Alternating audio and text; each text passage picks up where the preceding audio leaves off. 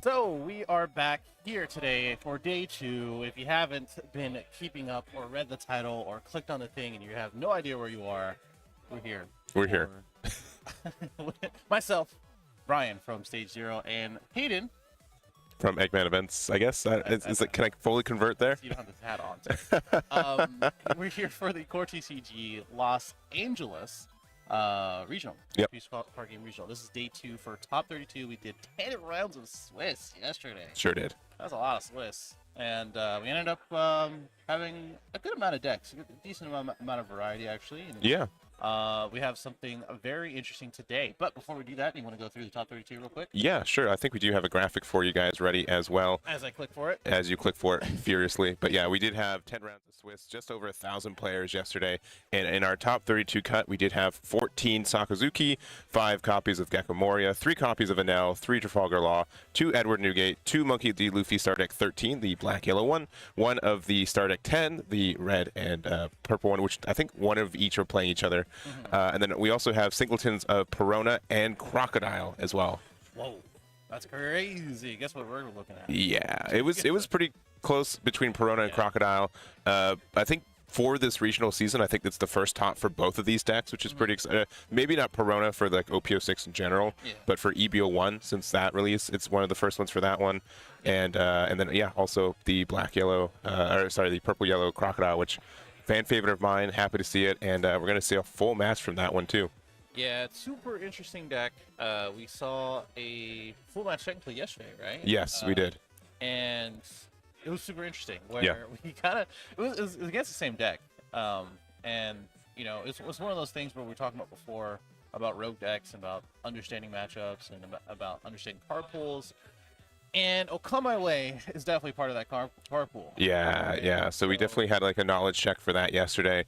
I don't think that's going to be as much of a surprise. And even if it is, it's only going to help you for one game. You got to win 2, since this is hour-long best of 3s.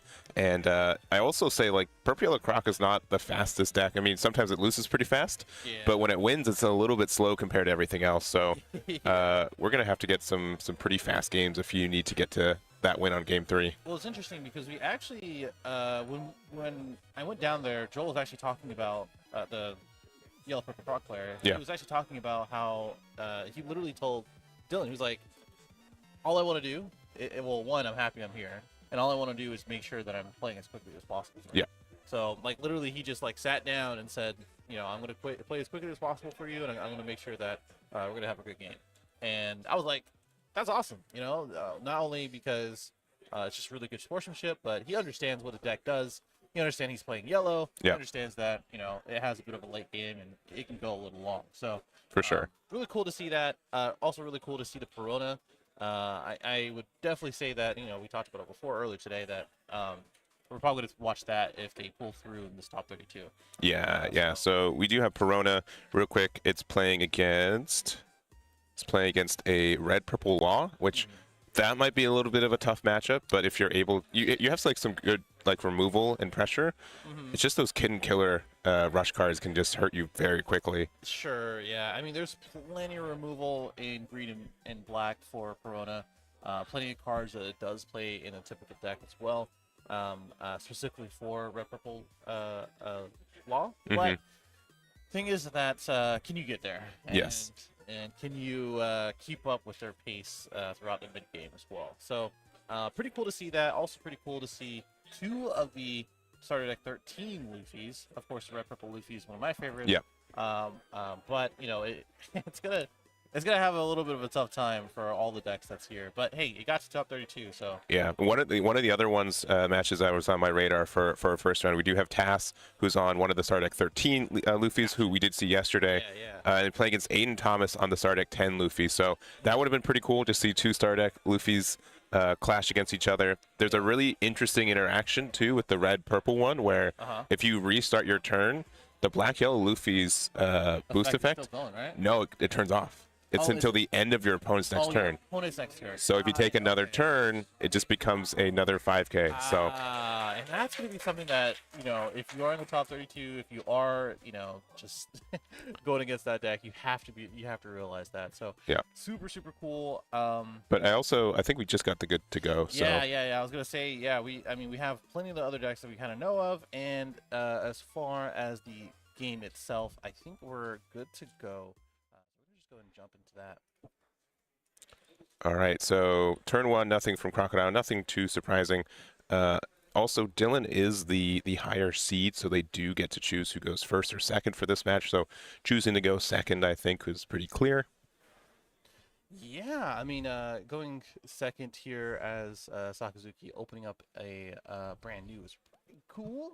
Get that extra draw, make sure that we're starting out pretty well as far as our hand size and just our consistency pieces. And now for Yellow Purple Croc, I do believe that is an alt art of the Miss Wednesday. So this is a new card from EBO1.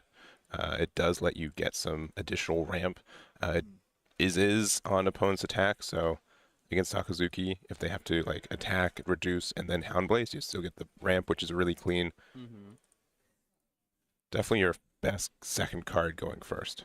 Hey, it's on curve. We saw it, and it's a nice little blocker, which is probably not going to stay there anytime soon. No, but if it gets the one ramp, that's usually where it gets the most important. Yeah, it's pretty nice. Plenty of like minus dawn effects that Croc has access to now, and Baroque Works is just filling with the card pool with more and more support throughout the set. So pretty cool to see. Let's see. So we're gonna use the Kuzan, and so there's a good chance you just don't attack, so you don't give them the ramp. Yeah, and that's exactly what's gonna happen. Hey, perfectly fine. I know we're playing around that. We don't have like a button just yet for spot removal, just to avoid it altogether. But hey, we're gonna go ahead and take that down when we need to later on. And this is gonna be a quick 2K, keeping our life at 4. Or did he take 1? We took 1, I believe. They are. I see. Yeah, they are just matte white sleeves. Yeah, a little tough with a contrast, but yeah, we did go down to 3 Sakazuki.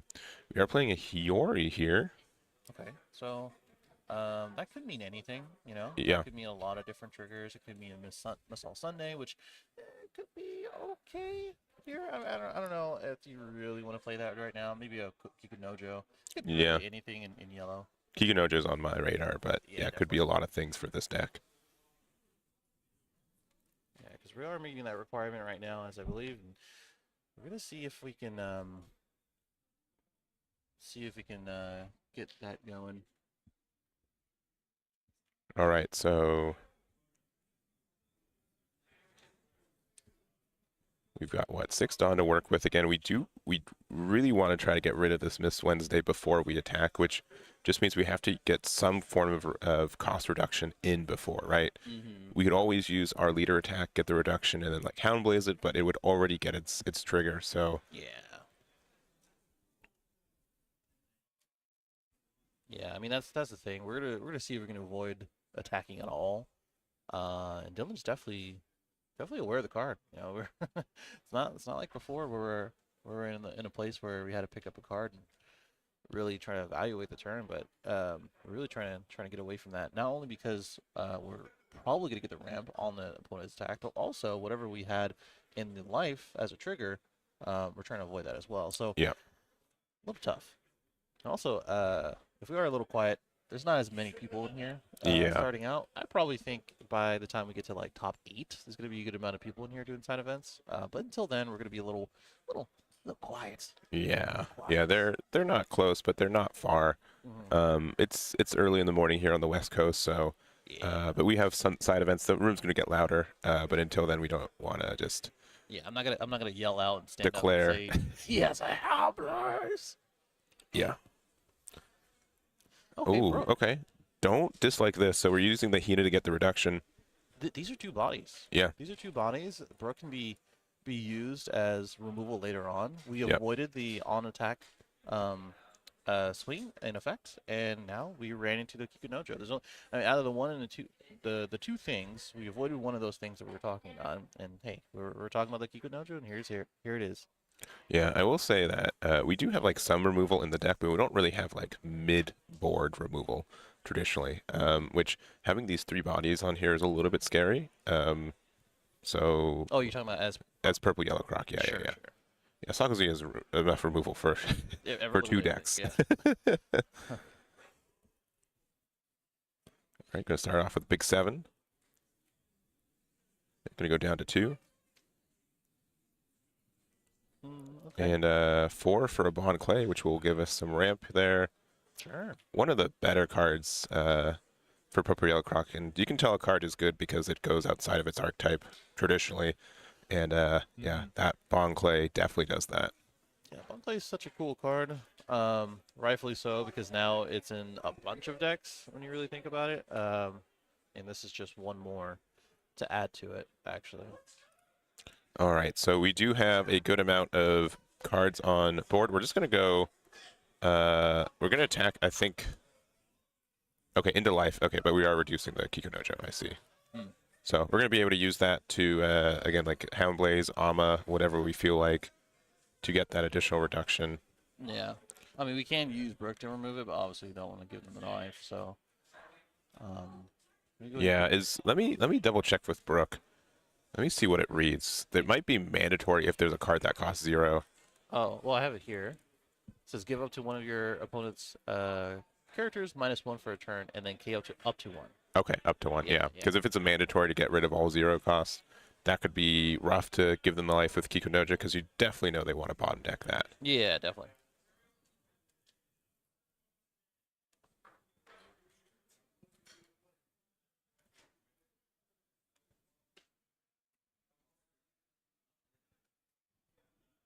All right. Spinning the tank here. Just trying to figure out what we want to do. I think, did we resolve the Hina swing already? I don't think so. Yeah, I think we're on the counter step, actually. Yeah, he is. Yeah, I think we're trying to think if we want to go down to 1. Might have like a Yamato in hand, which would make it, beneficial. Sure. But it's tough when we have so much. But we're going to use the Oh Come My Way, which out of life, it's a Dawn -1, but lets you draw 2 cards. So That's pretty cool. very strong, very, very strong card in life and in hand. Yeah, it's actually so perfect for this deck. Yeah. I think the other thing I'm seeing too is that we are not attacking 6Ks, because as soon as we do, if we do have another Oh Come My Way in hand, redirect to the Kikunojo, not only gets out of the attack, but also makes us heal 1 too. So it's not bad at all. Yeah, he's looking. Oh, well, actually, I feel like there's a couple Amas there. I could be wrong. yeah, I think there are. So it shouldn't be too difficult to get rid of Kikunojo outside of the attack step. Yeah. Okay, so we're trying to continue to build our board. Looks like another Hina. Yep. We're gonna replace the brand new, if I take a guess. Oh yeah, so we're gonna be able to get a full board clear. This is insane. Yeah. I think that's what the goal was. Is that I want to establish bodies. I want to remove your board, and I want to put myself in position that you literally cannot get out of. Yeah, this is such an incredible turn. So then we're going 6K. We get the reduction on the Hiyori. Put that out of its misery too, in case they have a Katakuri or something. Okay. Yeah, very strong turn from Dylan. We're also saving the other Ama, so that was super efficient. Oh, yeah. Super efficient.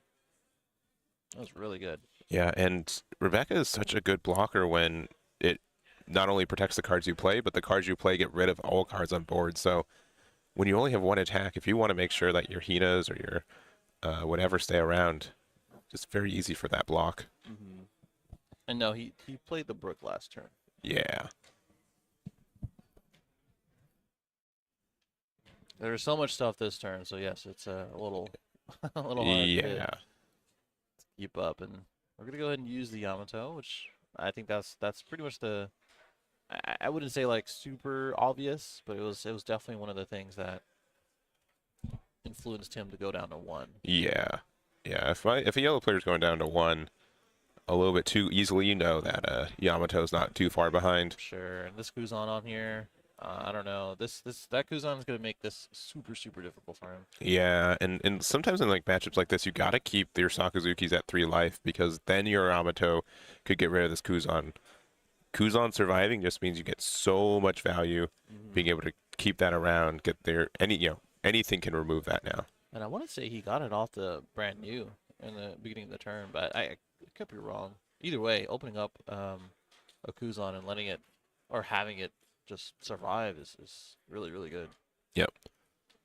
I will say the only thing that Sakazuki hasn't seen so far, at least on board, is a Gecko Moria. If you start establishing Gecko Morias against Purple Yellow Croc, that's usually enough pressure for you not to be able to really do anything. That's true, and I love that you're reaching here.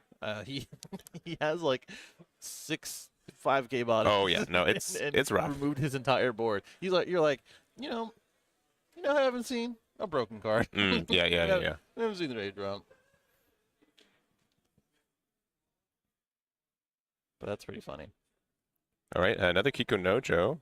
That's an upside. I mean, that's a random card from the Yamato, so we're gonna at least have a little bit of a upside there. And going down to 1 is good here because this is pretty much the last attack.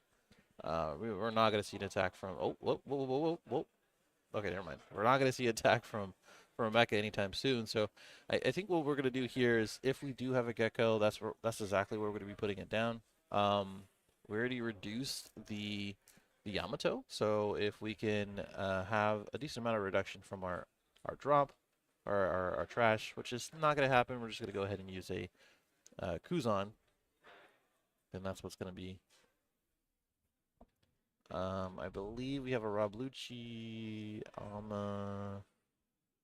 Yeah, I'm just saying, if we're having a hard time getting rid of 1 Kuzan, having 2 on board, hey man, increasingly tough. Just play Gadatsu and Yellow Purple Croc. I suppose. And then also give him 2 life. Hey, we're purple. We can play 10-drop Kaido, right? Oh. And we're definitely an Animal Kingdom's pirate, right? So are we? Crocodile's an animal. So I'm just saying, like that kind of gets, grandfathered in. Does he? Oh, I was like, wait.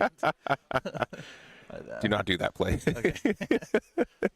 Do not blame me. Are we actually doing that? Actually, that would be kind of broken because, like, it would. Because you play Kiko Nojo, so you have like 2 or 3 Kiko Nojos, you just pop themselves, like. Yeah. That counts, right? Actually. It's just on KO'd, yeah. Oh, that's nuts, dude. Listen, I haven't looked. That's nuts. We're not getting a yellow purple Animal Kingdom pirate leader in a while, if at all. Listening. But it might work like that. About 6 down left. Plenty of options that we have in our hand. I think Dylan does not want to pass without this Kiko Nojo gone. I think that's what it is. Or because we did reduce the Yamato, we're probably looking to capitalize on that. And with that card draw from the Kuzan, it's a little hard. Since we already Oh yeah, so gotcha. Okay. we have too much cards on boards. Yep. And I think we do have an Ama. So the other Ama is going to be able to bottom deck this. Yeah, and with the Helmappo. Gotcha. So this is the decision where I think Dylan was like, okay, do I want to use the remaining of my Dawn and go down to 1 or 2 cards in hand? And I think the trade-off is good because, and they're just doing a cost reduction verification here. The trade-off is good because you have a board full of stuff that Joel just literally cannot answer. And the best they can do is maybe Yamato again and pop the Helmappo. That's it. Or the Hina, really. Yeah, which is still fine. I will say, like, this is sometimes the issue with Sakazuki players. They just get so blinded by removal. Hey, tunnel vision. They do it. It's not the bad play. It's not, because, I mean, in this scenario, it's a little different. Like, my thing is that, like, if Joel has a decent amount of hand for this following turn to sustain the next 3 attacks, because, I mean, that's basically what it's going to be, then he should be okay. Yeah. Oh, this is going to be a Croc. Okay. Yeah. I was like, Katakuri wouldn't be super nice here, but this is still okay. We do get another card in life. And He's like, this isn't a webcam. yeah, yeah. This isn't a webcam. I don't need to do that. But yeah, he does. He does. Yeah, so we'll see. Only 2 cards in hand for our Sakazuki player. So, Which is really 3. which is okay. You're right. And he got one that gets something back. So this Croc is not going to stay here, unfortunately. Yeah, because we got Rebecca. So if we do have a Rob Lucci in trash, right? Yeah. He does. Yes. Yeah, so that'll be enough to get rid of the Croc just by the double attacks. We play Yes. Rebecca, which will protect any body on board, which is very obnoxious. And yeah, we do not have a lot of cards in hand either. So we're going to use the 2-drop searcher there. We're going to attack with our other Kuzan. And that was our... Yeah, we did use a leader effect and Croc effect. Okay. Yep. Cool. All right, 2 4s. So that's a 0. He could get Brook back, but I think Rob Lucci probably is better. Because you have the Donk for it anyway. Yeah. Oh, Hemepo coming in. I mean, we could just lose right here too. Like even if Croc stands, like Yeah, but we did cycle our hand at least. So yeah, that's an upside.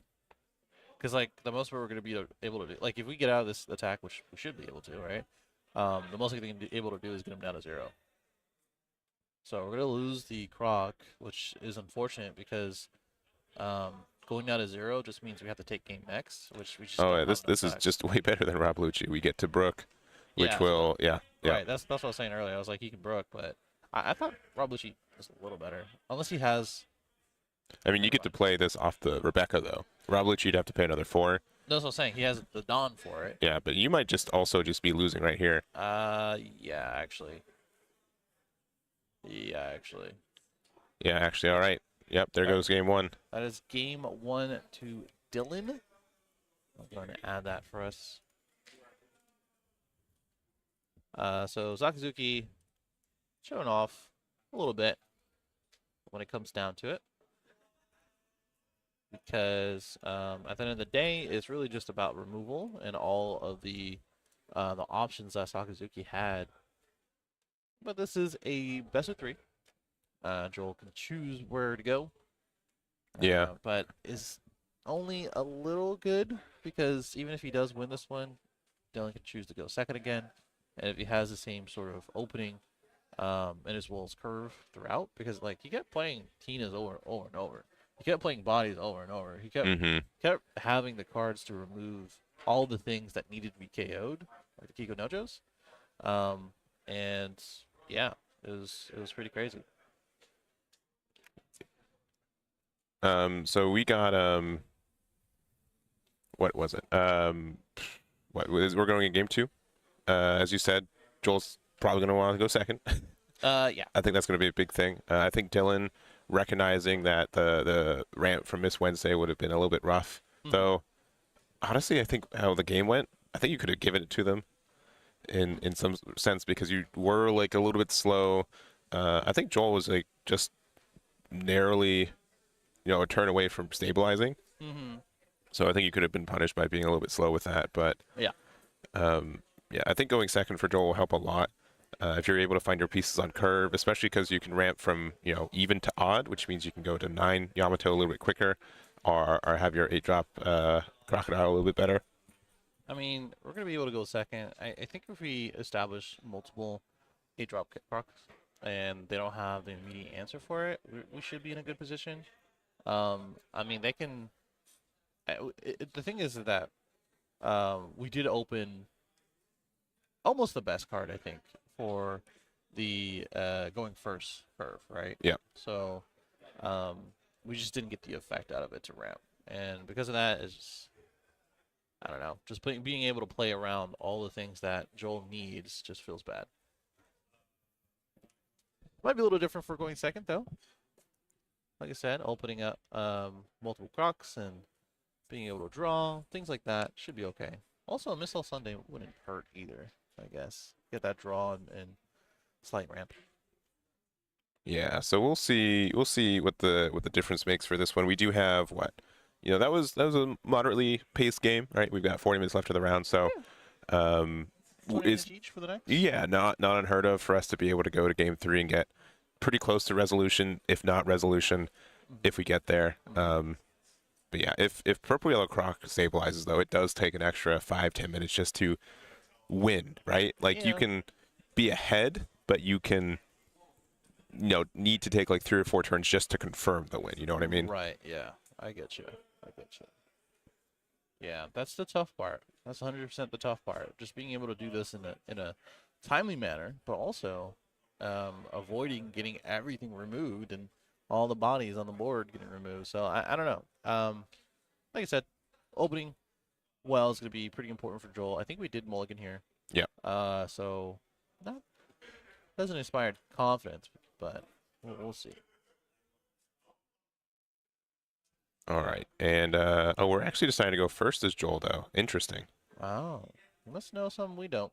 So the reason I would think is that if you want to make sure to get to 8 faster, your ramp cards are 5-drop Missile Sunday, Yep. 3-drop Wednesday, and 4-drop. So being able to see Wednesday on curve, and if they aren't able to remove it, you're in a good spot. Either having Bond Clay or Missile Sunday to get the guaranteed ramp to go from an odd 5 to 6, and then next turn on 8. I think that's fine. Or Gadatsu, sure. I don't think he's on it. I don't think he plays Gadatsu. But you're not wrong. Interesting, he did get the Hina there, which means he probably wants to play it. We also see the Rebecca in hand, so I mean that makes sense that he wants to just have that in hand, and then grab back the T-Bone. Yep. Let's see. So we did a big 8 to hit them down to 3. I wonder if Joel's going to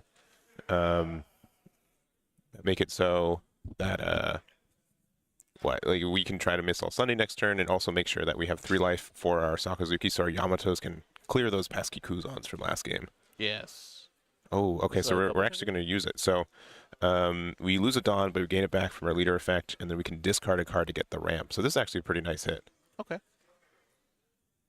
Pretty much in any other deck, that's cool. It has a 2K, but the trigger here actually does help out Croc a good amount. So not too bad. We did pitch the Bond Clay for it, which I think we have another one in hand. I could be wrong. 4 Dawn left. Yeah, it looks like we're maybe even thinking like a Rebecca. Yeah, Rebecca grabs something back. Play out the Hina. Yeah, and we do have, it looks like Gecko Moria's in hand this game too, which are, menaces that we didn't see last game, but didn't need them at the time. Sure.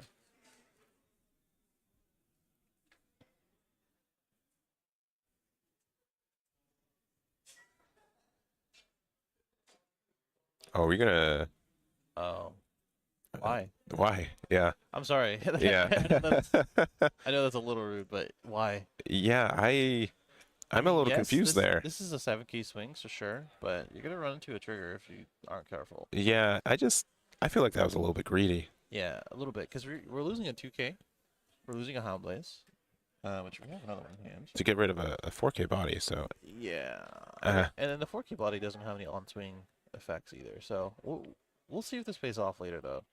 Yeah, it looks like we're just going into leader though, which I'm surprised. I would have gone to brand new and say, you know what, Yamato remove Kuzan next turn, probably be pretty good. Sure. Helps us out. So we're gonna go to 9, right? Mm-hmm. But we're both at 2 now. Play Missile Sunday, ramp up. Draw the card. So we've ramped 2, so we're going to 9 next turn. Yeah. Well, Yamato is not the worst. If he does play Kuzan, so he's gonna play right into it. I don't think Dylan really wants to do that. There's a world that we can Rebecca into Hina, into Hound Blaze, and then swing. So I think that's a good. It's probably a good line. It's not the worst one. Pitching out the Shishigi, I think we drew a Brook. Yep. So we're gonna go ahead and do the thing I just said. Yeah, we're gonna get a 2K from there, and then yeah, we still have Hina in hand. Yep, so we're gonna get rid of that, and then if we have another Houndblaze. Yep, which we do, which is kind of punishing a little bit that brand new staying around as well. But that's fine. Good. Only kind of good news is that Kuzan is not present on board right now. And since we're going up to our Dawn here, we will be able to play Yamato, which is quite nice.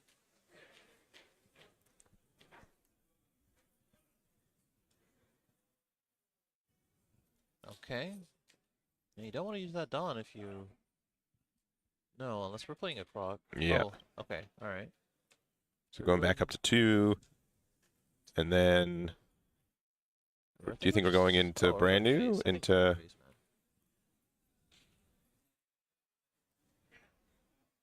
Oh, if we're thinking about it, we're probably going to brand new then.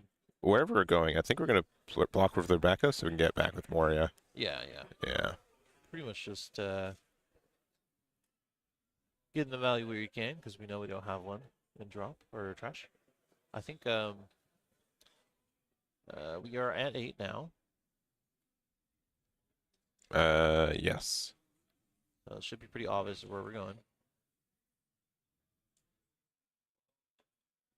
A quick 5K is fine. Unless you want to take this, we do have another Yamato in hand, so... Yeah. I think it's fine to take it, to be honest.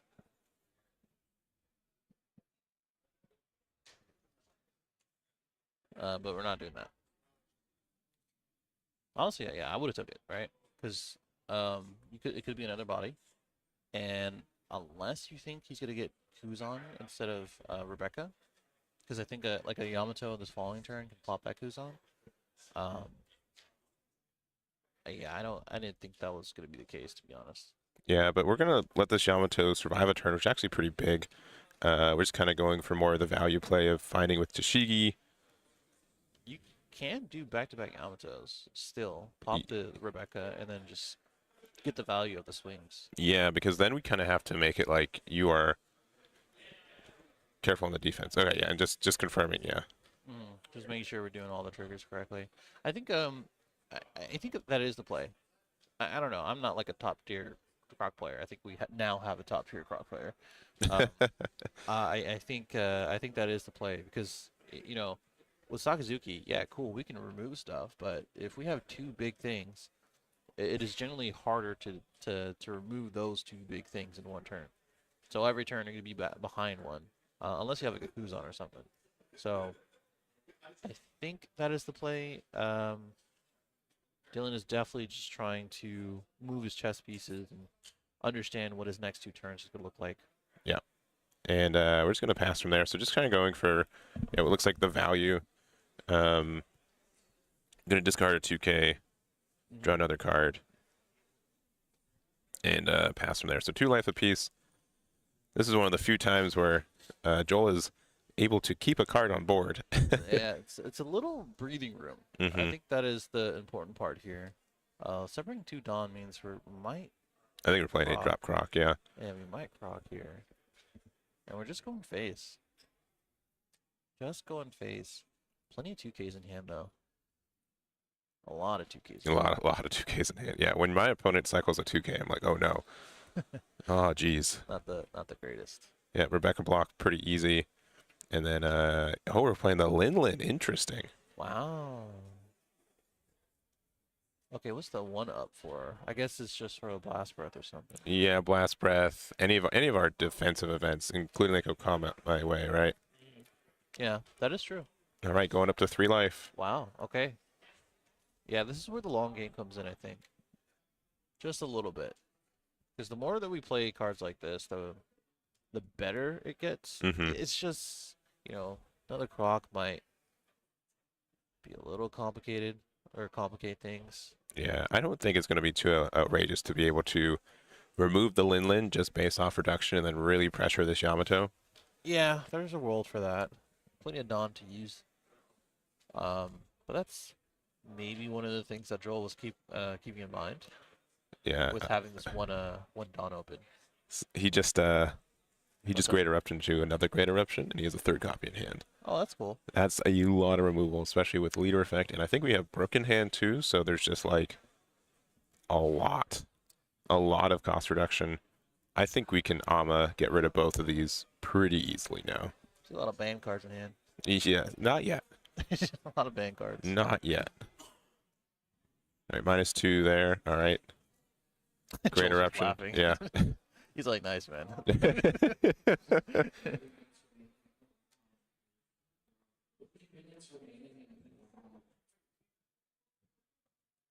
All right, 8 left.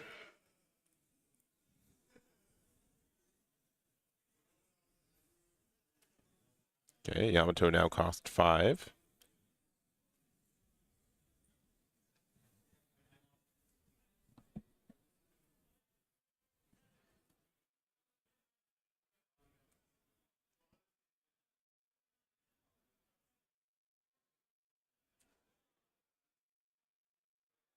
There goes head judge Nico across the player cams.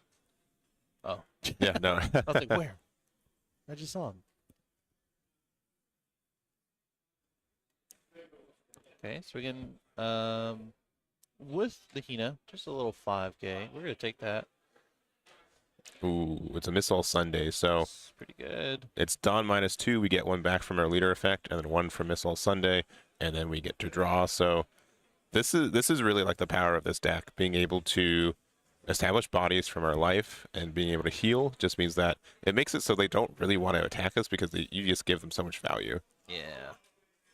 That's funny because, like, Joel is just sitting there, just screaming out, can I do my cool stuff now? Yeah, can you chill? Can you be cool? Just do my cool stuff now? Yeah. So we currently cost 5 as this Yamato. Yep. We're gonna get 1 reduction. From the leader swing? Yeah, from the leader swing. So that is now a 4 cost Missile Sunday. We're gonna 2K out. Which is either a good thing or a bad thing. A lot of 2Ks, or a bad thing that's only 2Ks. Yeah, the bigger thing too, also from playing cards from our life, is that just having a redirect target so we can save our larger cost bodies is really nice. Yeah.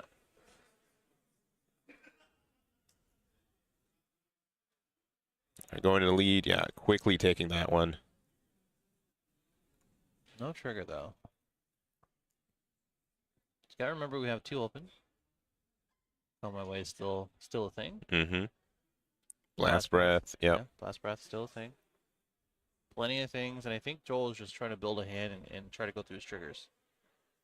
And, you know, next turn, Yamato is still an option. Along with Croc.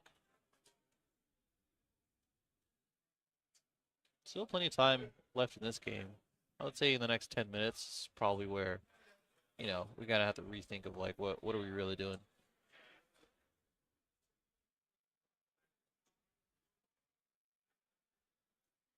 Eight Dawn left. Yep. Very tempting.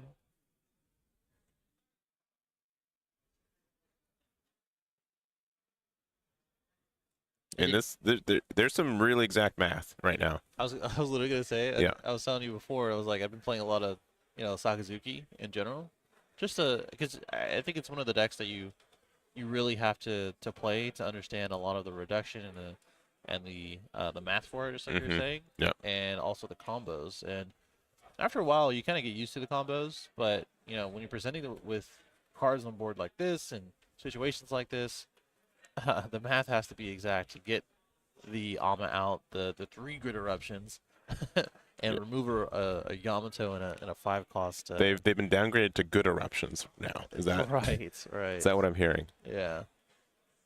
All right. Okay. Already did the 9-1 split. Cool. Yes. He's like, that's funny. All right. I mean, we can kind of pressure life a little bit, right? Yeah. I think that's kind of the way. Yeah. Because eventually they're gonna run out of defenses. I'm gonna let our people around them know that we have a whole TV on the other side. So Yeah. back. Yeah. Go for it. All right. So we are gonna play the Yamato once again. Go back up to 2. Get rid of the Hina. And then 8 going down to 1. All right. Flip flopping on life.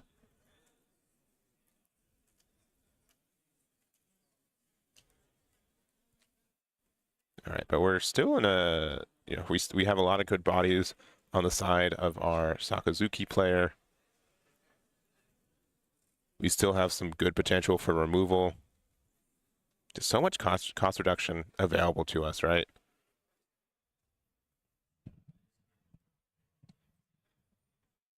I'm back. Oh, dang. All right. Well, I've cleared the area. all right, be cool, chat. All right, we're going to start with a simple 5 at leader. Dual Hand's looking not too bad. Leaving one open. Be tempted to take it, yeah. See if, I mean, for this deck too, there's so many good cards that can be triggered off of life. It's so tempting to let the roulette spin. I don't know, man. And if we get like one card, like one of these bodies survive, we're in a really good spot. And Sakazuki does have a lot of removal, but without seeing Kuzans established, this game's a lot different from the first one.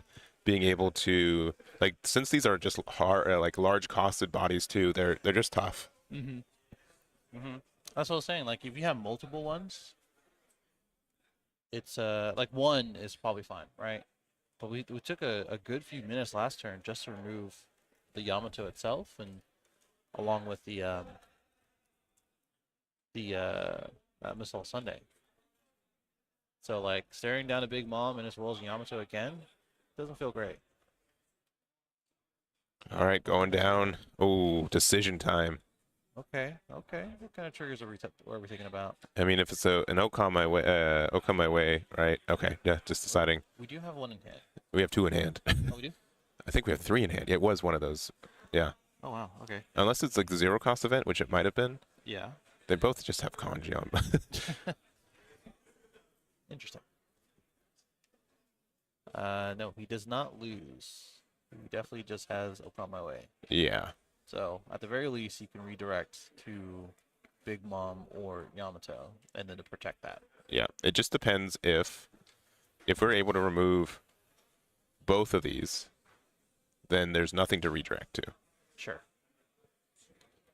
But we're going to lose out on the Dawn usage to swing with. Sure. Which means we can just Blast Breath out of most attacks. Yeah, but now this is going to be like a 13k, Gecko. or sorry, 12k Gecko. So we can get the redirect, but then it's going to be pretty difficult to survive. Yeah. It's just not going to survive, unfortunately. And he's going to swing into it anyway. Yeah.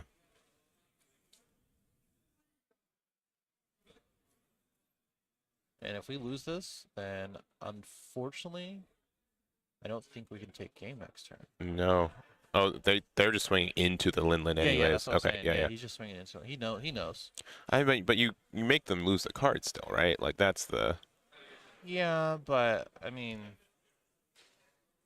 you have enough attacks, and honestly, if he wants to use a Blast Breath and a bunch of other cards, then so be it. How do you remove this? That's a great question. I don't think you do. That's a great observation. And unfortunately, the only thing we have is the Yamato, which is only going to give you another life. Do we not have an 8-drop Croc in hand? We might. Yeah, but with these life totals, it's just so tough. Yeah, 0 to 1, and not feeling great. No, and I think this kind of represents kind of like a hidden, maybe not hidden, but not as known as that. Yeah, these heroes are really great for like the reduction and getting those power, but just getting these 5k bodies out efficiently and being able to get the value and the pressure, you're just asking for 1 card a turn for each one of these that stick, right? Pretty much, yeah.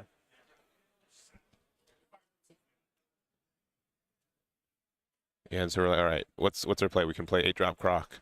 We can, which is like the better life heal, right? And if it survives, it's a little bit better. We have the Yamato, which means that we don't have to go like Dawn minus, right?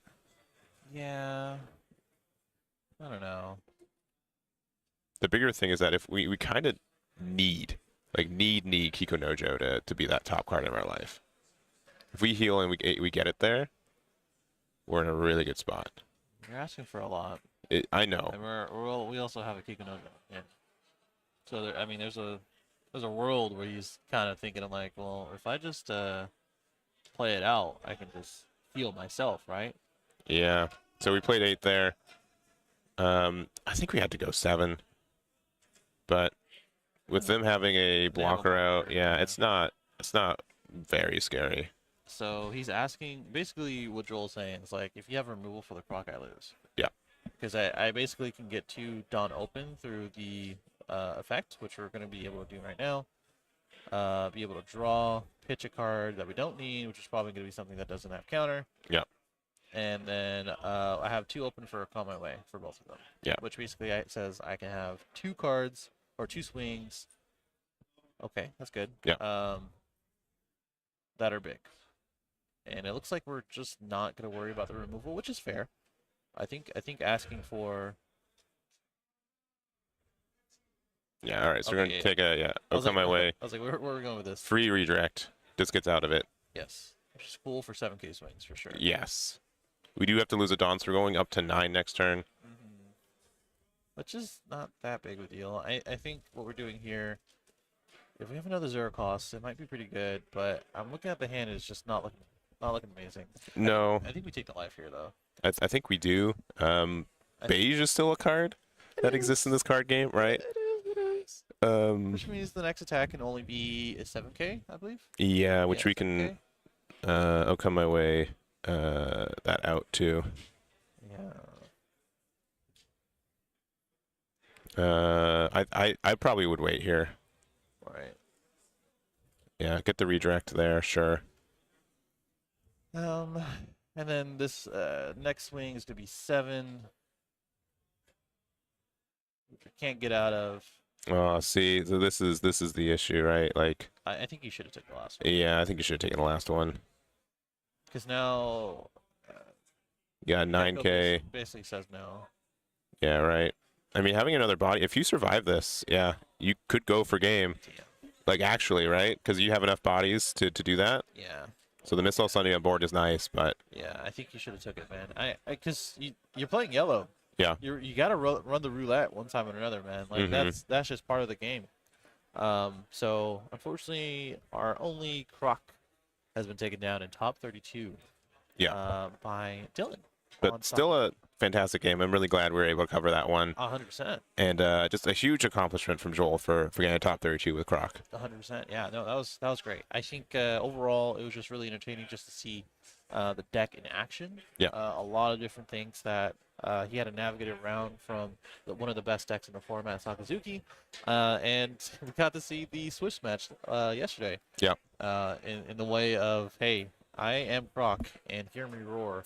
For sure. By the way, don't swing everything on one card. Yes. So, yeah. pretty cool. Shout out to Dylan for winning that one. And he might win the whole thing by playing it that way. Yeah, I mean, that's the first match of the day for him. He's got more, which is nice for him. And, yeah, I'm looking through this. We don't have the updates right now, but we're going to take a break and fill that in as we go. But, again, if you want to quickly go to the pie chart just so we can show that off for anyone who was a little bit late showing up. Yeah, why'd you become late? Yeah, it's fine. It's okay. It's an early Sunday. It's fine. Don't worry. Why'd you do that? I forgive you. Now. Brian does not.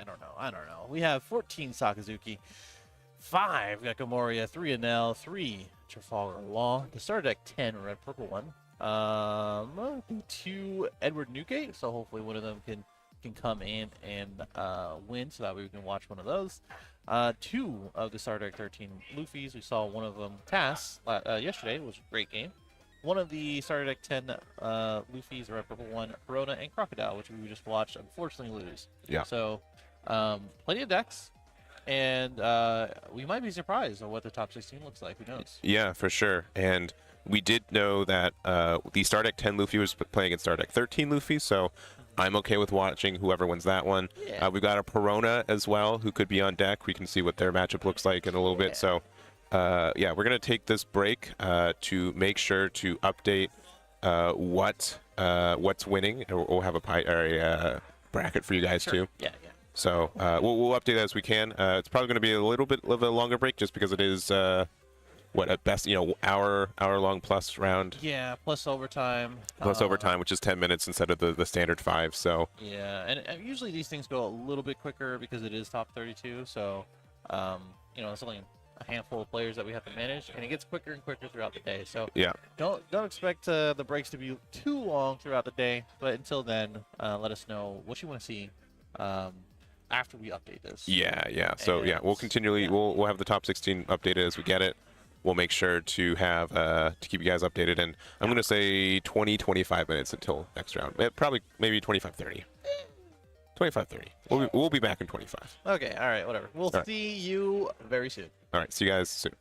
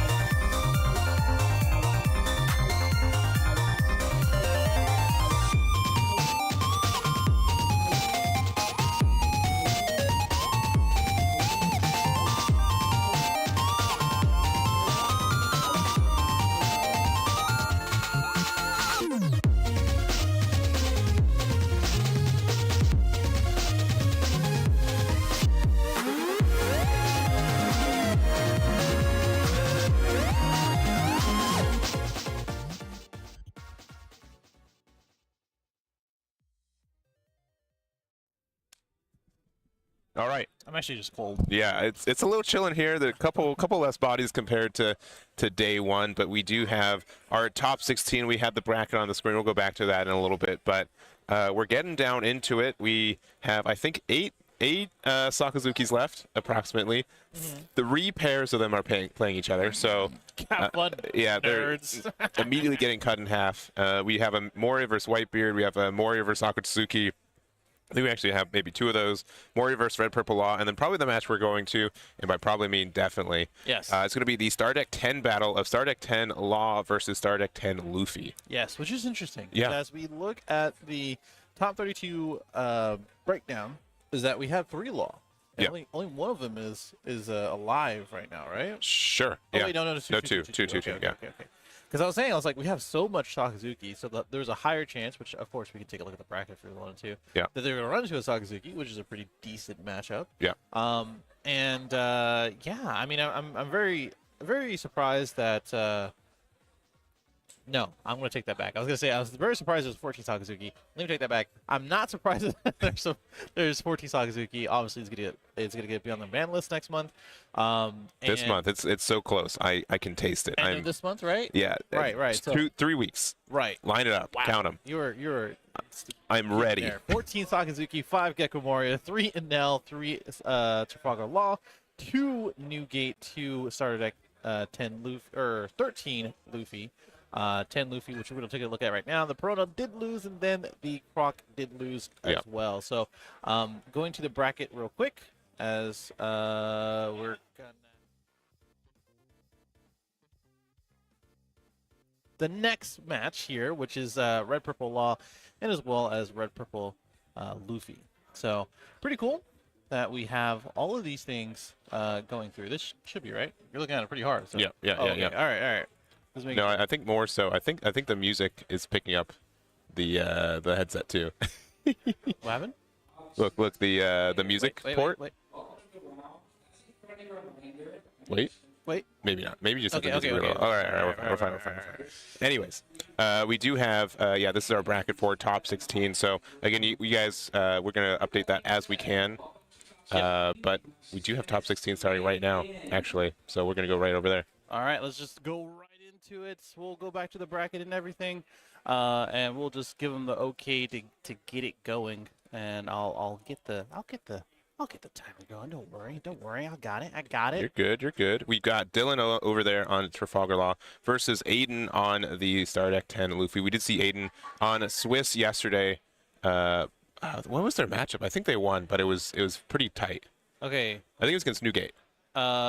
Yes. Yeah. Oh yeah, it was because we wanted them together because it was a 6K versus 6K. Right? Yeah, so I remember that. Yeah, that was a switch matchup. Yeah, it was pretty tight. It was pretty close, but we were able to take it as Star Deck 10 Luffy, and we're going at it again. Nothing from Law turn 1, so no Gordons, and then double Nami's here, thinking on the second search. Yeah, this is it's funny because as soon as the Star Deck 10 leaders came out, I think this was the matchup that people wanted to play. Yeah. And just ended up playing because it was the new stuff, and it was both of them are pretty fun leaders, and honestly, they're pretty decent, right? These are the 2 chosen out of the 3 leaders. We don't really talk. Yeah. There's a third leader in this. There's a third leader in the Star Deck. That's crazy. And in my opinion, I think this is sort of just based on it's like player adjacent to me. Like, this match is a player adjacent. I think also Law got more tools than Luffy over time, and can definitely get there a little bit quicker and a little bit more consistently, especially when we do play Shiraya. Yeah, and so that Shiraya is a bit of a menace. Just really removes the advantage of having a 6K leader, especially since Luffy doesn't develop a lot of bodies on board. So to be able to quote unquote get out of any attack from leader by just blocking and using a 1K is very impactful as well. Yeah, super annoying for our Luffy player, but hey, who needs anything from our leader when we can just put a bunch of Dawn on our Nami? Yeah. And we're starting off with the 6K swing, which again, even though we haven't put any Dawn, Shiraya is already a 6K blocker if we decide to block with it, because it just looks at our opponent's, our leader's power level. Yep, exactly. And Red Purple Law is not an easy deck. I mean, these decks are not very easy in this current format anyway. But Red Purple Law does take quite a bit of quite a bit of patience as well, to make sure that we're not like going overboard with our Dawn minusing, making sure that we're not overextending as well. And sometimes it doesn't feel great to draw the cards that Law has, because sometimes you don't have counter power, sometimes you just don't have removal, that type of thing, or at least reduction for removal. So we'll see how this really pans out, but we're definitely going to be seeing about removing this Nami, because we don't want to take a 6K to the face from a little weenie again. Yeah, I will say some interesting thing. Like, neither of these leaders have like a lot of consistency. Like Nami's like the only kind of quote unquote consistency piece for the red purple Luffy. Yep. You're just really kind of dependent on your draws as is. I love the reaction. It's like, wait. Not only for the reaction from Aiden, obviously we see him here, but the manga kid, yeah, the Altar kid, but we also have the TV set up over here. You might be able to hear him, but the reaction for that to put him down, yeah, and play is hilarious. Yeah. We of all the mangas, like Manga Kid's the one I see the least amount played. Isn't this like a top 16, right? Or price card? No, or am I wrong? It's just from OPO5. OPO5 had I'm thinking of couple another kid mangas, then. yeah. I'm probably thinking of another kid. Yeah, because we had this one. We had the Star Deck 10 Luffy, or not, the 10 drop Luffy rather. 10 drop Luffy. Yeah. Yeah. There's a lot of mangas actually now. Yeah. So actually, a lot of different manga. I would not know personally. I have to take a lot of people's word for it.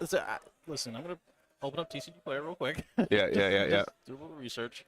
Yeah, I mean, it's pretty cool, just in general, to have this 5-cost kid, not only as another pseudo 6K blocker, well, this is not pseudo anymore, it's a 6K blocker, but also just being able to get our engine going for the minus non effects. Yeah, so the thing is, obviously, a 6K blocker is fantastic against 5K leaders, which we are not, so that's impactful for it. But again, like Shiraya being able to get that advantage is good. We already kind of blocked with it too, so Shiraya is actually a 6K until the start of your next turn. Yes. So it's going to continue to be a 6K. So I mean, you can attack into it, but you still have that value. And I think we're at, how much Dawn are we? I'm pretty sure we're at 7 Dawn for Aiden right now. Think so.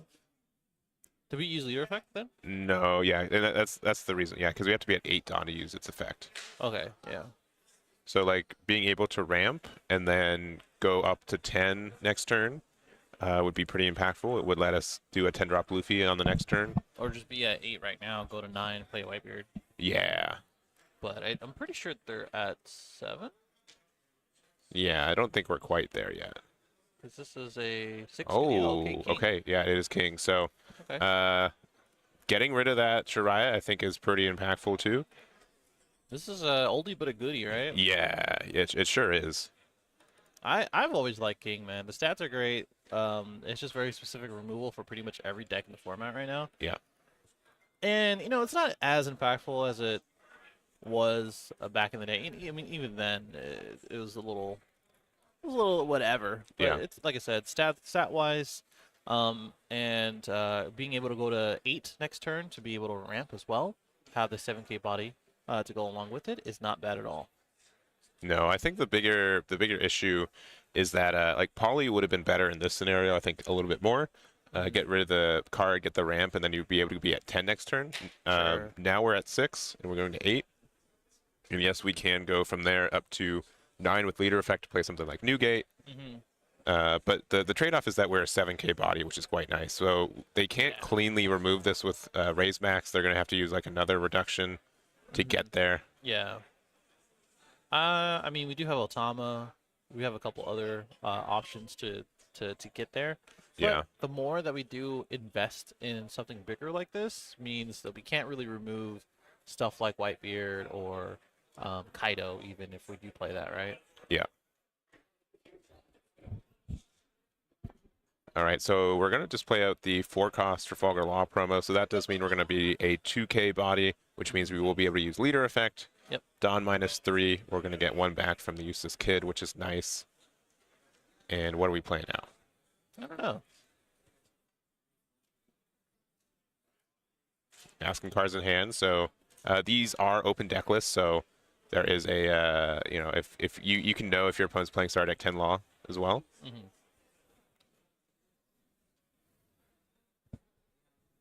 Yeah, which is nice to know. Because there are, I wouldn't say like a lot of tech pieces for um, Law. I think there's probably more in Luffy, if anything. We are going to take this one. This is just a 6K swing. Another 6K swing after this. We're going to get a 2K out of hand, unfortunately. And I'm just going to pass turn. So this is probably going to be a Whitebeard turn, if I had to take a guess. There's a lot of smaller, not really, I guess so, like 5K swings that they have to face. So being an 8K leaders could be pretty decent. Sure. But that's only if we actually have it in hand. And sometimes for both of these decks, we just don't. You know, it's just a little bit difficult. Ooh, okay. So here's the 7-cost kid. So making ourselves a 7K leader is actually pretty strong for what it is. Yeah, for what it is. Yeah, being able to against something that likes to make these 5K bodies, it's pretty obnoxious. Yeah. Especially since Shirai has now been taken care of as well. So we got an 8K coming in. They're going down to 1 each. Yeah, this is again like a bit of a bizarre matchup because being a 6K leader, 7K, yeah, it is. Yeah, it's super weird, right? It's because they have access to this kid, they have access to the Whitebeard, and it just gets a little, I don't know, swingy. I think swingy is a good word. I don't know. Aiden's not looking too confident in his counter power, though. Oh, never mind. He just waited. never mind. Literally, as soon as I said that, I better keep it down. Yeah, it's a little bit louder now, but it's what it is for us. Yeah.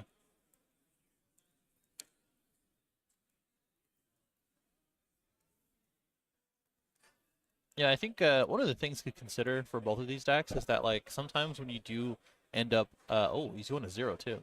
Ooh, okay, that's a little scary. Yeah, when we that's what I'm saying, man. I don't know about this counter power in hand.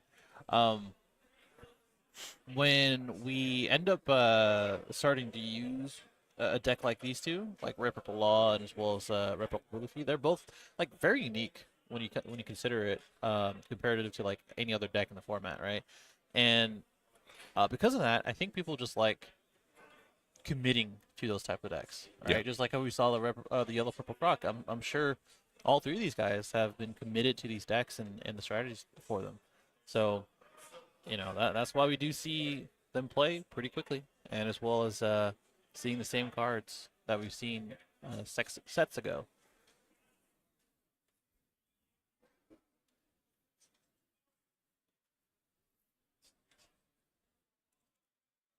About 6 Dawn to play with. Already took the 7K swing. We're a 7K leader, which means 4 of these are going to be locked up if you want to do swings of 2 or 2 swings of 7. If you want to do a big swing, that means basically it's going to be a 11K swing. Radical Beam says no up to 11, right? Mm-hmm. And we just need a 2K after that. So, like, the math really does check out. And I think we're just going to go the route of removing this kid and saying you're going to have to try to take a game next turn, which is possible, actually, because 10-drop Luffy could probably do that, right? Mm-hmm.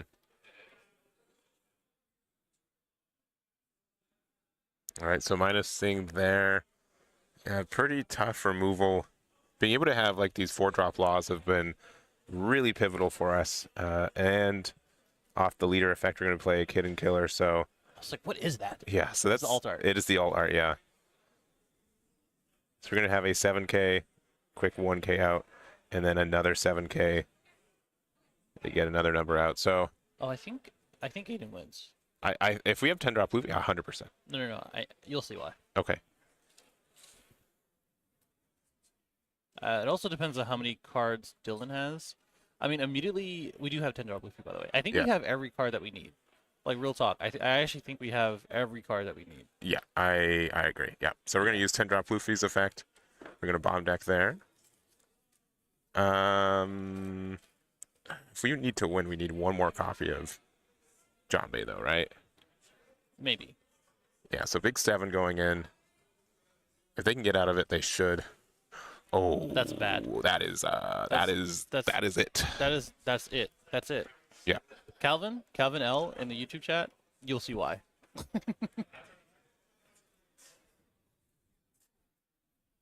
All right. Big 6.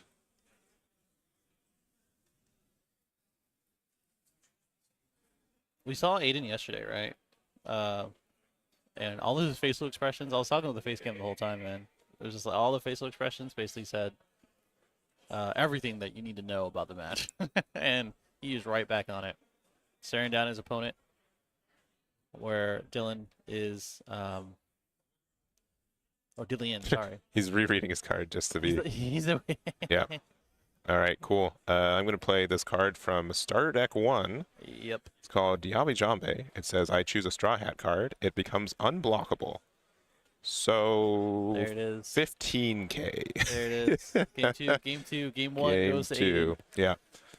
So, basically what I'm saying, oh, he wins. It basically made, again, it really just depended on what Dillian's hand was looking like. Yeah. Which is just fair, you know. It just ends up being the way of what kind of counterpower do you have in hand, and if we can get there with Diable, 10-drop Luffy, and as well as our leader swing. Which honestly, like, even if we didn't have, or he didn't take that first hit, which he could have not. Like it was just what, two cards out of hand. We basically say, okay, I'm gonna 10-drop. We're gonna swing for. Let's see. So we went 2, and then 4, and then 5, which one we can't use. That says 3 on the leader, which is the 9, which they have to take that one or block. I guess if they would have been fine, right? If you got out of the first attack, you're done. You're fine. You're fine, right? So, So okay, you have to have 3K worth of counter in hand. Yes. And they were using their Otamas and their Trafalgar Laws and a lot of those other cards pretty aggressively. And that's kind of like the balance for Red Purple Law in matchups like this, where a lot of your good cards are the cards that you have with counter. And so, yeah, they put you in good positions, but they wreck you on the defense side. Yeah, pretty much. Yeah, I think that's what it was. Yeah, if they, that's the thing. As soon as he took, I didn't want to say it too early. You know? Yeah. I wanted to see that first swing first. Yeah. So I mean, if they could get out of a 7K swing, they would force like the second Jambé to exist, which can, right? Yeah, yeah. But that was the. Hey man, two Diables. What are you gonna do about that? Yeah, it definitely could have gone either way. Yeah. So I think that's kind of shows what the matchup looks like, and we can see if that. But like again, there are counters for it, right? Shirai exists. The 10-drop or Star Deck 10 Trafalgar Law 4-drop, I think is existing, and it can, if you're too greedy on card advantage, it can foil you on that side. So yep. I'd still say Luffy probably has the edge on this matchup, but it can definitely go either way. Yeah, I do agree. I think it's just the simple fact of being a 6K leader versus a bunch of 5K attacks. Yeah. Just make sure life a little harder. Yeah, and so I mean that was like the case, back in December, late November when this deck came out and hit the scene. But I think the big difference between those is that there's just so many ways for you to get that extra Dawn, where Red Purple Law is not behind on Dawn as much as it used to be. Yeah, it's easier to put one Dawn on your 5Ks to make them 6Ks, and the 7K Kid Killer is Kid Killer General. Yeah, it's just live for 90% of the game. Yep. Yeah, that's what I was saying earlier, man. Like, you just get more and more tools. Like, Luffy is pretty much almost the same deck as it was a few sets ago. And Law has definitely evolved over time. And especially with the Reiju, man. Like, Reiju just kind of helps you, get through your deck and make sure that you see the pieces that you need to see. Yeah. So, very, very cool overall for our first game of this best of 3. Aiden is up a game. And we're all shuffled up. Yeah, and it's going to be interesting to see what Dylan wants to do. I think generically Luffy rather go first in my own testing, but you can be flexible on either side. But being able to go from 5 Dawn to 6 Dawn with like a Missile Sunday or Bond Clay, then going into 8 and then using leader effect to ramp to 9. That's usually your curve that I like to have. Yeah, yeah. I mean, it's just really all about like what your first few turns look like, and can you get to your 8 to 9 Dawn turn in an efficient and fast way. Yeah. For Law, I mean, honestly, I think the game plan is to make him go down to 2, right? And then after that, just to start establishing these 5K bodies, and go down to 2 yourself. Because from there, you can kind of defend with a decent amount of hand, and after a while, you can just go to the new gate strategy, which is just swing 6s as much as possible. Yep. Because then you can take advantage of Luffy's lack of hand, because that's just literally what happens when you play Luffy. You don't really have that much of a hand sometimes. Yeah, and you have strictly like 3 less cards that you see than Newgate, right? Exactly, which is why you want to swing him down to 2. King Killer's live, and you can just start swinging. Plus, King Killer, I mean, it's kind of the same story, right? Where you can minus a Dawn and use that 1 Dawn to go to 8, and it makes it a little harder. Where it becomes a little difficult is when they do get to ramp a little quicker. And get to that 7-cost kid and that 9-cost Whitebeard. So I think that's what Aiden's probably going to be doing. 7-cost kid and as well as 9-cost Whitebeard going first. Yeah, and we'll see. Yeah, I think like both these decks can be kind of flexible on first or second. Being able to, yeah. Okay, that's a flex, right? Yeah. That's a flex. Yeah, I've got extra Dawn. Look at me. It's like I want to swing so bad. Yeah. You don't even know. All right, we've got 6K going to layer. We have the Zoro here. Okay. So this is kind of a decision point. Law can remove this just immediately with cards on board, but 100%. it's going to be very greedy to do so. I don't know. I think if you have a 4-cost Law, you can do it and then go into a Sashi. I think that's not a terrible thing to do. You get the 2 bodies on board and then remove any kind of hope for that Zoro. Yep. All right, for 4. Okay, we're going to play an Ain, which will let us get 1 more Dawn. Oh, and just passing. Wow. Okay. Yeah, that's a bummer. Well, I don't see that removal of the Zoro, which could be the difference maker for 1 literal simple ramp. Mm-hmm. All right, so yeah, we have 5. Zoro, we can put a Dawn underneath it. And basically it's free, right? Yeah, well, we're going to put 2, so we're going to get extra ramp. Oh, interesting. What are we doing for 4 then? I think we're playing a Bond Clay. I think we played a Bond Clay. Yep. And another 7. Yeah, This is exactly what Aiden wants, right? Yeah. Like the simple fact that thing stayed alive is really good. Yeah, Bond Clay is a pretty nasty card. It's not as nasty, I'd say, into this matchup because you can always remove it with your leader effect. Yeah. So we're probably going to be able to like attack into the Zoro and then remove the Bond Clay, but it just means like we're not really getting pressed on our life that much as Luffy. Yeah, I mean that is one of the things to consider, but you know, sometimes it just ends up being the opposite, unfortunately. But we swing 6. So the Gordon to do some cool stuff later.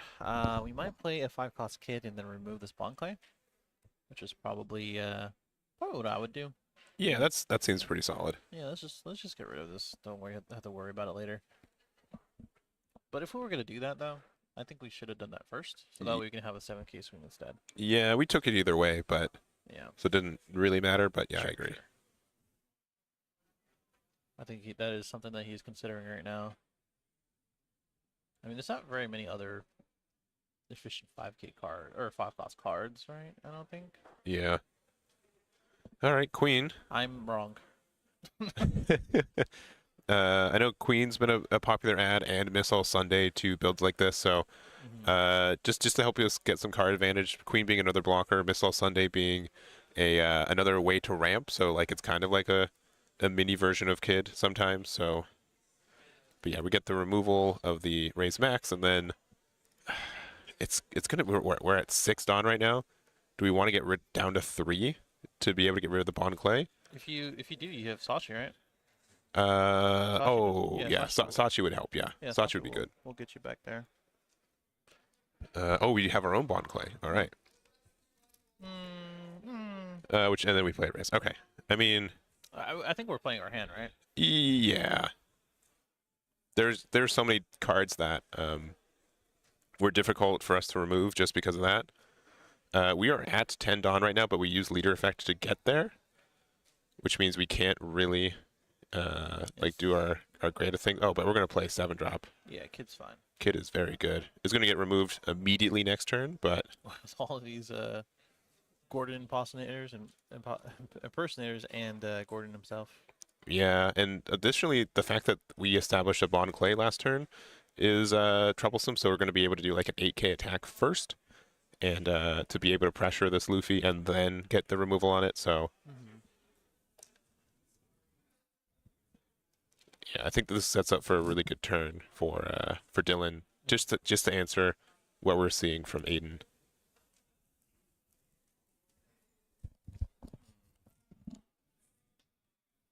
Taking this one though. Yeah. It's interesting. And yeah, leaving one up, so we are a 7K leader for Aiden here, Nice. with the useless kid, but Makes I think things there's a going to little- be some good numbers. Yeah, makes things a little difficult with so little done. But I think the focus is just going to be removing that kid for now. Yeah. Which Aiden can just play another one next turn, but let's not worry about that right now. Yeah, we can go into our 10 drop as well. Which And, honestly wouldn't be a terrible idea. When they're already at 1 life with only 1 blocker presenting, Mhm. also with how they won last game, you're going to be kind of like hyper aware of it, Yeah, it's like which means that I'm in shambles. yeah. Sometimes being reminded that that card exists means that your opponent's going to play around it the entire game, even if you don't have it. Good thing this is a best of 3. That is true. So this is going to be an 8K going into the leader, but then an extra Dawn, so 9K to 7K. Kind of asking for a guard point. Rad Beam's fine. Rad Beam is fine, yep. And everything else after this, it's just pure counter power in hand, I think.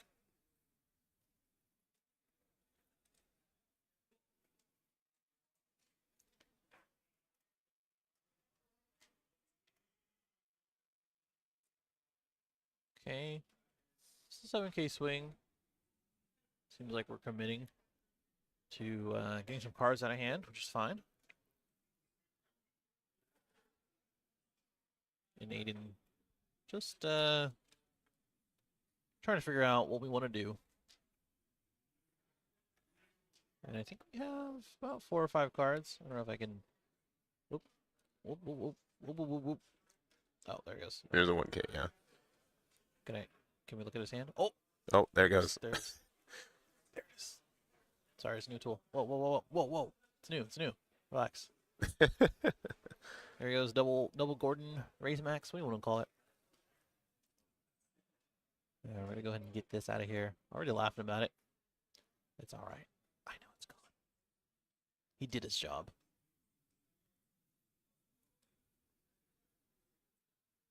All right. Another 7K swing, a 2K out of there. We're gonna -3 to get rid of this 7 cost kid. And play this and rest. Yeah. Perfectly fine. Only had 3 cards in hand, so makes sense. All right, so there's a number of cards that could be pretty good here. We're pretty low on Dawn as law, right? So 7 cost. Oh, immediately. Yeah, immediately. 7 cost kid, 9 drop, Newgate, all really good. And I think we're gonna go with the 10 cost Luffy.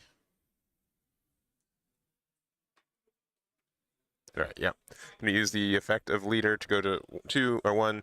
Use that, go big 7K attack. And oh no. Again? No, he no. Wait, Dylan. Okay, but do we have the Jambe? Dylan, Did we just top deck the Jambe? Dylan, what's in He your made a hand? face. He just made a face. What's in your hand? What happened? Wait. All right, using the effect. I respect. Yeah, 6K there. Yeah. Oh no. Wait. We don't. Wait. And there's the Jambe. Yeah, Wait, top deck. Wait. Feeling good. Wait. Wait, what was in your hand? Nah, just more Gordons. Oh, Yeah. 2 Gordons. The Raise Max and a Gordon. Oh no. And another. Oh no. Oh no. Oh no. Oh no. That's insane. Oh no. Oh no. Oh no. Oh no. All right, that's worth the $2,000, right? Yeah. Those cameras. That was great. That was great. Yeah, that's great. All right. All right. Reaction meme win. That's so good. There it That's is. so good. Yeah. Okay. All right. All right. All right. So Well, that was something. that was it. So real quick, that happens. I mean, yeah, it did. So Aiden took him 2-0 with a lot of time in the round, unfortunately. So we just sometimes I'm just having too much fun. Yeah, The thing about that matchup is exactly what we talked about before. While Aiden, which here I think they're oh, okay, never mind. I thought there was something else. No. They're a lot of tools that Law has now gotten. We saw pretty much all of them with Kitten Killer and as well as Bonclay and a number of other things, right? But you know, at the end of the day, 7-Class Kid exists. Yeah. Diablo exists. Just still exists. definitely. Has always existed in this card game. Yes. 10 drop Luffy taking an additional turn and not having the defense that he needed exists, and just straight up just drawing dead cards in hand also exists. So Every time I ask someone, it's the question for starting. How many Gordon Raise Maxes do you run? Do you run 8? You're gonna see 4 in your hand. Yeah, you run 7, not in your deck. Like Right. it is insane for that one, and that's just like the issue with the deck. Sometimes the consistency is not even there. Sometimes even with best of 3, you will get bricked up with those. Like if your Yeah. draw cards don't find more draw cards, kind of thing. Because I don't think we saw Rage You at all game 2. no, well, no, yeah, we saw it in game 1. We only saw like the Queen. Yeah. It makes sense why they were so aggressive with playing like the 1-drops to fill out those curves. Yeah, it was a little awkward, right? He was like, that's what I was saying. I was like, he was just playing his hand. There was like literally no option that we could have done there, other than just doing what we can with what we had. Yeah, and I think it was a great game. And again, like sometimes that just happens. I don't think that's any fault to the player. It's just if you see those cards every time, you're both happy and sad. Yeah, unfortunately. Unfortunately, yeah. That's okay. Well, I don't know if we have any other updates. I'll take a look at the bracket right now. Yeah, I think that was probably the first game to finish. Yeah. Unfortunately for stream, but Yeah. it's what it is. We do have. Let's take a look at what we had before. Yeah. Minus this game. So we have all of these matchups. We took a look at Dillian and Aiden. Yep. With the Law and red purple Luffy. Luffy did take that one, but everything else is literally still going on. We can literally see it. Okay, I'm gonna flex the cameras again. 1 second. Right now in the top 16, and you know, one of the things about it. That's the wrong one. One of the things about this is that there's a lot of Sakas, right? Yeah. Talk about that for a second. A lot. What do you think about that? I mean, we're guaranteed 3 into top 8, if not 4. Sure. Since the bottom 3 games are mirror matches there. Yep. So I think that's saying, you know, obviously the deck's getting hit in less than 3 weeks. I should make like a timer for it, but yeah, I think that's going to be pretty clear. I also would say that if you depend on who asks, most people say that Star Deck 10 Luffy has a positive matchup into Sakazuki. Maybe not super positive, but 10 drop Luffy has a great time against that, and Jiabe Jambe. Yeah. Just the amount of ramp and control you get from that is very strong. So I think that's something that's impactful for that matchup too. Some other hopefuls to get into our top 8 as well with Aiden are we have at table technically 1. We have Alex versus Jonathan is going to be Moria versus Whitebeard, so we have one of those going through. Table 2 we have Moria versus Sakazuki, so one of those. We also have that matchup as well on table 4, or sorry 5. And then also table 4 we have our last red purple Law versus Moria, which that matchup's a little bit tough for red purple Law based on my own experience too. Against Gecko? Yeah. So I think so too. that fifth life means a lot. The fifth life, having to deal with Gecko late game, Verona can kind of eat away the already small hand that you have. So Yeah. like the Reiju that you play just ends up getting punished. And, Yeah. You know, it just feels kind of bad. So I mean I do agree with that. But it doesn't mean it's impossible. No, it's So, not. We'll see how that goes. And I think we had. Let me look at the other parts. Yeah, so Aiden's going to be... Yeah. Oh, sorry. Oh, I was going to say. Yeah, so Aiden's going to have to play against either Moria or Red Purple Law, which Red Purple Law obviously just won that one. So Hey. looks like a bit of a match in their favor. Just make sure your opponent draws 4 Gordons, and then you're good. Yeah. And then the Sakazuki is not in sight, but I think it can be in the future if you're able to get rid of that. So Yeah. potentially the hardest matchup, Moria next after this, but I think that's not impossible for you. And then and then again Saka Moria, I think, for the rest of this top 8. I mean, it's just, man, just look at it. I think I'm rooting for Whitebeard. I'm rooting for the Luffy. I don't mind Moria, to be honest. Yeah, I like Moria. Yeah, Moria's cool. He hasn't been around as long as the other decks for me to get a grudge. Sure. The amount of Sokka, I'm like kind of over trying to cheer for him at this point. I realize now they will be in the top 8 some way or another. I am sure. Yeah. So don't doubt the Sokka power. But yeah, in general, I'm overall pretty happy about the turnout in general for top 32, like I said, and I think we're all waiting to see what difference the ban list will make as well. Yeah, right? yeah. We're gonna have one weekend where the restriction list is in effect, but OPO7 isn't legal yet. Sure. So check that out. That's going to be in Mesquite, Texas. Yeah. In I think 3 weeks from yesterday. Yes. Yes. This is June, the 3rd week of June. Yeah. Sure? Yeah. So, and I'm 99%. I don't think it's going to be here, but it's going to be 99% live streamed.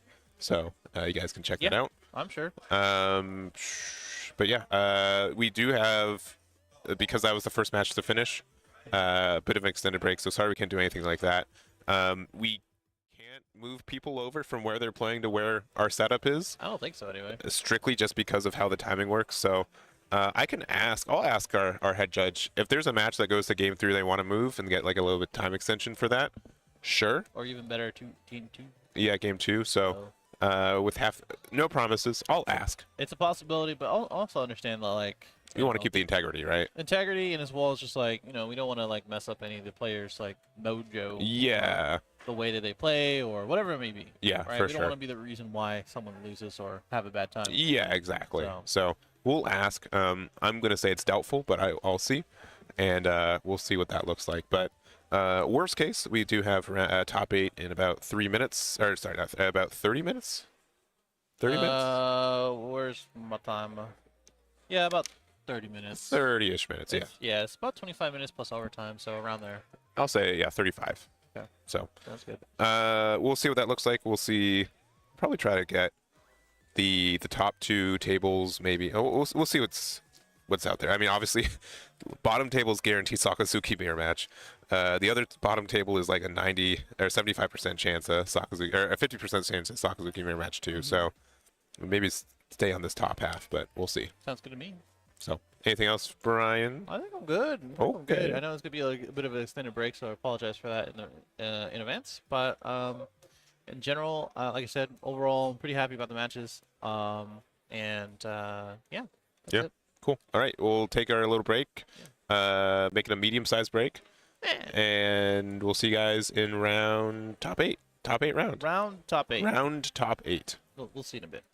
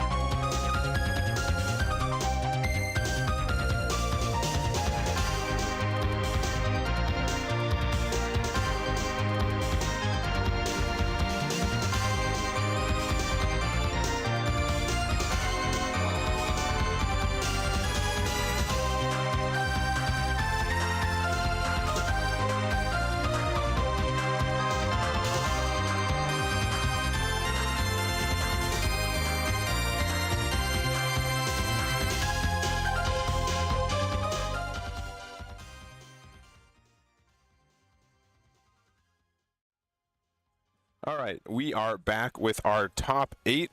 Again, thank you for being patient. We did have our match finished pretty quickly in the top 16 comparatively, but we do have this top 8, which we've had on the screen, but in case you guys missed it, we have 5 Sakazukis and then singletons of Whitebeard, Star Deck 10 Law, as well as Star Deck 10 Luffy as well. Which, by the way, no Gecko. No Gecko in top 8, nope.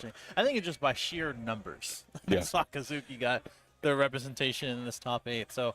Yeah, and based on how it is, Sakazuki is guaranteed in finals.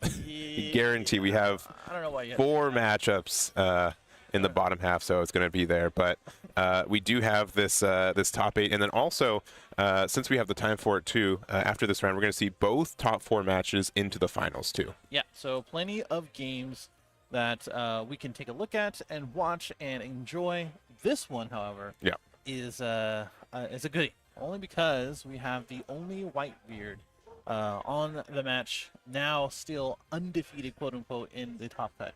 So I'm happy to see that. Yeah. Honestly, this is a good matchup for him. What is he going against? I think this is like the matchup where people say, oh, well, Whitebeard is good because it's good against Sakazuki, and Sakazuki exists as well. So yeah, I think that's good. And they might be starting. We might head over there real quick just in case.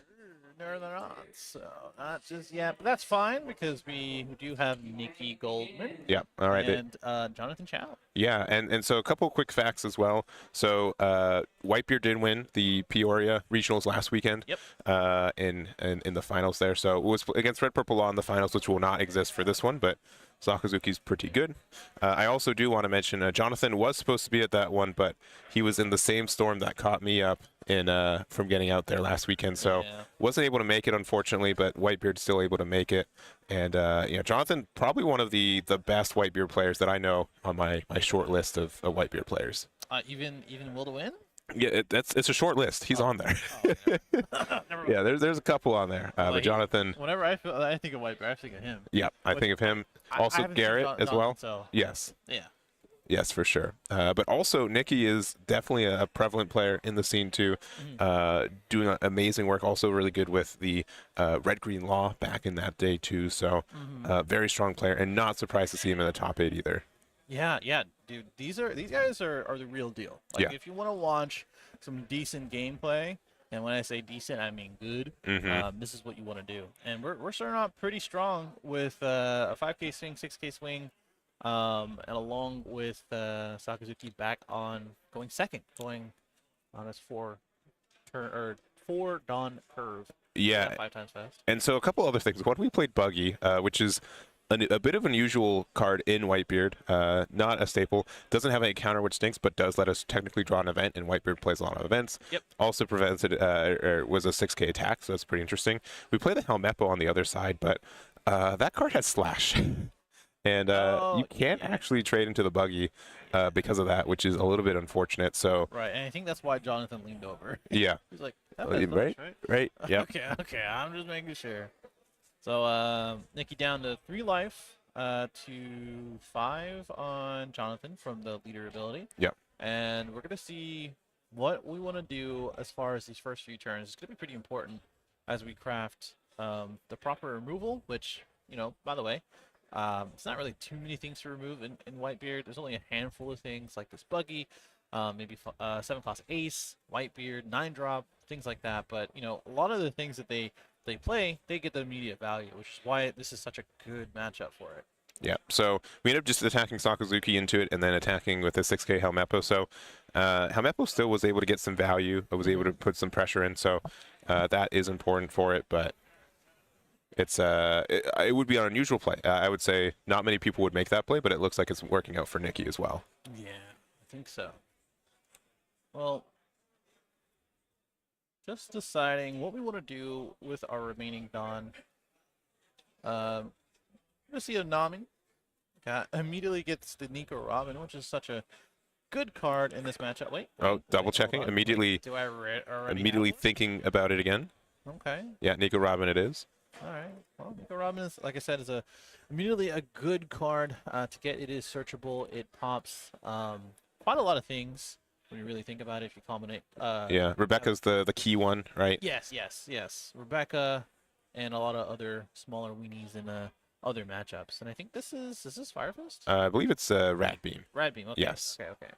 They're all of them have fire and like The random the red the stuff on events the events are getting increasingly overlapping and it. Yeah. quick looking at, but Yeah.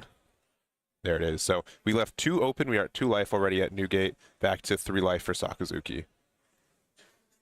Yeah. And we have 2 open, right? You said? Yes. Okay, Yeah. okay. I was just making sure. I was like, we have 2 open. It's pretty early to do that, but I mean, 2 life as Whitebeard. I guess it kind of makes sense. We want to protect ourselves as much as possible, which I think a lot of different players, if you know how to play against Whitebeard, which we are Yeah. just taking life as much as possible. They know that they're going to be swinging pretty hard and heavy and often, as much as possible in this like mid game. Because I think what we're gonna do is do that and then play geckos and see if they can play around that. For sure. And we're just deciding what cards we're pitching from the Sabo. And you know, some like your players are like, all right, I want to keep my life healthy, so I can play a 9-drop, No, take advantage of this. Jonathan's like, no, I'm just going to be very aggressive with cards that I get into hand. Yep. I don't care about going down to 0 life, and I'm going to try to press the advantage.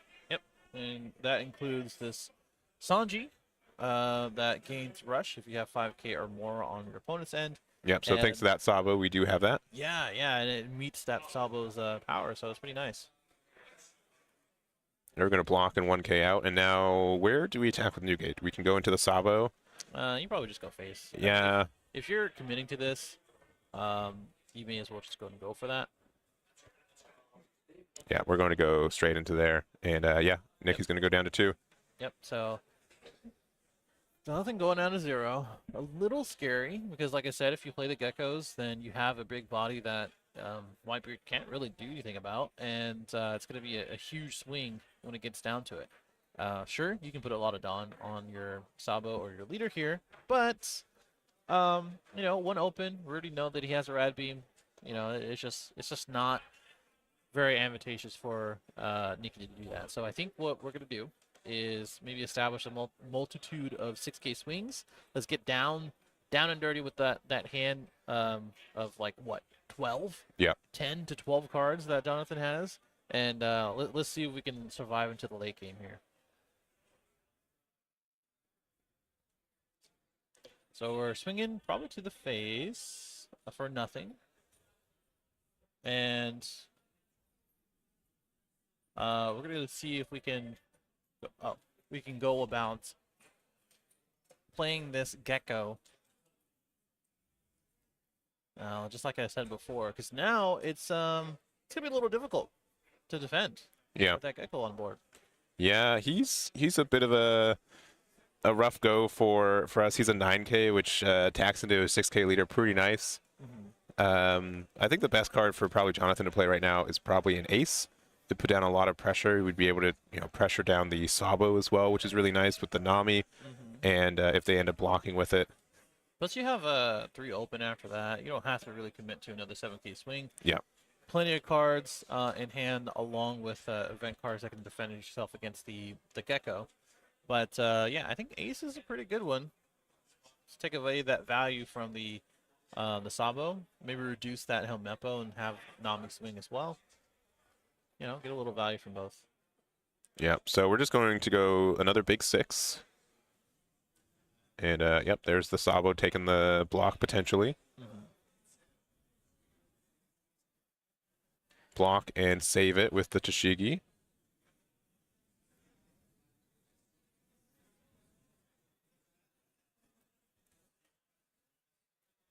Yeah, I don't know if we have the Counter? Yeah, well, I don't know if we have the ace in hand. I don't think we do. Yeah, I don't think so either. That's what it's starting to look like. We do have another Sanji, which is like okay. Yeah. You really do want an ace, especially with this Sabo in rest. Just go and take care of that when we can.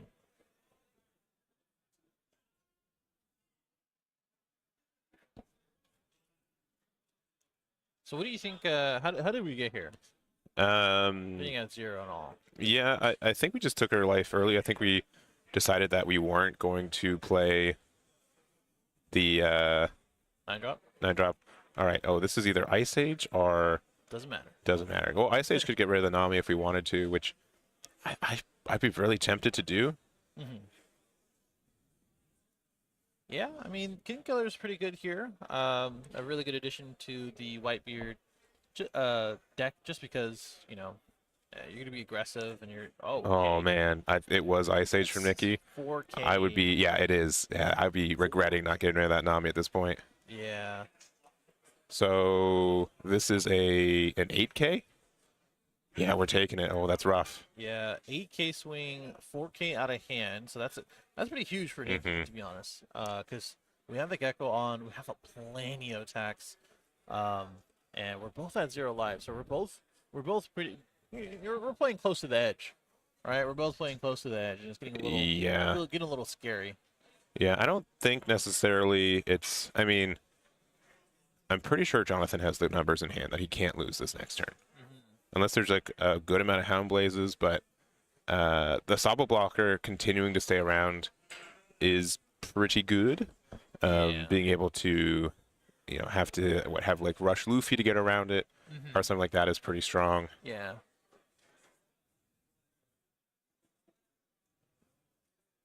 But yeah, it's a little. We have 10 Dons, so like best case we have 6K, 6K, 3 6Ks, and then what? 9 additional Don for like an 18K. So That's still a lot. that's a lot of That's, pressure. that's two cards out of hand, and we're asking for, let's see, Ramby is 8K, and that's 14. Plus the 0 cost, which we know is in his hand. Yeah. So that's 17, and then a 2K, right? Yeah. So So 2 cards out of hand, plus what we have already. yeah. And then we're banking on the fact that we have 5 cost Luffy, which I mean at that point, honestly, like we're not even playing for that. We were playing to survive at this point. Yeah. I just don't think there's any. Oh, we're actually going for Kid and Killer. Okay, so we're just fine deciding to defense up, I think. It only will go so far though, right? Like Yeah. your hand has to be set up for this next turn. Yeah. All right. Helmeppo. Yeah. Get rid of one of the Machinas. Sure. Jonathan already knows. Yeah. This is to the face. Oh, getting rid of Nico Robin though. This is to the A little face. dangerous. All right. Guard point 2K to get out, Sure. and then playing Rebecca. We're probably gonna grab a 2K. But if we have Rush Luffy, our okay. hand- Oh, we just see the.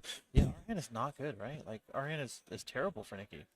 Yeah. All right. So we've developed 3 blockers, and we were just saying, all right, if you have Rush Luffy, I lose. Yeah, which he does. Look at his hand, man. Yeah, he sure does. That's terrible. No, actually, I don't know. That's Sanji, right? I don't think it's Rush Luffy. Oh, wait, is that it? There's so many printings of that card right now. Maybe he just doesn't have Luffy. I don't think he does. What is that card? What is that 5 cost? I can't see it. I Oh, think that's Sanji. no, that's Sanji. Yeah, That's yeah, a yeah. Sanji So we don't also. have it. Oh, that's tough. Best you can do is just play Sanji, swing, and then pass turn, Yeah. So starting with 6K. All right, immediately getting out of that. So which is Nico Robin doesn't have anything. low key a bait, right? I suppose so. That's a bait. Put the GIF up. All right, I we're gonna know, play yeah, Sanji. Jonathan- Yeah. Jonathan's not happy about this. No, we should have played the Robin first, I suppose. Robin? Yeah. Now that we know, yeah, just gonna. Oh, to pop the Rebecca. Yeah, Got because that one less. it would have gone one less. Yeah. Sure. Oh, Sabo. That's right. You guys are right, Sabo. Yeah, because he played another copy of Sabo You're- this turn. you're Yeah, right, you're right, you're that's us. That's on us. Sorry, too many things. Too many things to consider, and really, we are televisioning on a Luffy, but Yeah. sometimes you just don't have it. Hey, I mean, when last round Jabba Jumbley won 2 games, right? I mean, It seems like the good card, right? I mean, we're still kind of in the same position though, just less cards in Jonathan's hand. Our hand is not terrible, and if we're singling 3 different event cards, that's still quite a lot. Yeah. And we know that he has multiple of the 0 cost as well. So, Mhm. there's a way, but the fact that he has so many 6K swings is just an L. Yeah, it is. Yeah, I think it's that's just math does not check out. no. It is not, especially because half those cards are 3K counters, but you have to discard need 2 for need that. another card for that, though. Yeah. So, 6 cards, 5 cards actually.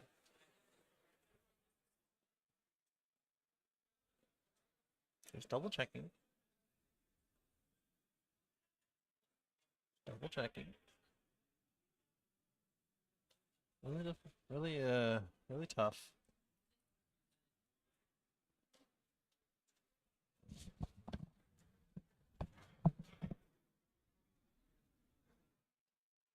All right, 5 in hand. Still got 10 on. I mean, Whitebeard has this presence. You're always afraid. You're always afraid of what they can do.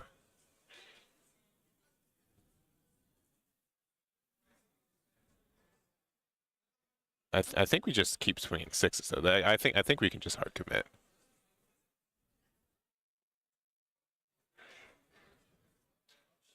Yeah, all right. Blocking, attack with blockers. Always feels scary, but 2 zeros to get out. All right, that is rough stuff. All right, 2 rad beams. Yeah, and that will be that game. Nikki takes game 1. Game 1 goes to Nikki.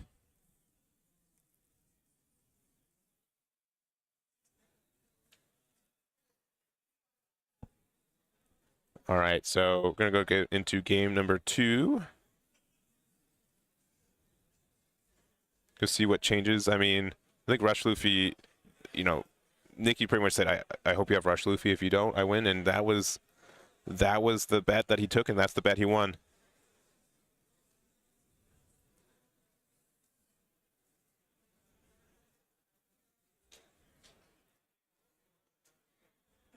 All right, so going game 2. So one thing, Nikki did have the higher seating, so he decided went first or second. So we're going to see if he changes that on this next one as well.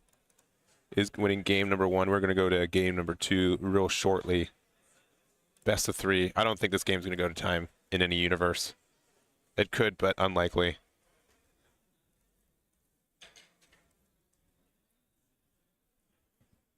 And we're going to see if Jonathan decides to go first again, or if there's any changes. He did go, was moderately aggressive at taking life early game. I think there's a potential misstep from Nikki not using the Ice Age from popping the Nami, which was able to press some more damage. And yeah, just very close game.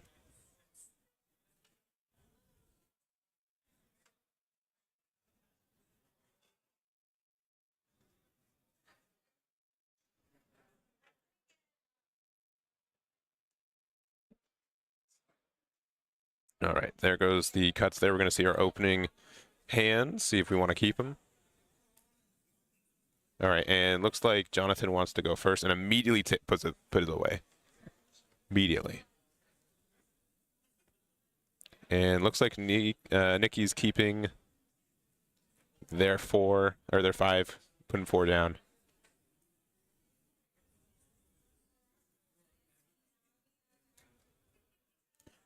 All right. I wonder what cards he was looking for in opening it. Probably like Nami. Maybe Rush Luffy, recognizing the, how good that card could have been for this matchup too. But looks like we're going into game number 2. Doing some final shuffles. Yeah, I did have to step away for a second, but I know what happened, unfortunately. Where Nikki did take it. Yeah. I mean, it just kind of had writing on the wall, right? Where unfortunately, you a Whitebeard player, Brian? Wait, yeah. I'm a Whitebeard rooter. Unfortunately, got a little bias. Yeah. But I like an underdog story, and with the last Whitebeard here, Jonathan's trying his best. Might have to switch it up though. Yeah. For this this game too. Yeah, so we are going here. For people just jumping in, top 8 have 5 Sakazukis, a Whitebeard, a Star Deck 10 Law, and a Star Deck 10 Luffy. We're also going to be following both top 4 matches and finals, so we'll have 3 more matches after this one to cover, and we'll go from there. But looks like we're going to start off. Jonathan's actually going second. Okay, I thought he put the 1 to signify him going first, but decided to go second instead, which I think is fair. You lose life a little bit slower as Newgate. You also put Sakazuki off its curve, so usually good things. I think that's second's best, man. I would love to go second in this matchup. And additionally, you can normally like oh, you want to get to 9 Dawn, play Newgate first, but I think going second, getting to 10 Dawn, and then having Newgate plus 1 Dawn open for a Rad Beam or something is generally just what you want to do. Sure. Yeah. I don't know. I think last game, do you think he was taking that much life because he didn't have a Luffy open? Perhaps, yeah. Maybe just looking for it, looking for some better cards. And then, like, once you kind of commit to, like, oh, not defending your life, you can just continue to take it.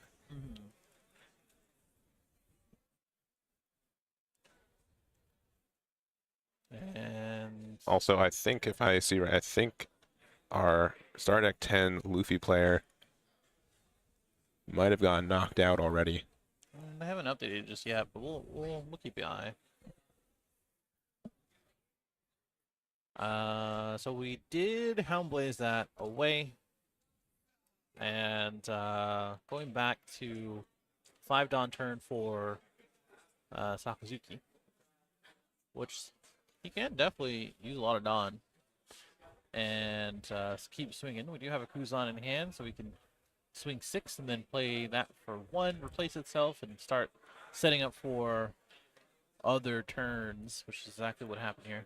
Yeah, and again, Jonathan's not afraid to just take cards from life. We're already down to 2. We're going to be down to 1 at the end of this turn.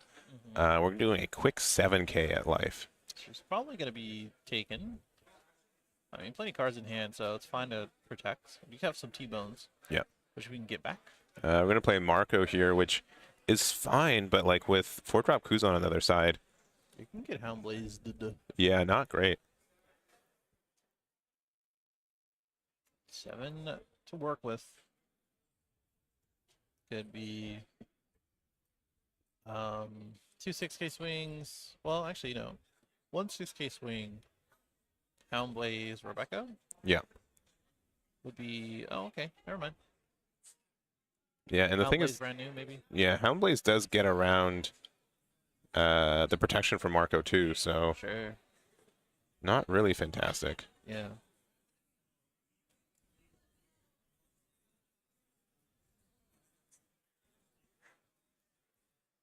All right, just going down to 0. And unless you needed the removal, you didn't really need to even press damage. Yeah, I mean, you can definitely go a little bit slower with it, but yeah. I mean, we're looking at what, a 10K swing? But did I do the math wrong? No, that should be a 10K swing. Yeah, so that is 3K and 2K, so we get to 11. But again, very costly, very, very costly. On which end?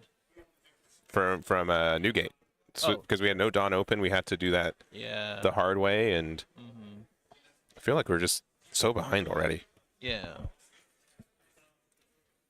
Bit of a difficult way to recover here, which I think a lot of this is just taking damage early. Sure.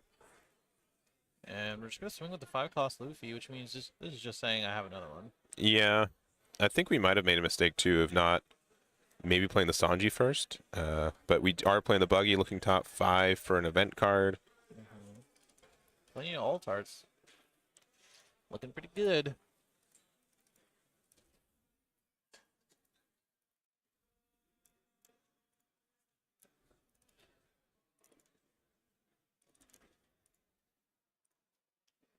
What did he grab there? I was looking. I believe it's a Rat Beam. Gotcha. It's pretty good. If he wants to commit all the Dawn for a big swing, it's not like unheard of, but I think you're going to be more efficient here just to pick at the hand, swing 6 or whatever. Let's get this. Okay, never mind. Yeah, Ice Age, and then I believe Rob Lucci here. Yep. Yeah, gets rid of both pretty cleanly. You have a 2-drop brand new if you want more cards. Tashigi is better at finding cards because it digs 5. Digs 5. Doesn't. Which finds a 2K. Yeah. Sure. Why not?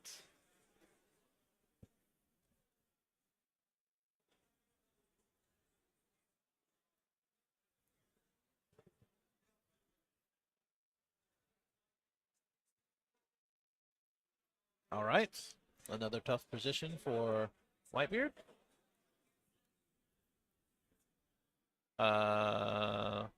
Was gonna draw, but Nikki was declaring his leader skill first. Yeah. I think you guys know each other, right? So Yes, I am. pretty friendly. I agree. So we're gonna do big 7. No blockers up is actually pretty nice. Mhm. All right, and then ace for 7. Doesn't really matter what you minus here. Nope. And gonna pass from there. Okay, so couple 6K swings, big swing on Gecko is always what's in mind, but I think Nikki always has something up his sleeve, and probably a different idea. Our hand's not looking too hot though. No, Like, I don't. like when you really look at it, like sure we have another Gecko, but If we had Hina, I think we'd be a little bit happier. But no Hinas, no Rebecca have been found. The fact that I don't know if we have the amount of reduction that we need to actually get rid of the ace. I think If we do. uh, Because we have Gecko and Houndblaze. yeah, but what does Gecko get? Oh wait. Yeah, we don't have cars and trash to really Never mind. do that, right? Yeah. I So thought we we're had you literally just said we hit an hour back, and I was looking at his hand. yeah, and then we get another. I think Houndblaze. Oh, we find a Tashigi. If we find Ice Age off Tashigi, I think we win. That would be a good one. Or Helmeppo, or a Hina. Or you can just swing it to the ace, man. Yeah, but like that's just strictly worse than swinging into leader, right? Only 1,000 power works. Yeah, but that makes a big difference. 1,000 power works. Yeah. Yeah, I think the play is probably play 1 drop, bounce it to hand, or see what we get. If we get any cost reduction, we can Houndblaze, get rid of ace, pressure leader, and just make it really tricky for them to even win next turn. But again, I don't think we have any blockers in hand either, which It's not good. not great. Not good at all. I think you do go for the Tashigi route. I mean, we haven't seen that many Ice Ages, right? So Yeah. the likelihood of seeing one in the top 5 is pretty high. Okay, yep. Start with 6. I think this attack happens like every time, so it makes sense. Sure. Are we thinking guard point? Wow. No. Couldn't be. We have a Nico. I think he really wanted to save that, but it's the most efficient way to counter out right now. There's a 9K. Yeah. Guard So point, guard point. Or, red. Yeah. Or guard point 2K. Okay. Yeah. Sure. Just better numbers. Oh, we're doing everything? Yep. Oh, there's no way. Rad beam. He almost thought he was playing Blast Breath for a second. All right. 2K, 1K? Oh no, you have a 3K. Yeah. Or you have a 0. I think we get out, right? Yeah, we're good. All right, yeah, that's it. Yeah. Just weren't able to find the pieces for it. Yeah, We just need good numbers. Yeah, Nikki was saying, just like, you got it, man. Yeah, so 3 or 4 on ace. I think 4 on ace and then 6 on lead, 11, 12. Yeah, 11, 12 is probably it. Going 10 and then 10, and then you put it yeah, on the rest. there it is. All right, going to game 3. Nice. Well done, Jonathan Chow. Pull that one through by the skin of his teeth. Yeah, very Awesome. close game. I thought Nikki was going to take that one. It's so weird. The first game I thought Jonathan had it, flipped it the last turn. Yep. This game I thought Nikki had it, flipped in the last turn. Yeah. And we're going to game 3. It just came down to what One Piece offers, which is just a counter system Yes. and rewarding. Well, not really so much rewarding players, but like just providing the RNG factor of a card game. Yeah. Which honestly is good. Yes. It's like we don't want the same thing over and over again. We want these decisions to matter, and these holdings to matter in their hand. So Yeah. I think it just came down to, if you got it, you got it. And unfortunately, you didn't. And we're going down to game 3. Yeah, and I think that just kind of showed how much work Sabo did previous game. Yeah. Just being able to have a 6K blocker, being able to get the cycle, and being able to rely on that the entire game was really, really good. For sure. Not seeing Sabo, not seeing Rebecca, not seeing Hina, Didn't see anything. which seems impossible for Sakazuki, but happened for this game, and yeah, made it very, very close. He had a Gecko. He did, two actually. He had a Gecko. Yeah, So but that's something. Gecko was missing his best friend. Rebecca wasn't in town this weekend, so Yeah. this was pretty tough. Also, Nikki keeps looking to the camera. I just feel like, just stop that. Stop that. Stop that. Stop that. reaction GIF win. Gotta stop that. I mean, honestly, we got a few of them. Yeah. Got a few of them this weekend. So if you guys want to compile those, go for it.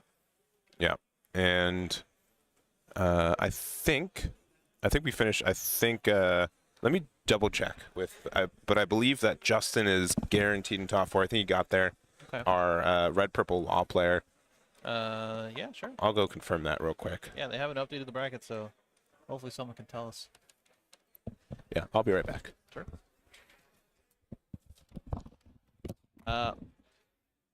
While you guys are here, I want to thank Core TCG for hosting the tournament. All the judges, while I know there were some delays yesterday, have been great. They've been doing their best, along with our head judge Nico, Johnny running the back end for the TO, JCS managing everyone. I love them all, man. They are the goats. So hopefully we can get these top 4 games going. We're gonna stream all of the top 4 matches, so don't worry about that. All of these are going to be available currently right now on the Eggman YouTube, the Twitch, and as well as Core TCG's YouTube pages, Core TCG YT. And of course, you can check me out at Stage 0. Why would they do that, Brian? I don't know. I was shouting everybody out except for me, so I You're so bad at that. I was trying to work that in there. We are going first as a Whitebeard, a little different, but that is obviously because Nikki gets to choose on this game 3, losing the game 2, and going second, opening a brand new. Can't ask for better. No. I guess it's Tashigi, but whatever. Sure, it's still pretty good. Yeah, double Tashigi, I think, yeah, Double works. Tashigi, but you don't get anything in trash. Yeah, and the arguable. Tashigi with Houndblaze only becomes a 5K, which is good in every other matchup except this one. I think turn one brand new going second and having a Houndblaze in hand is really what you want. I agree. I do agree. Well, here it goes. It's a 5K and a 6K. Just Whitebeard things. Hashtag just Whitebeard things. 2 0 costs? I think those are 2-0 costs. Oh, 2 Luffy. Oh. Yep. That boy is wanted. Let me just not yell that out. But yes, he is. Yeah, that is, he is. I'd imagine we're going to go the same route as last time. Just play that for 5 and swing. Yeah, so one more time, I just want to say, so this match will probably finish faster than any of the Sakazuki matchups that are going on right now. Yeah. So we'll probably go straight into the top 4 of the winner of this match versus Justin on Red Purple Law. We'll see our other top 4 match, which is going to be a Saka mirror match no matter what happens. And then we'll get our finals there. So 3 more matches after this one today. Sure. Why not? Plenty of One Piece. So going back to Nikki's turn. Gonna open with the Tashigi, which... There goes... Listen, okay, I didn't want to really repeat what chat said, saying when we were talking about double Tashigi, but maybe that is not the play, because yeah, literally bottom deck 2 Geckos, which, you know, arguably, you don't really need them in this matchup. No, of the matchups, Really it's need fine. them. It just gives you more options. It still feels bad, though. Like... It feels terrible, yeah, feels terrible. Feels terrible. Listen, you can't say it's never the play, because you kind of need that card. We were talking about getting an Ice Age or a Houndblaze when we really need it. Tashigi's clutch. Maybe swing that 5 or that 6K with the 5 Dawn. I think we're going down to 3. Yeah, apologies for life mechanics on this one. It just goes so fast. Oh, okay. Whitebeard being a 6 life leader and then just like losing it, like you blink an eye, he's at 2 already. Like, Sure. My apologies. All his fault.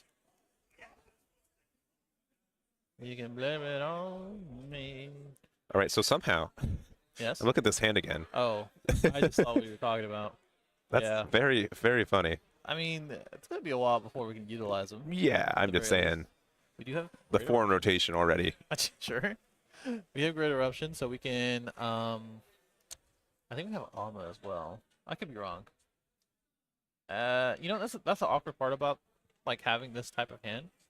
Okay, hold on. Let me just. Oh. was gonna say, I was like, the awkward part is that like we literally have nothing to use to remove. Mm-hmm. So we really want to get rid of that Luffy. It's just gonna be a menace the longer it stays. Yeah. And I think the worst thing, like if we had Hina right now, right. Well, like a Hina Houndblaze would be fantastic. oh, you know what? I was actually I'm actually wrong. That's not Great Eruption. That's actually Houndblaze. So Yeah. I was gonna say like when you have Houndblaze with no removal, like you are going to play Houndblaze or do something and then not draw into removal feels bad. So I think that's kind of the thing that Nikki's thinking about. Oh, we do have a Rebecca. So we're gonna play the Rebecca, and then Hina. Do we have a Hina down there? No, so we're gonna grab a card, but then we're gonna use it to play Suru and get the reduction. Sure, So sure. And then it's Houndblaze it. yeah, Swing it just 6. replaces the 2K. Yeah, swing 6. Okay, okay. I mean, it's fine. I think you do protect this one though. We have a Nico Robin in hand, which is good. Yeah. Kind of feels bad to get rid of that Nami. Nami's been giving us so many good pieces. Yeah, immediately just gone. Yeah, I mean that's just what it is.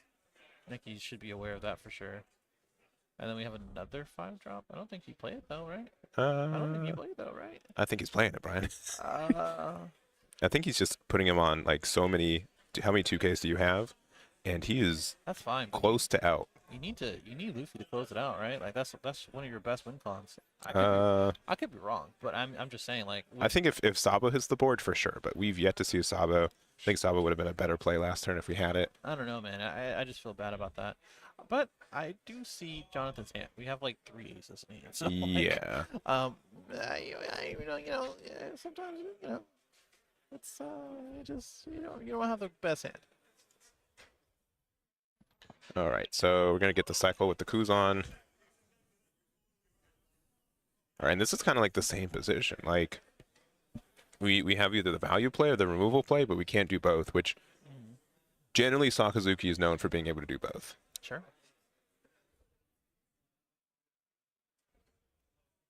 All right, so we're gonna be able to play a Rob Lucci and a Suru. You get rid of both, sure, but there's no blockers on that board. Yeah, so this ace that's gonna come down. Yeah. It's gonna hurt a little bit. Yeah, for sure. And Nikki's hand is pretty low on good cards too.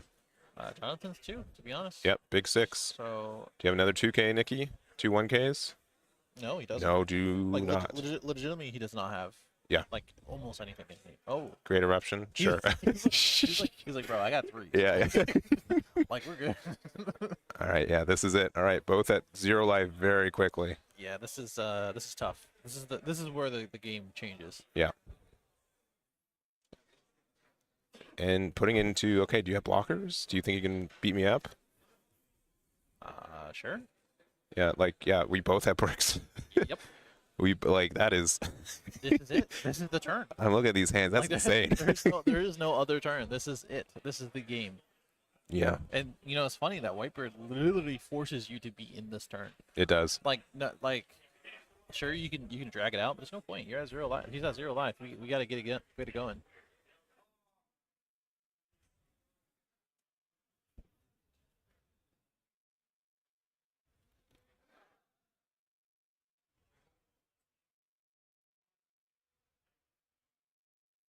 All right. And we're thinking, all right, so again, Nikki's going to have to make a decision. All right, do I have blockers? Do I play blockers? He does have blockers. We'll see Is that. it worth We it to also play have blockers? 1, 2, 3, 4, 5, 6, 7, 8, 9 cards in hand? Maybe 10? That's Whitebeard. Okay. Sonya comes down. Yep, quick 6, take the 1K, that's fine. Yeah. We do have a Nico Robin here, so We do. Unless we can Sabo, we know we have a Rebecca, sure. Yeah. But unless we can Sabo, I don't know, man. Yeah, and Sabo feels a little bit better when we've already, the Rush Luffy's gone, right? Sure. Like, they're probably gone. We've seen so many hit the board already. Yeah. This is going to be a Rad Beam 1K, hopefully. Yeah, Rad Beam 1K would be the efficient way. Getting rid of the... We're doing the other way around, though. Oh, that is Fire Fist. All right, Fire Fist from the 0 cost event and the 2K Machino. Right, Hound Blaze. All right, double Hound Blaze. That's plus 6. Oh, wow. 6 plus 8. 14, 19K. This is enough, I think. I think it is. Unless you double Rad Beam, which I think we do have double Rad Beam. That gets us to 14. I think we need 20 or 14K out. And Nickel Robin's no longer an option. Yeah. Double Rad Beam in a 1K should be good. Yep. So that gets us to 14, but I don't think we have it. We get to 15. Nikki takes it. Wow. Super close game. Very, very close. Wow. Okay. Well, Nikki takes that one. 2-1 against our good old Whitebeard player. Unfortunately, the last one. Yes. That's the way it goes sometimes. Nikki did really well in an unfavorable matchup when we really think about it, right? So it's just it's really see people and really good players like Nikki navigate throughout it. So super happy to see this. Yeah. Regardless of my bias for Whitebeard. So shout out to both of them. Yeah. Very close game. Really good game. Both top 8 serial card winners. Both getting invites into our next national regional finals. Yeah, a lot to be happy for. I mean, our Whitebeard player. Yes, for sure. Has a lot to be happy for, man. Yeah, but very close game, and Whitebeard kind of puts you in these spots of like, I can have cards to either win next turn or defend this turn. They usually don't have cards for both, and you have to get that read too, right? Right. It's crazy, man. Going back to us, I think that was a really good, enjoyable game. Yeah. I think if you were trying to study the matchup and try to understand this unfavorable matchup, this is the place to be. And yeah, it was just good, man. I don't have anything else to say. I mean, for what it is, Whitebeard matches get really tense, right? There's always this lead up to who's going to win and how they're going to win it kind of thing, and that's kind of how it is. But we're actually going to be able to jump into top 4 pretty quickly. I think we're going to take like a 5-10 minute break just for them to get set up and take a little bit of a breather. But the other top 4 match finished. We're going to get that one. We're going to see, our first one is going to be there. Our other side is going to be a Sakazuki mirror, which we're waiting on those guys to finish anyways, but they'll be on stream as well. And then our finals of Sakazuki versus itself or Red Purple Law. Probably That's 50-50. Yeah, I guess that is 50-50. Yeah. I mean, Justin here going through their top, their matches. They haven't played against the Sakazuki today. I'm sure they played some yesterday. Their matches were Perona, Moria, and Star Deck, and Red Purple Luffy. So a pretty good diversity for it. But the diversity ends here. Yeah, right, Sakazuki. Well, that sentence. But yeah. I think it's as it stands right now for all of the current decks that's in this top 8 that's going to be finishing. Yeah. I mean, Red Purple Law, it's nice to see. It did win an event, what, a couple weeks ago, right? Yes. So that's a big possibility, especially in the Sea of Saka. Yeah. And yeah, I think it's time to just go get some updates. I think we do see 2 of the matches still going. And as soon as that does get updated, we'll update you guys, and we'll go from there. Yep. So 5-10 minute break. Probably I'm just going to say 10, but it'll be a hard 10 since we get to start them whenever we want. Yeah. Nikki versus Justin on stream. Sakazuki versus Red Purple Law. We'll see the other half when it gets there, and then finals. Correct. Let's. Did you willy-nilly press buttons? do that now. Yeah. Okay, you ready? Yeah, I'm ready. Okay. We'll see you guys.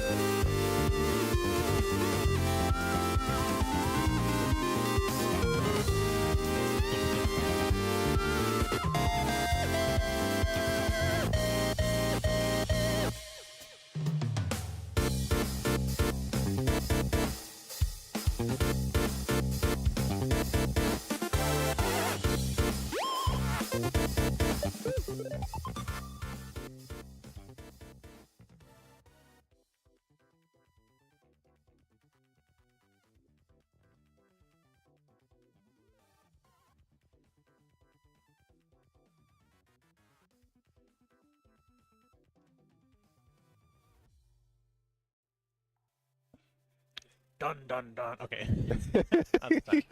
We are back here with the Core TCG LA Regional Day 2. And this one is the top 4. So we just got finished with Nikki as well as Jonathan with the Whitebeard versus Sakazuki match. And this one is still a little bit different. We are still dodging Yes. Saka Mirror matches narrowly. Which, hey, spoiler alert, Sakazuki won one of those. Yeah. And in this one, we're going to be doing another frigative bad matchup for Sakazuki, right? I've seen people say, oh, it's bad for the deck. I don't know. Sakazuki just finds a way every time. I feel like it's not that terrible. I think at a high level, I think they know what's going on. Yeah.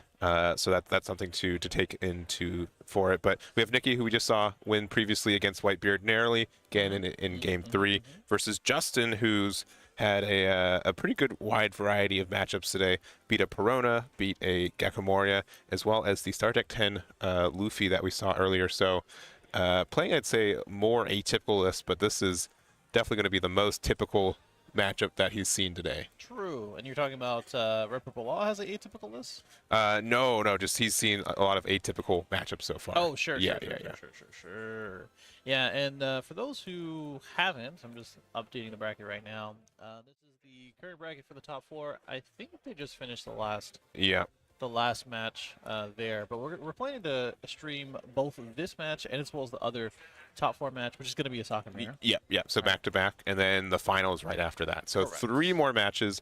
We're going to see who gets there, and should be some good action. Correct. And I think our players are pretty much ready. I'm just double checking as far as our players. It's going to be Nikki Goldman, of course, the Sakazuki player that we just watched do really well against Whitebeard in that really tough best of 3 match versus Justin Tyler, who is playing Red Purple Law. Yeah. So I think we're just going to give them okay. We're going to give them okay. There you go. And just make sure that we're good to go. Yep. So again, we have Nikki, who we've been able to follow for a good amount of this top 32 today as well. And we're going to see how it goes. We do have, of the 2, Nikki ended up being our, let me double check, our 9th seed here, and Justin ended up being our 12th seed. So Nikki decides who goes first or second. So taking second, not too surprising for this deck either. Yeah, definitely. I mean, makes sense. And we're seeing a few good cards. Just double checking what we have. Maybe a little bit of Great Eruption might be good. Sewer can get back. It'll be played. It's also good to have a 2K. So yeah, not surprised that we did take this through instead. And gonna go ahead and swing an 8. Yep, pretty quick hit there. Law not having like best 3 Dawn in this match. You could play Shariah, but it's going to get removed pretty quickly. Yeah. Generally not worth it. It's a lot of cards that just don't really see value. I mean, even 5-cost Kid might be a little bit difficult for him. But, I mean, things can change. And we might see what kind of removal Sakazuki has when it comes down to it. Yeah. And I think we did see. I think Piapot was with our winner for our other. So I think it's going to be Sokka, definitely. But I believe that's who just won there. Okay. We'll be able to confirm a little bit later, but I Uh, do think I see Tam walking away with some prizing. So, okay, that makes sense. Oops. all right, looking at the top 3 for this, it's either 2K or an Ice Age. Pretty big decision there. Probably just go for the 2K. I mean, the best way to go about it, I think, is understanding what do we value in these coming turns. I mean, 2K is going to be pretty important in general, at least in my opinion. Just because you're going to be facing quite a lot of swings, but we do end up getting the Ice Age. What do you think that's going to be for? We just don't have like a lot of cost reduction. I do see we have a Hound Blaze and a yeah, so it's just good for like removing like potentially like a 5-drop kid potentially. Mm-hmm. We do still have 2 open done. Yeah, I wonder what that means. looks like we're just gonna play Tashiki. We could have pressured with a 5K, but instead just gonna use it grabbing a Kuzan. Okay. 2 of the Sabos are going back down to the deck too, so. Yeah, which most matchups that's a little bit impactful. I think Law is one of the few leaders that can efficiently take care of one of those Sabos, so not too wild. Yeah, makes sense. All right, so we are going to play the 5-drop kid. We're going to use the effect to bomb deck one of the brand news. Sure. Sachi Penguins get 2 Dawn back and then 1 left there. Pretty automatic play. We've seen this by the speed of it. He's played it a couple times Oh, sure. this weekend for sure. Oh, yeah. No surprise there. Keeping it kind of a lower hand size, which is fine, because we still have Reiju as as an option, which I do believe we have at least one of those in hand. And keep it a high life total, which is pretty interesting. So that's pretty good. Another Tashiki. Gotta take a look at the top 5 and see what we can get. Maybe another Hound Blaze, or whatever it may be.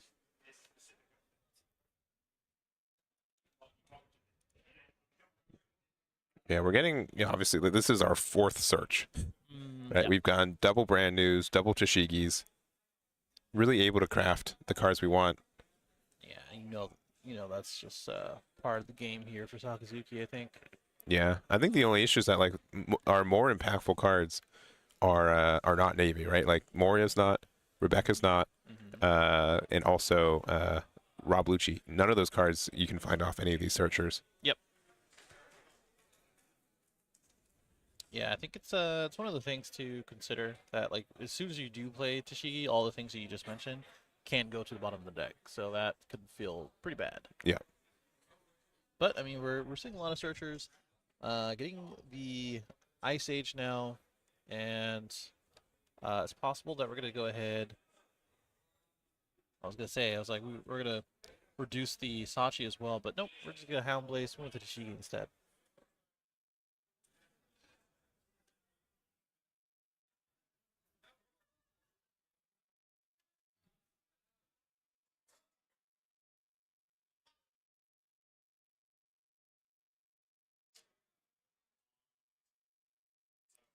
Okay, going down to 2. Ooh, getting I believe that's a queen off of life. That's pretty good. Not bad at all. Yeah, five costs can be a little bit tricky sometimes for Sakazuki to handle. Not impossible, just a little bit tricky. Yeah. And we don't have like a huge hand, but we did draw into, I think, another 5-cost kid. Yeah, so I mean, we could do some fancy stuff. Play kid, minus, get rid of one of the brand news, and then we could play like a Bon Clay, get 2 Dawn back active, and have another 7K off leader swing. Or Kid, or Kid and Killer, I mean. Yeah. And go that route. So we are going to go the route of the 5-cost. Just depends on what we're following up with. Remove, okay. And there's the Bon Clay. Yeah, and that's the exact play that we ended up doing. Yep. I don't hate it at all. You know, this is the whole point of the deck. Being able to play a bunch of stuff, remove one small thing, or reduce the thing, and keep their aggression up. Yeah, and like that's like the idea of like this matchup. We're able to kind of go one for one. We're able to get rid of these searchers pretty efficiently. If there's nothing else to get, our leader will almost always have a target, right? But the issues like when they get to late game, they have Morias. Those are a little bit costly cards that we have a hard time consistently getting rid of.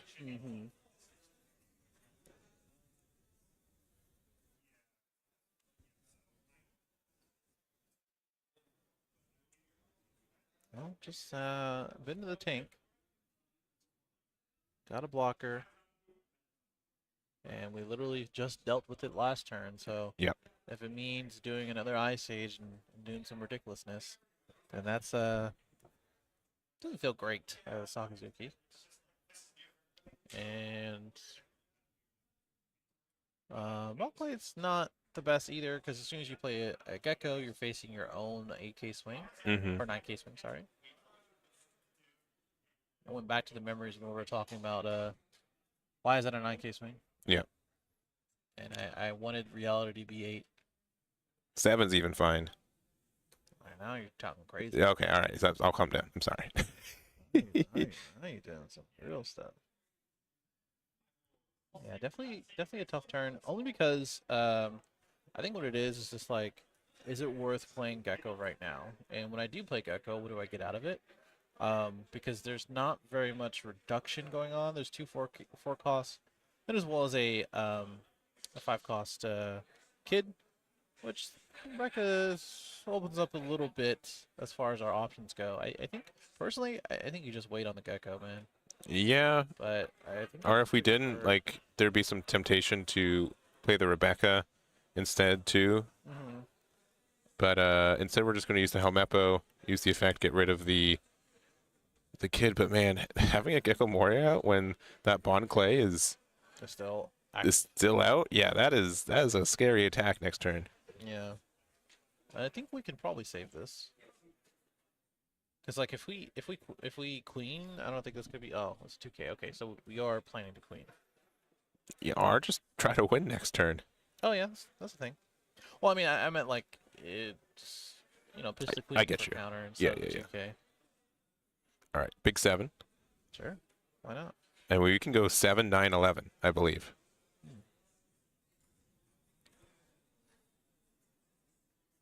Yeah, this is the tough part about playing Gecko.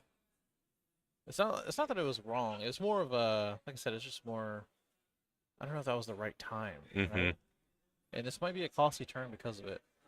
Yeah, like Rebecca could have been like better value, but like It just gets bombed. it gets bomb decked so easily in this matchup too, so yeah, it's tough. I think we have like 3 1Ks in hand, so we're giving 3 Rebeccas. Dang. That's insane. Okay, do we switch up? Or do we still go for face? I mean, if we have a rush card, we can still go for game very easy here. Oh, totally. Yeah, Good Killer still is super live. Yeah, I would put we would put 3 underneath leader, 9K with the Nami or with the Bon Clay. Personally, I'm going for a gut check. I'm going 5K or 6K with Slate. Yeah. Yeah. Oh my God, Justin, you're such a good player. Do the gut check. Gut check is so good here. Yeah. You know that he had to pitch 3 1Ks, man. Yeah, and they were Rebecca's too. Dude, Yeah. I love high level gameplay, man. It's so good. Now, if we have a card with rush, we win. If we don't, Double Kid and Killer. That's what it is. It's Yep. Double Kid and Killer. 100% Double Kid and Killer. And then 10K with Nami. No. This is Double Kid and Killer. It doesn't matter. Yeah, he takes it. Oh my God, dude, gut checks. Oh, called it too. Oh, feels so good. Yeah, shout out Justin, man. Took that game 1. Yeah, very, very strong. Like again, like Kid and Killer is great. Having Bon Clay out on a turn where it was difficult to remove, like on the 8 Dawn turn, you play it because if they want to play Moria on curve, they lose it. It's gone. Yeah. Because that easy 9K swing is rough. Yeah. Dude, that's what I was saying, man. As soon as you play that Gecko, it was just a not much of a turning point, but like you need to really consider all your options. If you can't remove that Bon Clay, then you have to have a out for it. Yeah. You didn't have an out for it. So really good on Justin. Awesome on Nikki, who is staring into our souls as soon as he looks into the camera. Yep. Did, uh, I don't think it's on purpose. It just happens to be. Nikki. Okay. All right. But yeah, I think that was a really clean match for Justin here. Being able to press the advantage when he did was fantastic, and we're gonna see what kind of changes Nikki can do. Because again, Nikki decided to go second. They were the higher seed, and you know, now when you lose game one as the higher seed, I get nervous. It's just really understanding the next part of our decision making, right? So like, what did I do a little bit different, or what can I do that is a little bit different this turn? Yeah. And I'm gonna go second again. Sure. So you know, how can I really take advantage of that? And you know, there's a few answers. I guess it just depends on how we open.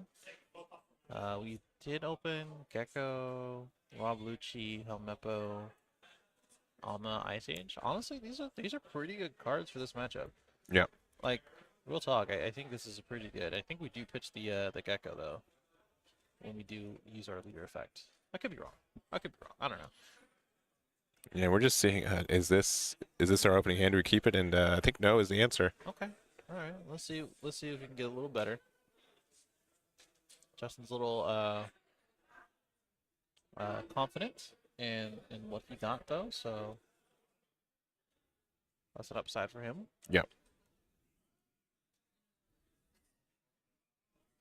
Yeah, I think the issue potentially is that Sakazuki is the most consistent deck, and in my opinion, in this format, maybe rivaled by Moria, but it's pretty dang consistent with how its effect works and how the cards work for it and how many searches you get. Meanwhile, I would say Law is potentially one of the least consistent decks, just because you have to run a lot of cards without counter. You don't have a lot of great searches and a lot of card draw. Like any of your card draws, really just non-specific. It's just more cards instead of the cards you're specifically looking for, right? That's true. So that kind of thing is where like a best of three makes a big difference. If you are more consistent over 2 games, is that better than trying to shoot more for the ceiling over 2 games? We did. Okay, well, we opened 2 Geckos. Pitched 1. That's pretty good. I don't know. I think our previous hand was a little bit better, but we did end up drawing into a Houndblaze, so that's something. Yeah. That's going to be really good with our Surus and as well as our leader effect, just depending on where we go. You know, I think opening or having an option for Rob Lucci is also good. Just need a little bit of cost reduction, which we do. Have it. Yeah.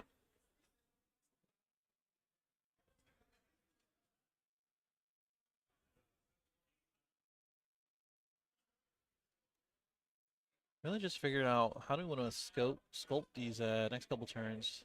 Quick 5k swing and a counter out with the Shariah, which we're not going to use pretty much any time in this matchup. Yeah, it's really weird. I mean, we don't really want to play Rebecca. We don't really. I mean, we could play like maybe like Lucci just for curve. That might be. Oh, I don't know about pitching that, right? Yeah, I think that's the play. Yeah, it has to be. Yeah. It means they can't like use this kit and remove it at the same time, right? They'd have to instead like do a Gordon and Sachi Gordon Penguin. Sachi, Yeah. I mean, Reju's might be an option as well. I mean, yeah, sure, you go down on the Dawn, but I don't think you really need too much of it. We've seen Kid Yeah, come sure. down here, which is probably the best that you can do on 5 Dawn into Reiju. Yeah. So yeah, you're clearly behind on Dawn, but with that -3, so we're gonna draw 2, which is quite nice. Gonna get a Dawn back, and then gonna make a quick 6 to face. Yep. And 2k out of hand, which is perfectly fine.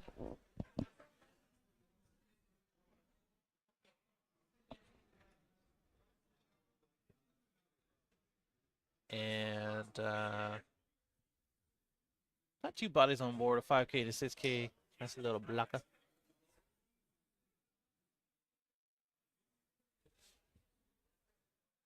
All right, we're gonna do a quick 6 into Lee. We're going 2k out. Great Eruption, probably targeting the Kid. Got another Ice Age. Oh, we're targeting the Rage. Okay, so I think what we're doing is probably. Oh wait, we don't have enough. Never mind. Well, we could still Hound Blaze, I suppose. Which I think we pitched the only one we had in hand. Yeah, I think we did. We do have Amma, so we can Ice Age Amma. We're gonna be one off for efficient Dawn usage, but that's okay. Ah, okay. Helmeppo on the other, and we're gonna Amma both. Yeah, not too bad. Yeah, Helmeppo's just been like a nice little ad for a lot of decks. It gets like the right amount of reduction for the right amount of Dawn in like situations like these. Right. Obviously has grid synergy with Moria as well, so he's been really helpful for again these matchups. True.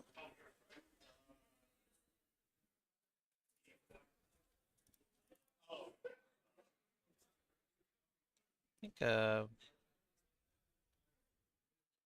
when it comes down to it, really just depends on how aggressive we want to be this turn and the next. We are holding a Gordon, I believe. Yeah, we're at 3 Dawn going to 5. Which isn't amazing. If we have another kid, that may be pretty cool. Yeah, but just that 5 again means that we're not able to like Gordon and use Eustace Kid in the same turn. Sure. We can get rid of this if we really want to, but We can hardcast a Reiju and as well as play a Gordon. So that's something. yeah, so we're gonna do that. I think that's what we're gonna do. Yeah, I think that's what we're gonna do. Yeah, and we have exactly 5 again, so it does work out drawing 2. Ooh, that's It's not that's bad. fine, right? Not bad. The issue is that we're just kind of like in this I don't know how, like Trafalgar Law event horizon where you don't have the cards you need to regain Dawn and you're just kind of stalling at the same amount of Dawn every turn. That's why you have to be very careful of course, Dawn usage, which I'm sure he's very aware. Because if you go a little overboard with it, you're not going to be able to close out games or at least like extend your plays. Mm-hmm. And that's a problem.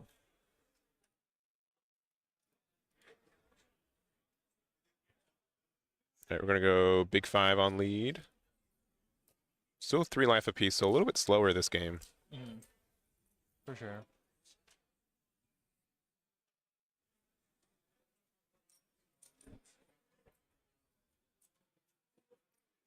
All right, and there's the Moria. This time, no Bond Clay on board. Obviously, instead of the Ain, if we had a Bond Clay, would have been way better. But we've got the Rebecca, brand new, looking top 3 from brand new. Only 4 cards in hand, but they're generally good ones. Yeah, they're not bad. All right, getting the Tashigi instead of the Navy HQ. And then we have Rebecca effect. We're going to use it to get another 2K into hand. And Well, probably nothing. yeah, we could, I think, play the Hina out of hand if we want to. But we might be trying to save that for later. Oh, yeah, we do. Yeah, it's generally worth it, yeah. Sure. It's another 5K swing.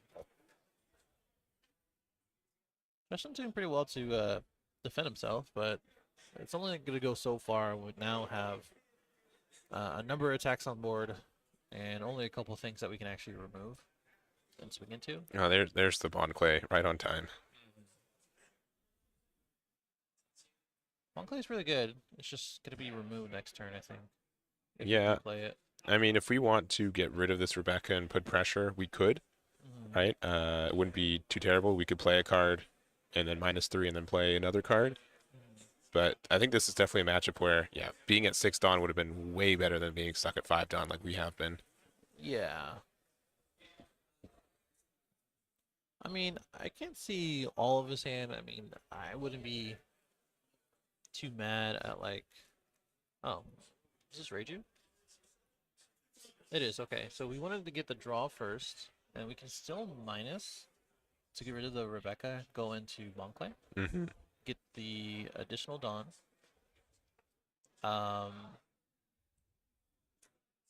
Yep, get the additional Dawn. We have 2 Dawn active.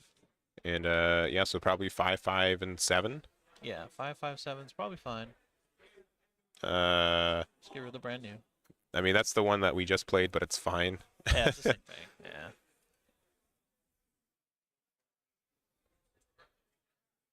And you protecting? I guess in the Hina? I don't know, actually. I think we'd want to try to hit to leader, go down to 2, just so we can start getting our Kid and Killer online. Yeah. 7 on lead.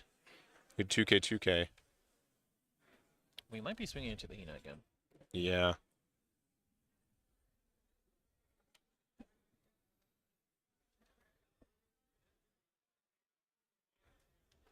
Yeah, Hina's goes down. It's unfortunate. We can get it back and also play it back. But the Blanclay is on board, so that's something nice. We do have 3 5K swings and a bunch of stuff that he has to really try to remove something. And then we also have a ton of Dawn to work with. Not the greatest top 5, I gotta tell you. We do have another Hina, so that's something. It's gonna help us get some removal, but like if we took a look at our hand, we have like 2 T-bones in it. Yeah, we have defense, but we don't have really much offense than what we have right now. Yeah, we have literally nothing.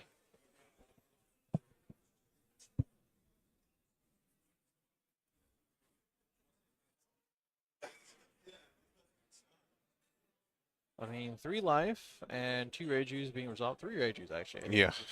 So, trying to keep our hand as well as life healthy. And Mepo's gonna help here because I think. No, yeah, mind. by going to trash. I was gonna say. Thanks, Helmepo. Yeah. Useful as always. You're the best. Okay, You found another Tashigi to find another Helmepo. We're doing it. really digging here. I think you go for the brand new. That's brand new. Keep it going. Just keep it going, man. You go for the brand new. Because you're obviously looking for some sort of removal, right? Like, Yeah. I mean, you could go for the Great Eruption maybe, but like you don't really have any follow-up to that. Mm-hmm. And this is kind of what I'm saying. Yeah, we have all these searchers, but they're really only good for like our middle-sized cards, our utility cards. Yeah. And not some of our heavier hitters, right? Yes. I think what we're really looking for is a Houndblaze. Yeah, I agree. Houndblaze, because now Houndblaze will allow you to swing into these bodies. We're going to allow you to use not Helmepa, but our I think Suro in hand to reduce the Bonclay and get that removed. Yeah, man. Yeah, another 2K. All right, we got a really good defensive hand. I mean, that's cool, I guess. Gonna swing into that Aandroidd and reduce Reiju. Sure. Man, not being able to get rid of this Bond Clay this turn though. Yeah, it's just not gonna happen, man. When Moria's still there. It's not gonna happen.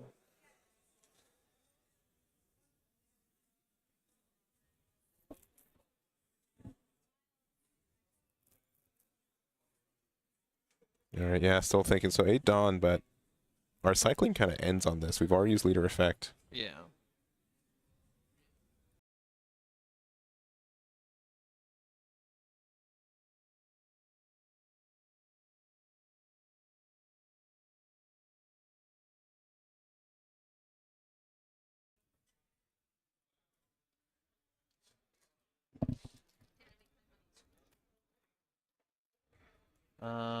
Taking this one, which is okay. That's so funny. Yeah, the crowd on TV the here. crowd, yeah. And very interesting. Where we did run into the Miss All Sunday, which I didn't even know he was playing. Yeah, that is a pretty. This must be like a 2-of or something. It's a right? newer tech, yeah. It's Eustace Kid's like our good 5-drop, but if you really think about it, Miss Sunday does kind of the same thing on 5. You play it, you go to 6, -2 or -3, so you start, you go down to 3, you play Sachi Penguin, go to 5 next turn. It's good, you get a draw, and being able to play it off life in this situation where Nikki's having a bad time, very strong. Yeah, I totally agree.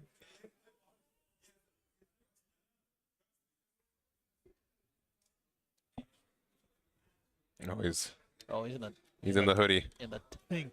You gonna zoom in? You gonna zoom in? Thank you.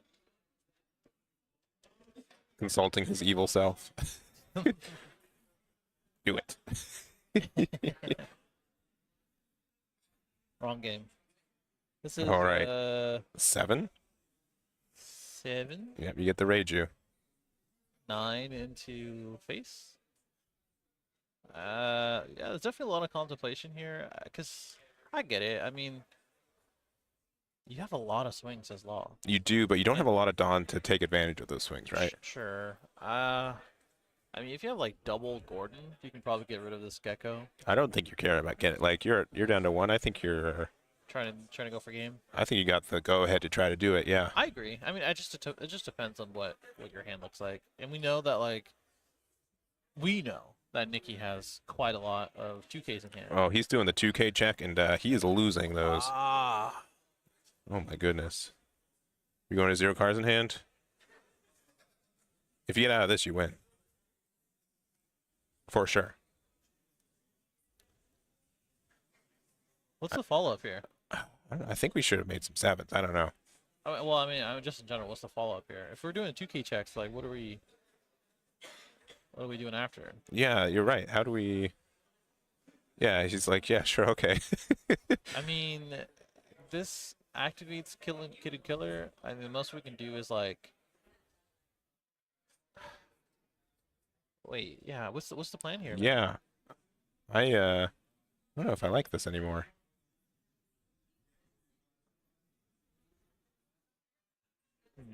Yeah, I don't think attaching the Dawn really makes sense.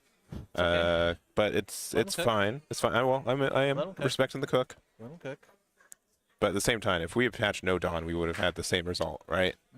Yes. Yeah, that's true. That's true. That's true. And 'Cause- that's really on us to keep track of which 2Ks they had in hand. Yeah, that's true. So I could get rid of the brand new. And we can put them down to 0 life, but That's not gonna be the play, I don't think. all right, going Moria 9 to 9.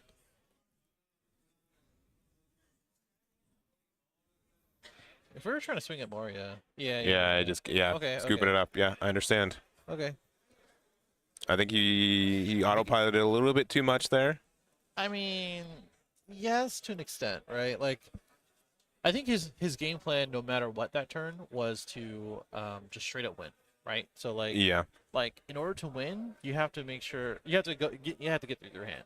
yeah. I will say, with Nikki having 4 2Ks in hand, I think he wins every one of the situations. I think so, Even too. with perfect numbers, with 3 life, just in the better spot. But making those 6K attacks was not it, right? I think we've seen so much 2K cycle that was already happening for the deck that if we were able to keep track of that a little bit better from the public knowledge, yeah, we would not be pushing these 6Ks as much. I think like at least one or two of the Yeah. swings may have been needed to be at 7K, right? Yeah. So, yeah, I think a little overextended there. Got a little excited, but that's okay. It happens. We got one more game to get there. Yeah. And I think it was close. Again, with the hand that we did see from Nikki, I think he had that one no matter what, but Yeah. it was definitely very close. I'm just checking out the crowd here.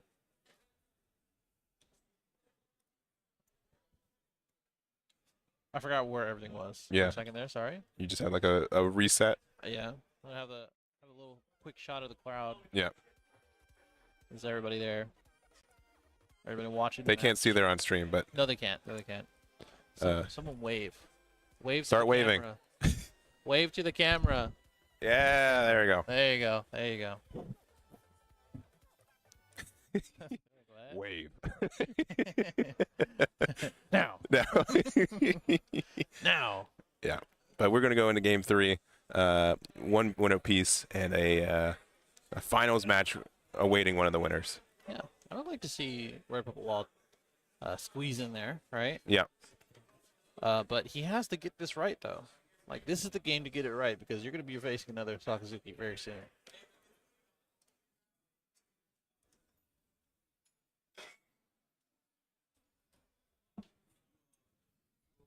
All right.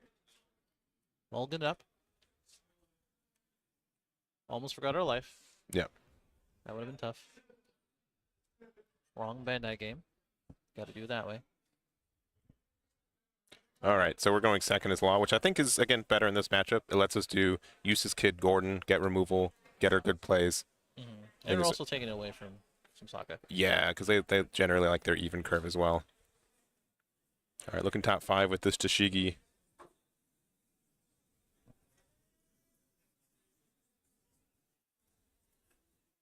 One thing that I do like about seeing these matches, seeing like with hand cams too, are getting that knowledge is just how bad Sakazuki hands can be sometimes, and they're just bluffing the entire time. You know what I mean? Like, Yeah, or they turn into something totally different than what you think. yeah, I think yeah. that's the other part.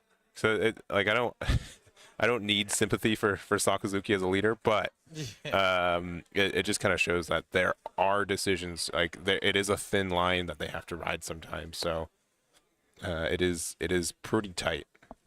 I totally agree. All right, Shigi number 2. We have removal, we have reduction. Take our pick. Or bottom deck more Gecko Morias, I guess. Which thankfully has not happened yet. No. Oh, stage. Oh, stage. Okay, for the first time this round. It's probably a one of, to be honest. Yeah, not. I don't think he's playing more than 2, so. Yeah, that's actually gonna help here, I think. Yeah, That we play one so many extra. 4 costs, yeah. Yeah.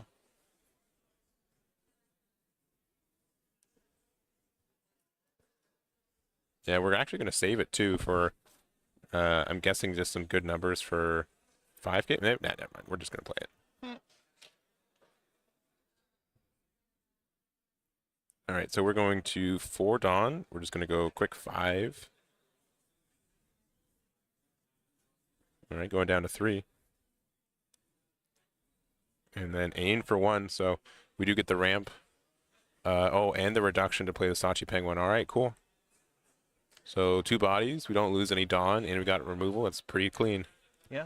And what are we gonna do as Nikki to remove both of them? I mean, I think we're gonna have to basically commit to quite a lot to do that. I think, or at least like a Ama. Or we're pitching oh, not pitching, but actually using the Great Eruption. I'm targeting the aim. Yeah, we'll be able to, like, Rob Lucci get rid of one thing. We're, like, 1 reduction away from being able to get rid of both. If it's Ice Age instead.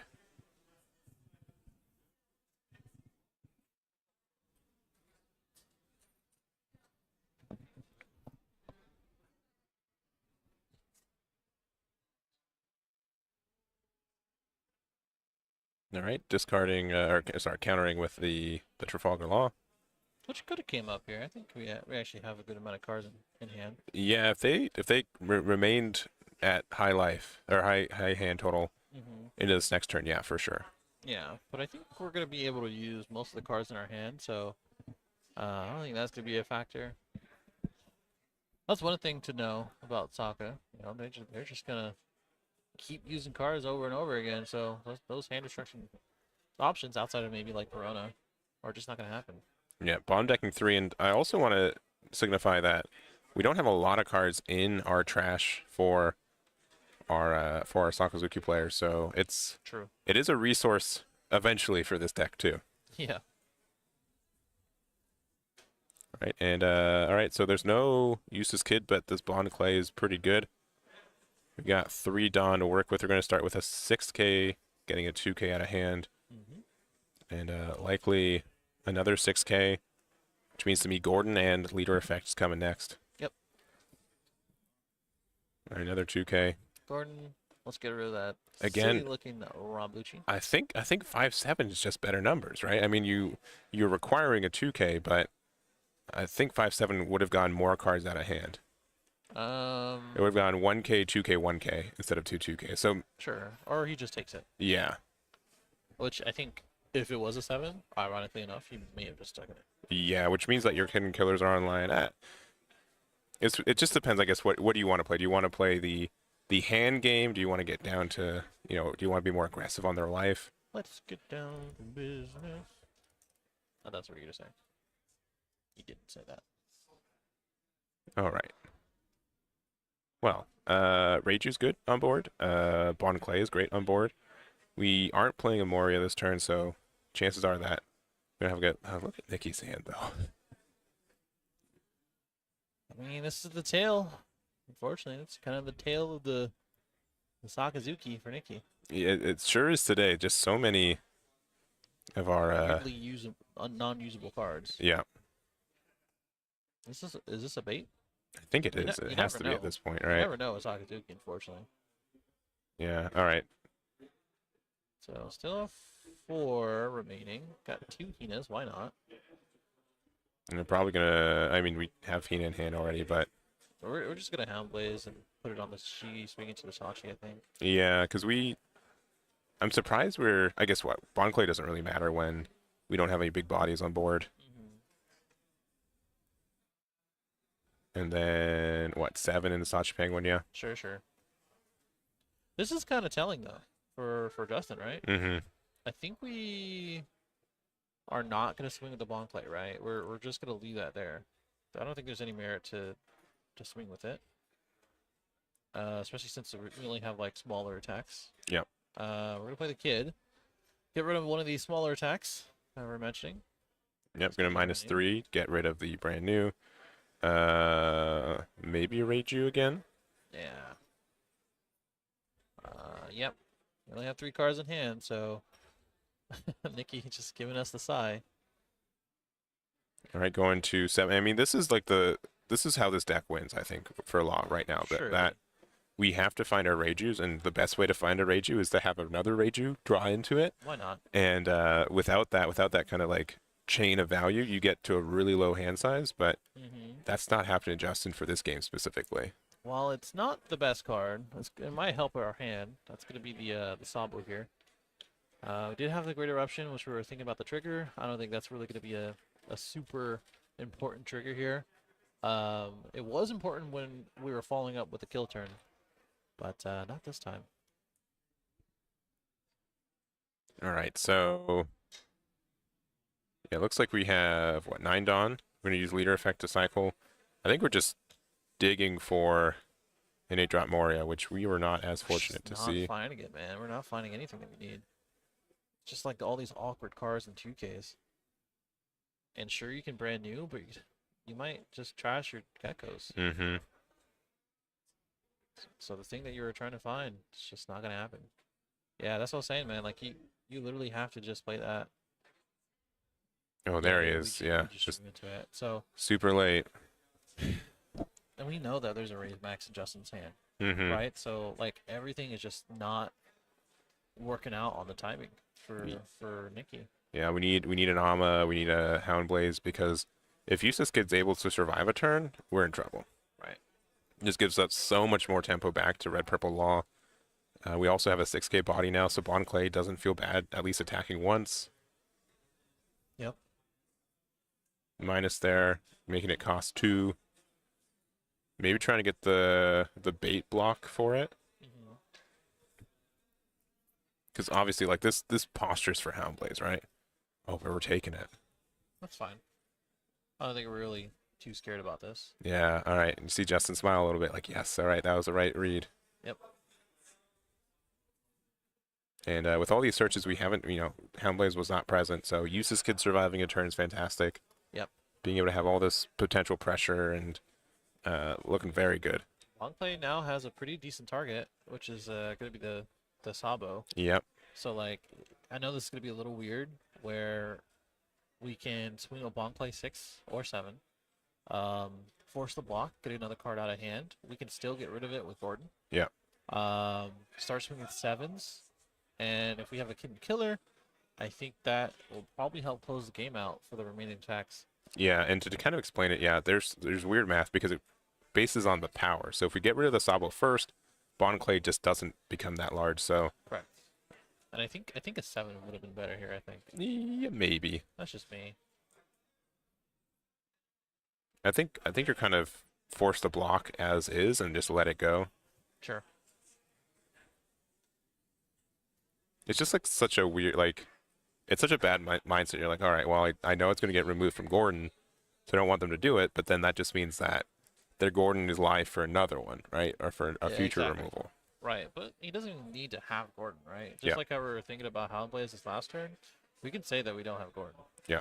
But that's not the case, unfortunately. All right, we're going to actually play Miss Sunday here, so we're just going to get even more value. You're going to get a draw for 1, raise max, use the raise max, bottom deck the Sabo. Use this Kid effect, get a Dawn back. I wonder why he did it this way. Get the Dawn back. Kid and Killer? Did Okay. not get the Dawn back. No, we're doing it now. Okay, there it is. Okay, yeah. Yeah, we're doing it now. So Reiju comes in, 5k swing. We still have Kid and Killer as a 7. 5k with the leader or 6k. Mm-hmm. We can even do 5 here, 5 with leader, and if you're feeling bold, 7 with kid. Which I would be moderately at board state, cards in hand, if I have just a good amount of counters. Right. Nicky in the tank again.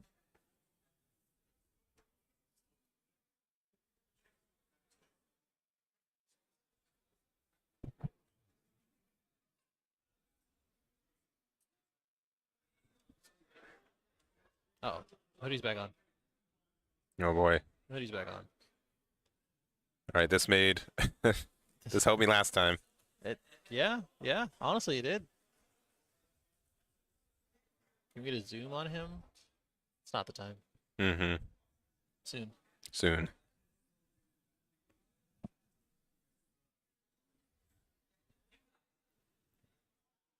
All right, 2K out.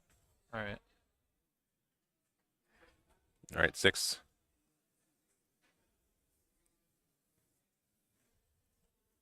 Another little gut check, I think. All right, taking it. Yep. I'm thinking about taking it. Okay. This is basically saying, like, if you swing with the kid, and I don't have another 2k, it might be a little bad. But I think this is better. Yeah, we're being a little bit defensive. I think we could have pushed for kid, but I mean, we used a whole 5 Dawn for the Miss All Sunday, so I was a little confused on that one, but I can understand it. I think Justin's like playstyle is understanding like hand parity yeah. and just And- game state. Like he wants to set up a game state like this where it's just like take it, try to take it. If not, I'm gonna run you over next turn. All right, so priorities for this turn, we definitely want to try to get rid of either the kid or the kid and killer. Mm-hmm. So the kid and killer are our targets. Very funny. Very. But this is I don't think we're gonna be able to get the Dawn numbers that we want, especially since I don't think we have Alma. If we did, it would have been very good in previous turns. Yeah, I thought we had Alma earlier. I don't think so. Are we deciding we have to go for game? I mean, we have 5 cards in hand. You're gonna get him 6, and with these smaller attacks, it's not looking great. I think he's doing his own little gut checks. Yep, 1K out. Pretty easy. And then, yeah. Just, yeah, conceding on the spot. Yeah, I totally Okay. understand. Okay. Well, we couldn't get in, and now we all know what that means. Yeah. So Red Purple Law is in the finals, Yes. and Yes, he is. one of our 2 top 4 Sakazuki's gonna be battling out for it. Yep.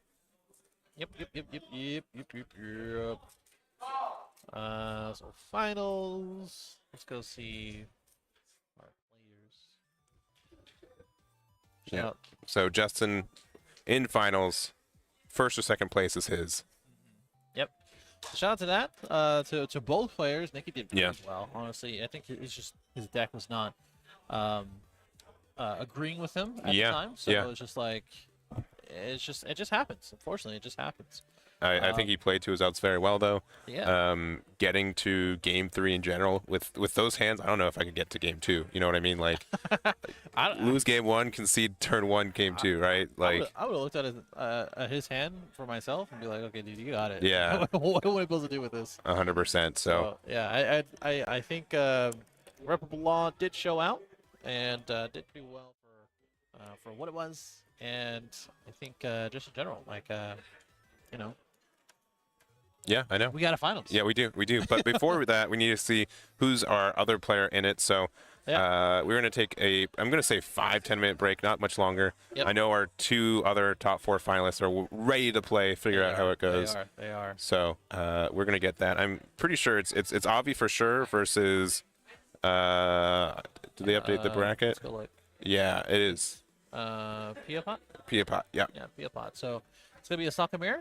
Haven't seen one all weekend. We've been dodging Actually, them. yeah, we haven't seen one all Narrowly. weekend, which is literally why we did it. Yeah, Because we were going to see one here. we So, knew it. Yeah. And can't ask for a better matchup. Avi has been showcasing Sakazuki in a better way than I've seen in a long Yeah, time. yeah, definitely. He's from Arizona. Super solid player. Yeah, we don't Love to see the scene. care What? about Come on, let me. location I'm moving or this anything month. I else gotta be like that. Arizona stand for one more month. All right. You're a LA person now. So All right. All let's go right. ahead and go find our players real quick and have them set up, and we'll keep it going. Yeah, it's probably like 5 minutes. If They're that. already sitting down. Literally, if that. So yeah. So we'll be right back. See you guys in the other side of top 4.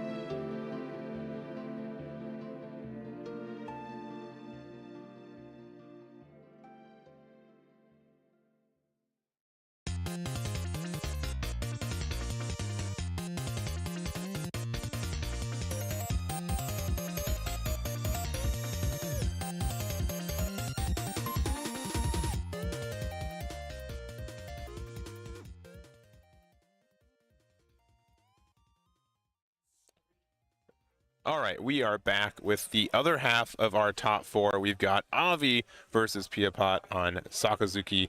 Mirror match, the first one of the day for us, which is fine by us. Last one of the day, too, and maybe even the last one ever. That's very dramatic. At least on stream for us.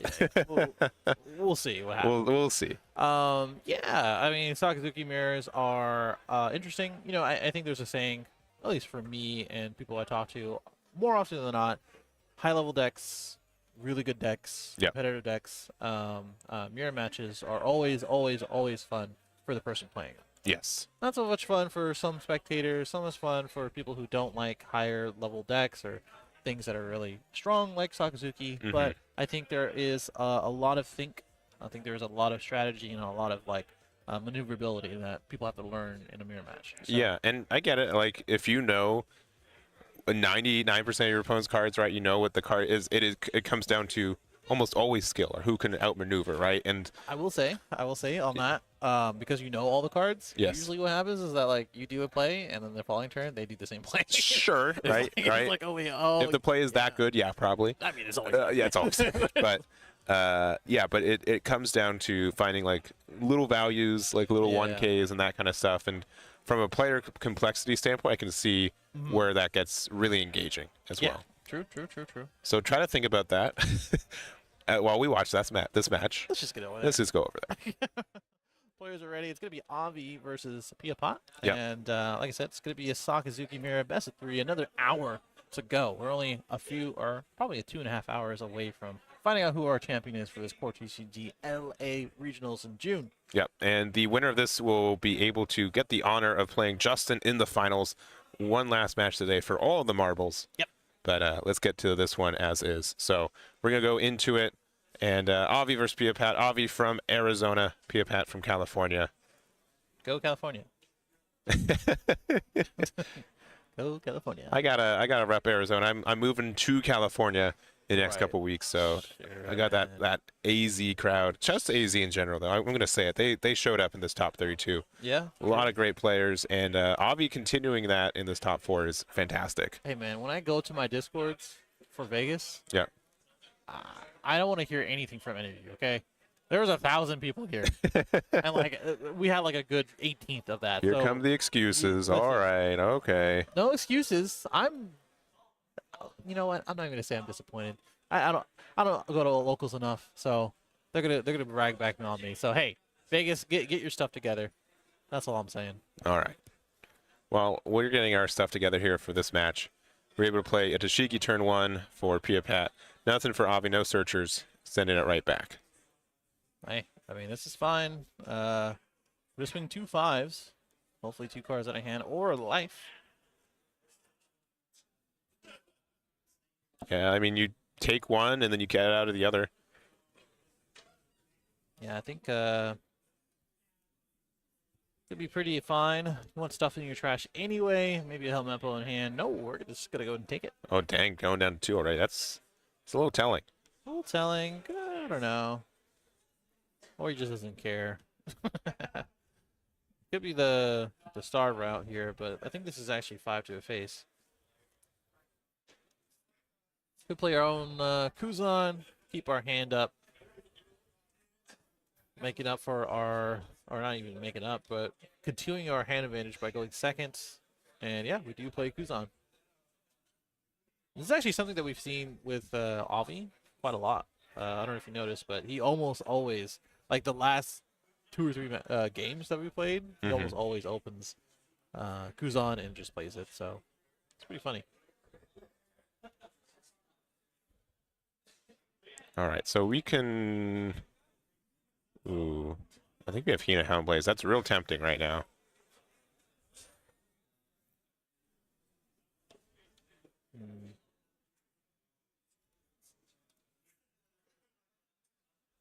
Okay. Let's see if we can tap the 3 here for a Hina Houndblaze, yeah? Yeah, I think that just makes a lot of sense, yeah. Being able to bomb deck the Kuzan here. It's going to be a 5K Tashigi and then a 5K leader. No worries on that one.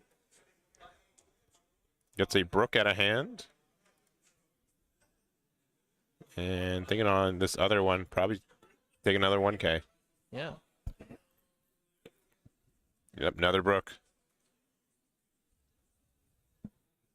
Man, these Brooks will be nice if we have Rebecca's to back them up. You're asking for a lot. I am, but I don't think I'm going to be denied.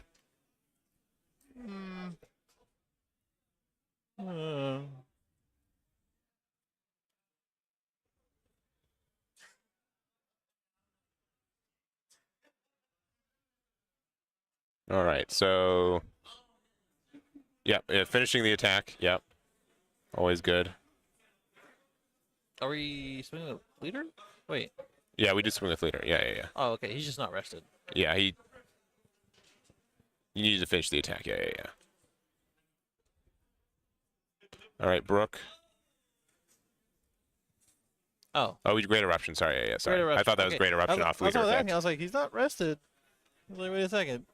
Yeah, Great Eruption is such a you have to really pay attention because it's either played off, yeah, and it's only one Dawn, so you can sneaky it's easy to miss the one Dawn you miss, yeah. Yeah, Brook off Rebecca is very strong. Yeah. Gonna bond deck a Gecko though, so gotta keep that in mind. We do have one in hand, so that's fine. Brook's gonna be a little annoying. We're both using our 1-drops and 2-drops to do a little damage. So Brook basically says no. Yeah. Spreading out our trash, just seeing what we have so far.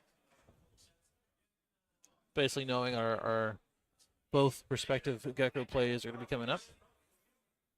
Just keeping in mind for future.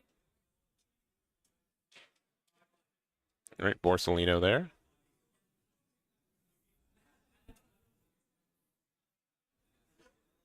Okay, another Shigi. We really haven't seen Borsalino, huh? Not really. Borsalino, very much. You've seen Deckless. It's been a little bit less popular. Yeah. Just more and more decks have ways to get around it. I think Moria still has a hard time getting around it, but like Yellow has 200 million volts. We have Sakazuki and Law being able to bottom deck it. And use weird option like this. Yeah. Bottom deck it, right? And of course, Reparable Law has Gordon. So yeah, that makes sense. Which is crazy. It's such a good card. It's such a great card, yeah. That's a great eruption. Are we doing an Alma play? No, I'm guessing what we both cost 2 right now. No, 1. Okay. Yeah, because Brook is 1. That's correct. Yeah. Getting rid of the Great Eruption Sound Blaze. So we were able to get rid of both, which is quite strong, but it did take a good amount of time and resources to get there. That's the issue sometimes with Sakazuki. Yeah, it is.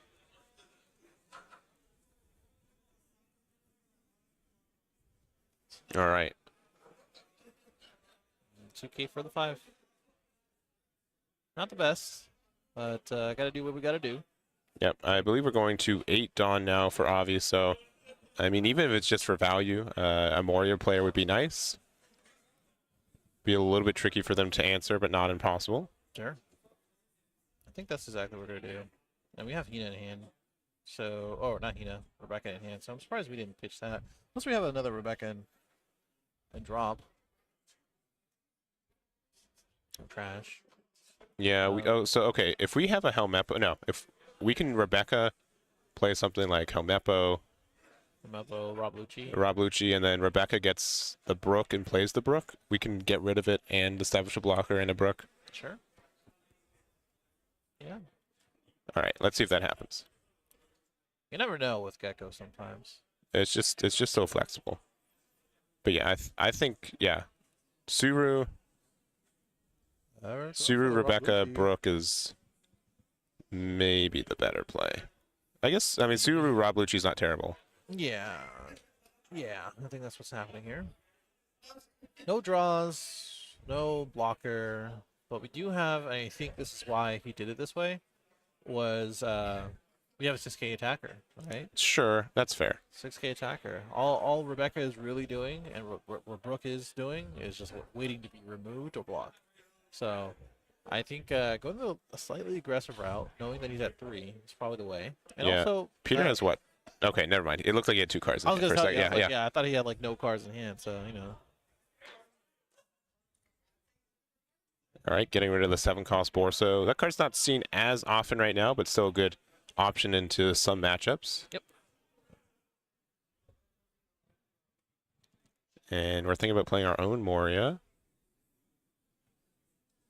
Kind of have to at this point. Yeah, I mean, this is what we were talking about before, right? The good plays, the good cards. Yes. You did that. I'm gonna do the same. I do believe that. And honestly, it's not a terrible play because you're gonna be able to remove his Rob Lucci. Just depending on what he does, I guess. They're asking for cards in their trash. We only have 4. It's Rebecca, Brooke, Rob Lucci, and Hina.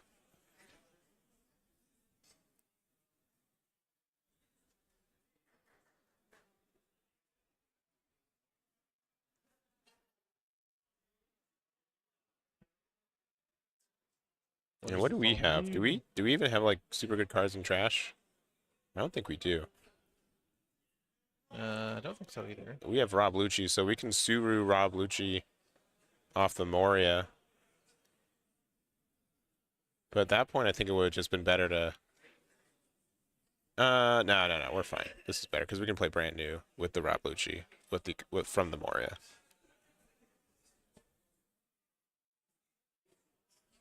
Yep, there's Rob Lucci. There's the brand new. Gonna be able to use the brand new effect first, fill up our trash, and get another card draw, hopefully. Unfortunately, no. No targets. No targets.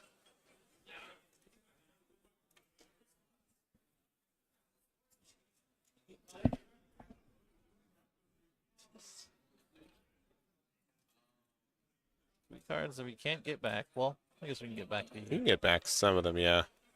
Actually, no, just the 2. Yeah, okay, yeah, keep yeah. Because we have Tashigi as well, right? That's about the same. Yeah. Pop the Ravolucci we were talking about before. Yeah. We could get rid of the Suru, but I think at that point it gives them a Suru in their trash, which is probably more valuable than, you know, a 0K on board. So I think we just leave that be.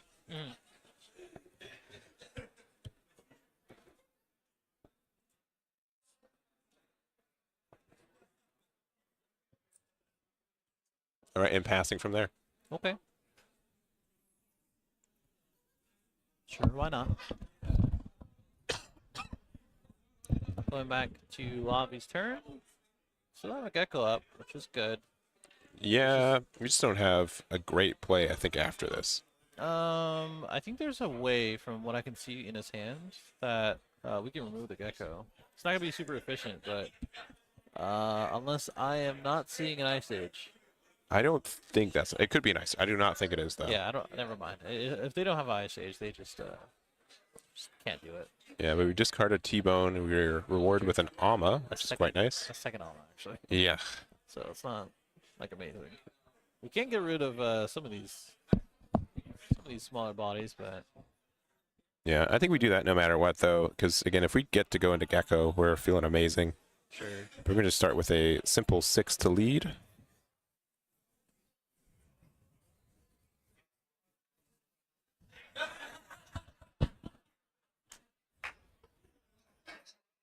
All right, making our Moria cost 7. Use a 2K to get out. That's something. Go 9 to lead. Yeah. Going down to 3, we're going to play Rebecca. So Hina reduce the Gecko, right? Yeah. Double checking if we have any targets. We don't. Yeah, Rebecca's the good one. Yep. Or Hina's a good one from Rebecca, yeah. Rebecca into Hina. Oh, okay. Are we just... Wait, are we hardcasting? Oh, we are. Oh, okay, so you can't swing into it. Yeah, I see. That makes sense. Okay. Yeah, because it's the same amount of Dawn anyways. Kind of. You have one extra, Kind of, yeah. So yeah, we're hardcasting it so we can't swing into it. And we're going to go ahead and remove both the brand new and as well as the Gecko. Yeah, so Interesting with how the Dawn worked out on that one, but yeah, having the Hina active is way better than having the Helmeppo active, even if it did cost one more Dawn to do so. We weren't really doing anything with it, so Yeah. real good insight from Avi there. Yeah, just worked out the math pretty quickly and just went for it. I think based on Aya's hand, man, I don't know. Okay, got rewarded into a Rebecca, but we don't have one in trash, I don't believe. Yeah, that's what. Oh, we do. Okay, we have one Rebecca. We do have Rob Lucci. We could play Rebecca into Rob Lucci, and I think if we have some sort of reduction, we can get rid of the Hina, and as well as a Rebecca. So I think we're just gonna go with the Gecko play, though. It's never the worst one, right? Nah, I mean, one card turns into a bunch, so I don't know. Yeah, especially with the setup that we have right now. Yeah, very tempting.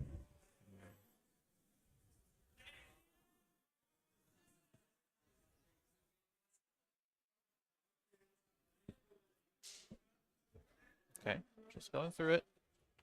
Got some choices. Gotta make sure that we consider all of our options. And also see, I mean, hey, Hobby's like, hey, you're looking at that trash a little too hard. Let me look at that real quick. Yeah, I gotta consider all our options, because, like, yeah, again, don't want a television and just to remove. Yeah. I think if you want to be sly about it, if you can't just get rid of the Gecko, maybe just go for the Helmeppo. Peanut? Yeah. There you go. Yeah, that's what I'm thinking of. So that makes it easier for us in our decision. We can still Gecko because we're at 10 Dawn. We're now 9. And if we have like a Great Eruption, because we do have that separated, that might be pretty good to reduce our Rebecca. And then we can go into Rob Lucci, Helmeppo, and remove both for Gecko. That is. Can't just like magically. Yeah. Trust me, bro. I know.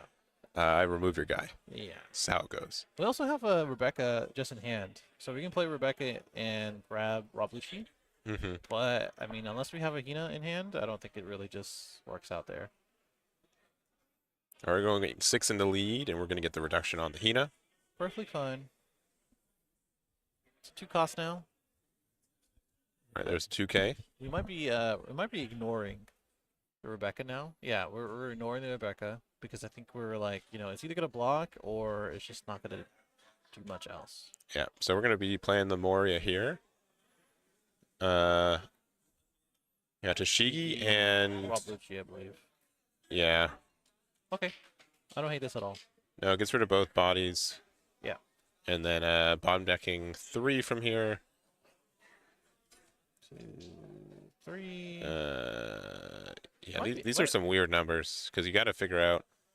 All right, yeah, Suru could be played off of Moria later, right? Yeah. But Rebecca can pick up the T-bone. I don't know, man. I think you probably should have resolved Tashigi first, right? Oh, did we? I don't. We didn't resolve her Tashigi. It's up to, right? I guess so. I believe it's up to. Yeah, because we didn't look top 5 at all. Uh-oh, nerves getting to him. I believe that is up to. Let me look it up. Let me pop it up.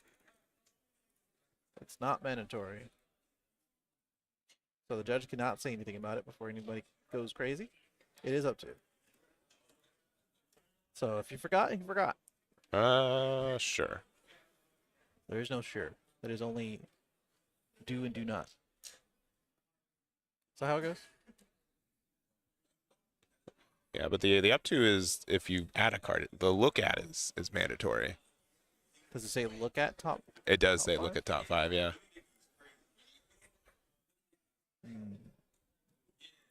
Well, judge has to say something then.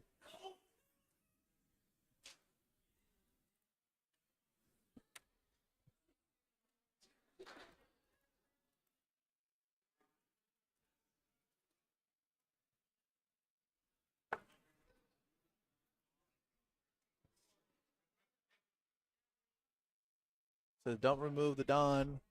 We did forget the Tashigi. I think our resident Eggman is now going over.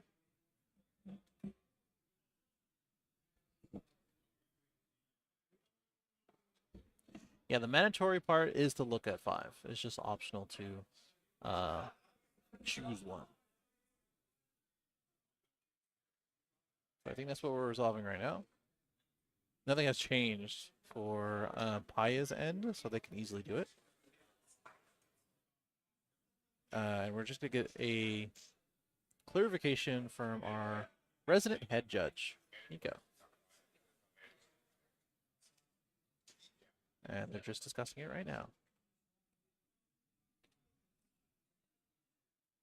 So they can still resolve it. I mean, it's not impossible to resolve it. Again, it's just one of those things of none of the game state has changed. Yeah, but it will change because you look top 5, right?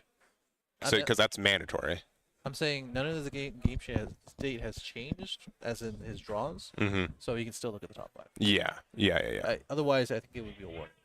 Yeah. I think I think it's probably still a warning. I think it's still a warning. Yeah, but it is mandatory. Yeah. So if it said something like look up to top 5, yes, 100% that's optional. Yeah. But with this one, I think it has to resolve. Sure. Yeah, it changes the game state. I'm saying nothing has changed before you passed. Or after you passed, sorry. Yeah. So you can still do it.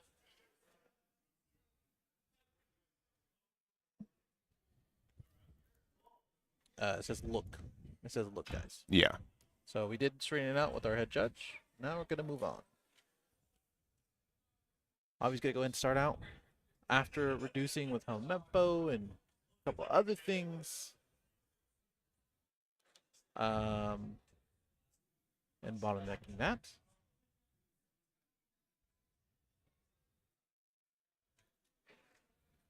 And now we're swinging, what is this, 10? Yeah, 10 into 6. Oh, yeah, well, that's gone, right? There's nothing you can do about that. There's nothing you should do about that. Uh-oh. Uh-oh. What are we doing? Uh-oh. This is 3 cards, right? Yeah. Yeah, we don't do that. You're serving for something else. Like this. Okay. Or just... No. Oh, okay, I was about to say. I was like... it's like, wait a second. Okay, so this is pretty good. It just means that we're not able to... We're functionally not losing. Yeah. Unless they play Usopp, which I can say more confidently we're not. Hey. You can put anything in a Sakazuki deck. Yeah.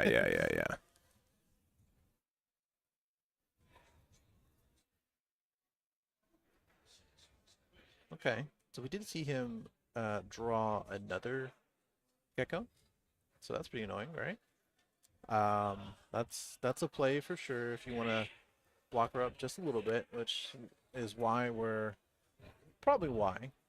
pitching the Rebecca. I don't think there's a world that we win here, but there is a world to. Okay, I was gonna say like, okay. I just immediately went. Does Ami have no cards in hand? Is that what it is? Actually, I don't think he has anything in hand, right? No, I don't think so. No. Oh wow. Okay. All right. Thank you. I just didn't know. That makes a lot more sense for him just swinging 9. Yeah, reduction on the Helmeppo. Not that really. I mean, I guess if we have Brook, it matters. Mm-hmm. Which I think we can play off this. Yeah, if we have. Yeah, we're going to concede. Yeah, Avi's saying, you know what? I see cards in your trash. You can 100% remove my Helmeppo. No way to win next turn. Mm-hmm. It's going to be a scoop up. Right. Okay. Well, Aya takes that one. 1 point for California, baby. So, a bit of a back and forth. Saw a few geckos come out, and it just kind of came down to attrition. Just really edged out at the end there. Yeah, I also want to mention, not that it's really come up for us to stream today, but this is also a timed match. Mm-hmm. Right? Next match, finals, untimed, as far as I know. But for this one where you do need to get through game 3 now for Avi, scooping a little early makes total sense. You want to make sure you have time to be able to get those 2 other games. And yeah, definitely, you could survive one more turn, but you need those 2 other minutes for another game. Yeah. Totally correct. All right, so started off pretty quickly. Yeah. Avi's happy with their opening hand. Pia Pit is as well. Almost forgot life. Almost forgot. That is also mandatory. Yeah. Oh man. All right, we're gonna start it out though. Obviously, Avi chose to go second. No surprise there, right? And we continue to see if we can keep this going. Yep, early Hound Blaze off the Tashigi, using leader effect, discarding a Hina. Looking pretty good.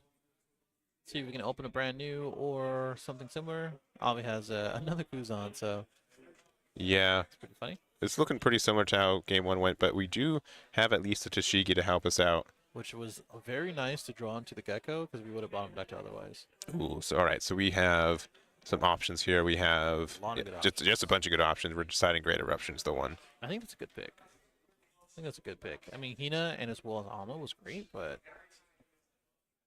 I think we already have what we need in our hand for the most part. Great Eruption is going to help our Rob Lucci eventually, and as well as a couple other cards. But going back to Paya's turn, that was brand new, so maybe a bit of a 6K swing and then play that. Of course, our hand is a little bit awkward going first, but it's going to even out eventually.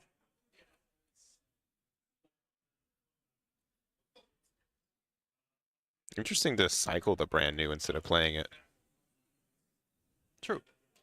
But we're going to be able to get rid of the opposing Tashigi with the Hound Blaze.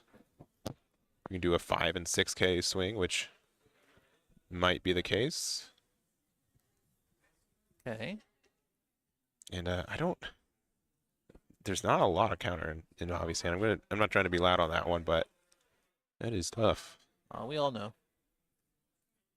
All right, so we are at 4 cards in our Dawn area. We're going to go 5 into the 2K. Sure. Go for it pretty quick. Kuzan again. Yeah. Let's And see if we can continue to fix this hand. And just hope there's no removal for him this game. Spoiler alert. Yeah, Maybe. you were playing the removal dot deck.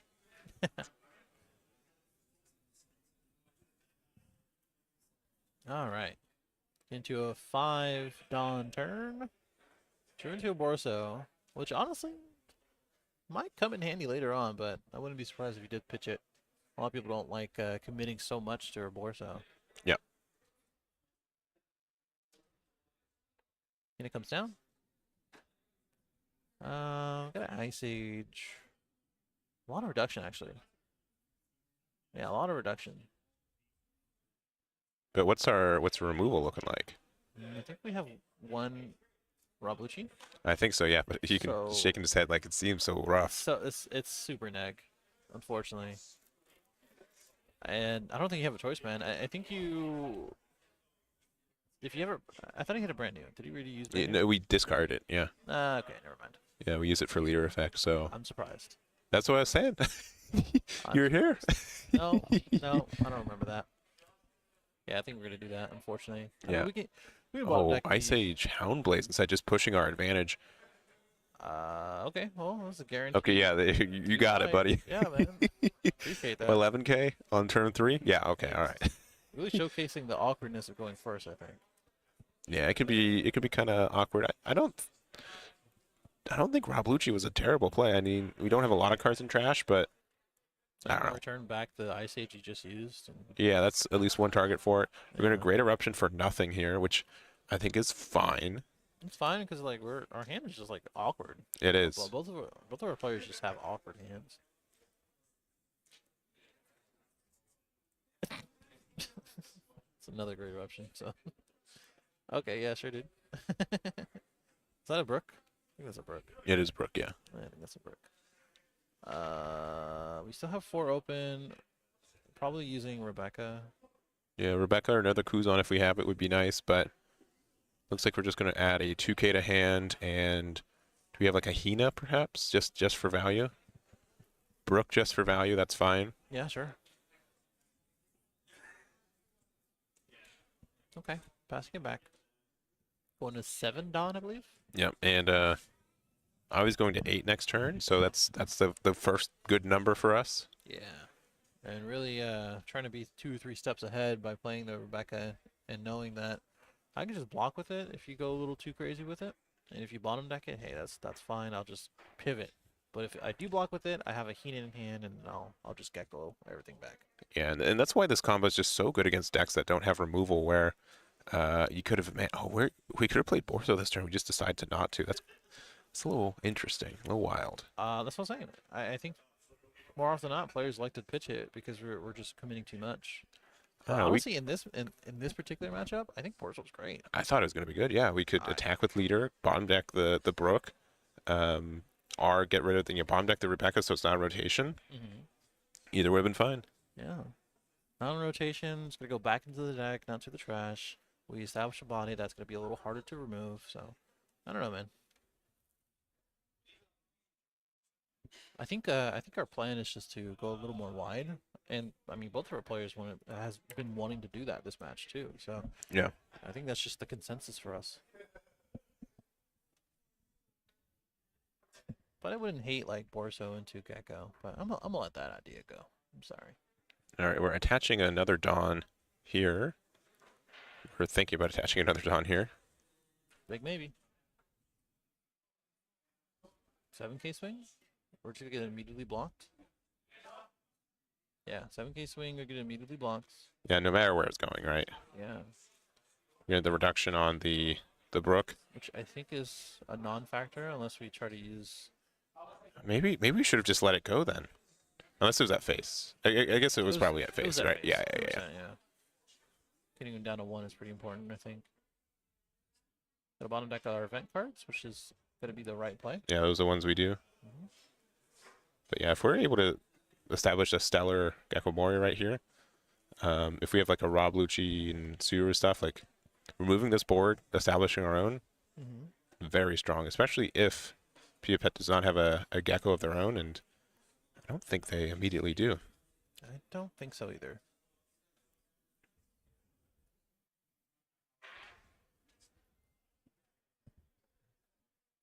And I don't want to oversimplify this matchup, but it really does. Like, if one person has more Geckos than the other, it's an immediate advantage. Yeah.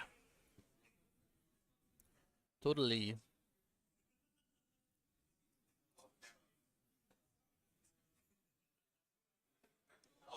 Okay, well, let's just get rid of one of them. Why not? We do have one of them. We have, I think, actually we have 3. I think we have 3 in here. Yeah. But interesting to, take it off, pause it for one more turn. Oh, we're thinking. I think that can. No, it's activate main. Helmblaze could have bounced Shigi back to hand. Yeah. If we wanted to.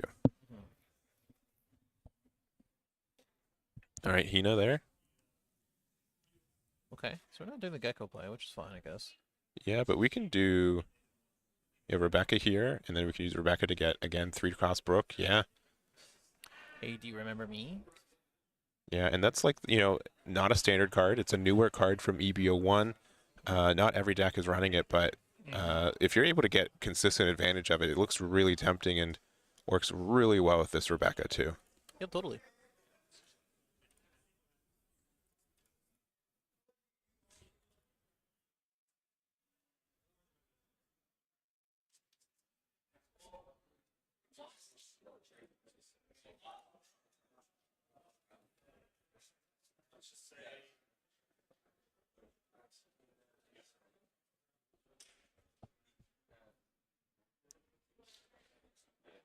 Okay, continuing on.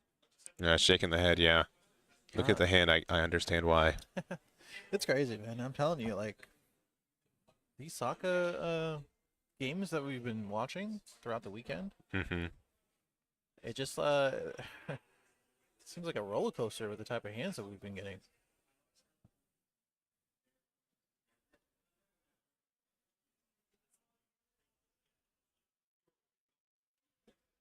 Plenty of time, though. 28 minutes or so in this game, too. We go ahead and reduce. Looks like Brook. Okay. Looks like Brook. Ama to get rid of both, so we get that value there. We play Brook and then attack big. We could do I some think. good numbers with leader and Tashigi if we want to. Mm, no, I think it's just a 7 or 8 swing. Oh, okay, 2 5s. Perhaps. I guess 2 5s. 2 5s and a brand new. Or Houndblaze. Oh, okay. It rarely hits the board, but Okay. it sometimes do. I'm surprised we didn't use Houndblaze, right? Hmm Oh, that's weird. I think we're just using for a situation where it's more impactful. But at the same time, maybe Avi's just being he's bluffing, saying, "Oh, I don't have Moria. I don't think you have Moria." But He's like, I'm completely lying. oh I man, only all have right. 3 aces to What's the this say? game. Is he playing Isho? He's looking he looks at the camera directly. Yeah, I that's lied to you. that ain't Isho. Yeah. So Helmeppo Rob Lucci is probably the best two right now. Mhm. Rebecca, brand new, can get us some good value if we end up finding an Ama. Okay, yeah, one target. Why not? But that's a good target that we can play off of our Rebecca if we don't have a Hina, but we do. If we don't have a he never. Yeah, if we do. Man, paying 5 for that feels really bad now. Yeah, because you lost a 2K. That is an Ama, 5 into face. And always just showcasing how to punish correctly. Yeah, I think that's correct. And so What a haymaker. it's looking like a completely different match. Honestly, depending on what we see, like if we don't find a Gecko like off this next cycle, I could definitely see us just going directly into game number 3. Yeah. I mean, he might scoop it up here, man. hand. Sabo gives you like some hope Mm, if Avi doesn't have Houndblaze, which spoiler alert. is a bit of a fantasy. Mm-hmm.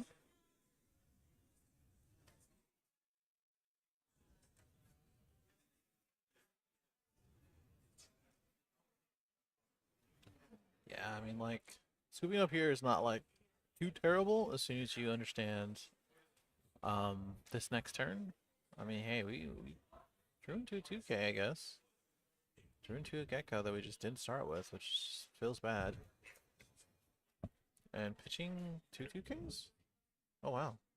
Yeah, That was a T-Bone and a Suru. and of course, you know whenever you commit to that play, you just draw the Gecko, right? Every time. Yes. You did this time at least. Yes. All right, 5 at life. Our Hina. Could Yeah, be it doesn't Hina. really matter. This is the only attack we can effectively use, by the way, so... Yeah, I mean, unless Suru's feeling it. Yep. Hey, man, we're reducing the Gecko. We do have an Ice Agent here, so that, I mean, that makes sense, I guess. We could Ice Age Lucci I just feel like these plays are becoming more and more inefficient. for sure. No fault of No. at all. It's just this is just what you have to do sometimes. Yeah, so Ice Age Lucci is going to be able to get rid of only the Moria. Oh man. Yeah, only the Gecko. Yeah, that's rough. This is only rough because we only have one blocker, which There makes was, it Okay, never mind. Okay, I thought we were scooping up. you're a little ahead of yourself over there. A little ahead of yourself. All right. I think Helmeppo Houndblaze just objectively wins us the game right here. Yeah. We know we have a Houndblaze in hand, so I mean that's just good.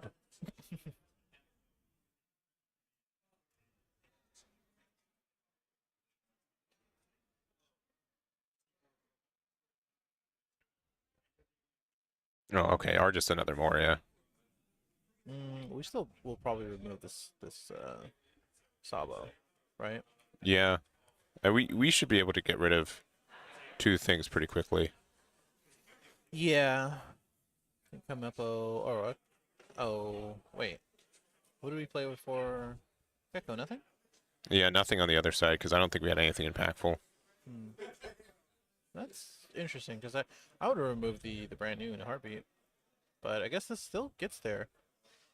Because we're gonna Hina into Houndblaze for the Sabo. Yeah. Here we go 5. We can go 5, 5, 6.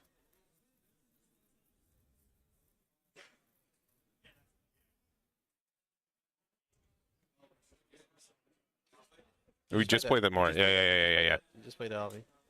A little excited. Yeah. Gotta zoom on. I'm sorry.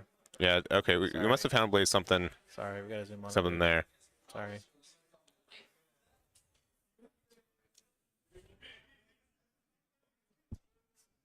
All right. So we technically have enough attacks to go for game.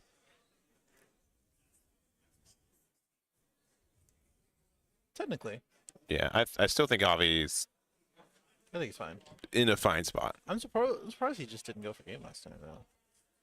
But I don't know. Yeah, because I think we had Helmeppo in hand. Helmeppo Houndblaze, I think, was a go-ahead with 2 bodies on board. Yeah. But I understand wanting to be safer about it. Yep.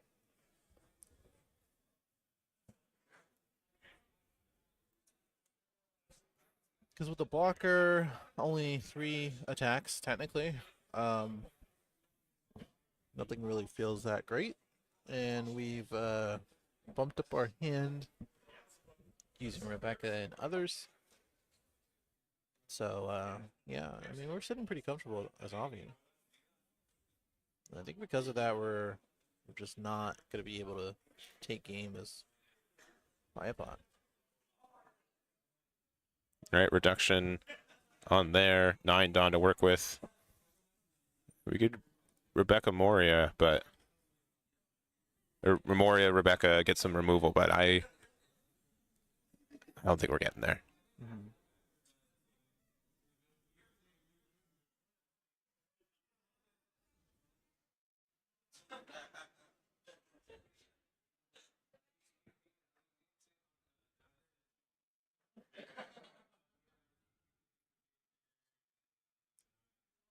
Yeah, there he is. All right, for 8.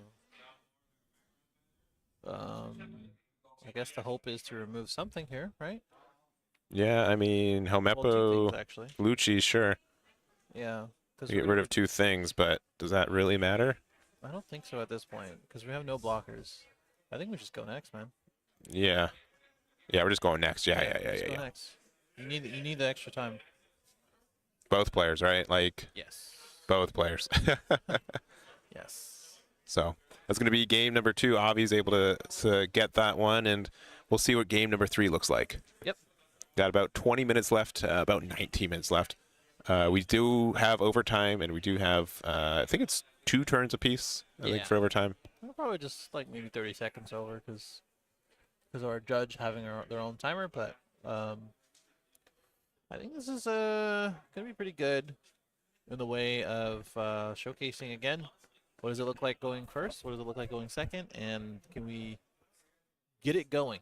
Yeah, for sure. This game 3. Yeah, and I think it makes sense to think out your plays, right? Like this is not easy, and like when game is like you're 1 game away from finals, right? Yeah. Even if it takes a minute, I understand like why you want to spend the time for it. Looking back in hindsight, is it the best play? Sometimes no. No. But if there's a way for you to win, it's so tempting, so tempting to go for it. I do agree. I do agree. But this time it didn't really work out. And I think Biopod's going to try to go ahead and go for second, right? Yeah, I would imagine. Peapod is okay with their opening hand. Avi's trying again. Yep.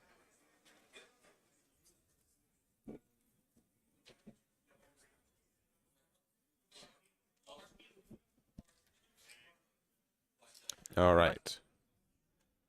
So definitely going first.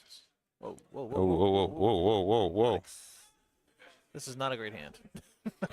Could be. We have Tashiki. Oh, okay. Yeah, we're It fine. is We're Tashiki, fine. We're fine. okay. We're fine. All I saw was the 2Ks and a Gecko, so like, maybe a great eruption here. Yeah, we got a good pick of top 5. Yeah, or Amma. I think Amma might be good. Every card we can grab. Yeah. He is good too. I think, literally all of those cards were good. All right, so pass it back.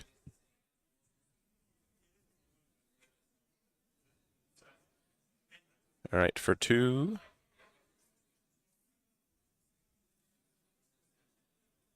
Playing the brand new. Excuse me. Oh, whoa. Yeah, three targets for us as well. I guess 2 Ice targets. Age. Yeah. Yeah. It's Yeah. definitely gonna be 2 We can get targets. Tashigi if we want, but yeah, Ice Age makes sense. Yeah, Ice Age is definitely good play there. And then leader effect, discarding Rebecca to draw another, and passing it back from there. Okay. Can't ask for more.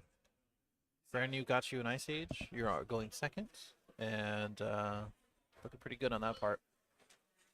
Yeah, it's kind of weird too. Like Gecko on curve, like on 8 is great, but if you have Gecko on 9 is fantastic because you can like Great Eruption or or not Houndblaze, but Ice Age, yeah. And we're able to get the immediate pop on the Brook there using the cost reduction from the Sakazuki as well as the Brook effect. So I keep forgetting that Brook minus is 1. I was like, how do you? Oh yeah, right. yeah, Sun player on attack and then go from there. So really good cleanup tool for these mirrors too. You can just play it, get rid of 1 drop Tashigis or in combination with leader effects. So real nice. Just a 5k swing. Gonna easily take that one. Minus the Brook by 1, and we're gonna get rid of both. Seems That's good. I mean, it's how it works. a little early on the Rob Lucci, but who cares? Because we're gonna clean up this board and continue on. Yeah, and something is that like this is a cost, right? To do that of, late game bottom decking cards are not really identified as a cost, but early game like having to make a decision of what cards are important to keep there. Half the cards probably in trash are valuable to keep there. So, all right, looks like we're gonna Tashigi look at top 5. We're gonna get a Kuzan. Sure. All right, that's pretty good for this turn, just to play that out. Yeah. Didn't have a Houndblaze or anything like that, so we can like Hina Houndblaze, but we go ahead and get into another 5k swing. Maybe play the Kuzan right after, and then give him the old pass. Yep. So playing the Kuzan there for 4. True. Pass him back. Yeah. It can be removed. Again, Houndblaze is great. We need some help to get there. Another Rob Lucci would be nice. It's just a little costly with how low cards and trash is right now, but that's fine. We have a Green Eruption in here. Yeah, two So 6K bodies on board is nice. yeah, I think we're good. All right, so Great Eruption. We're gonna make the Kuzan cost 2.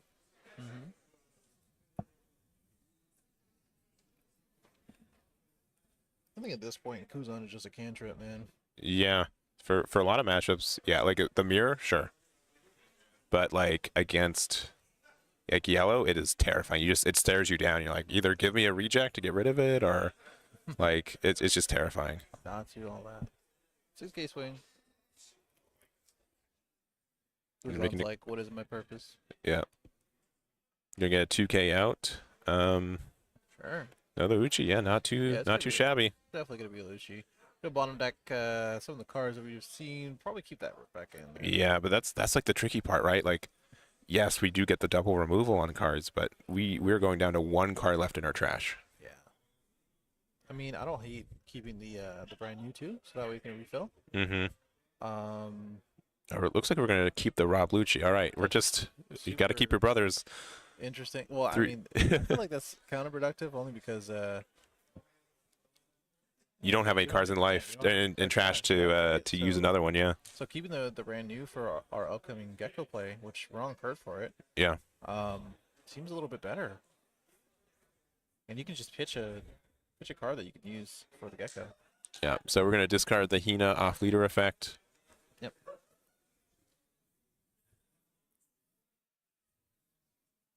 I do agree. We have 2 Rob Luccis, so if he just swings into one of them, that type of thing, or etc. Let me see.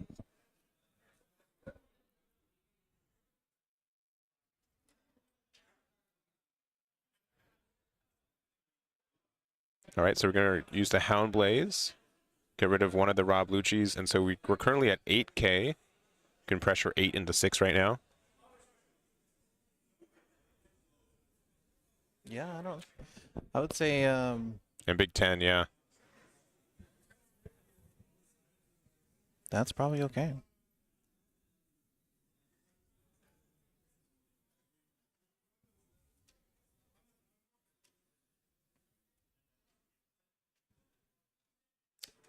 Okay.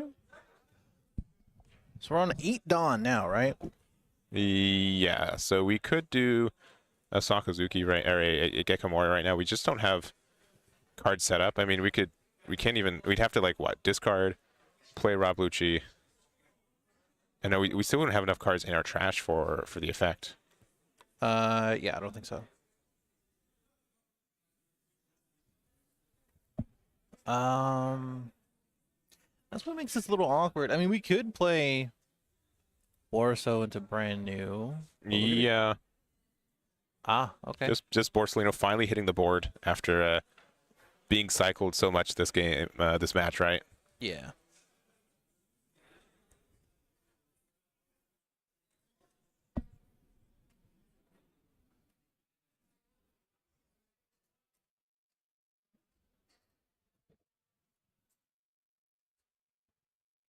Um,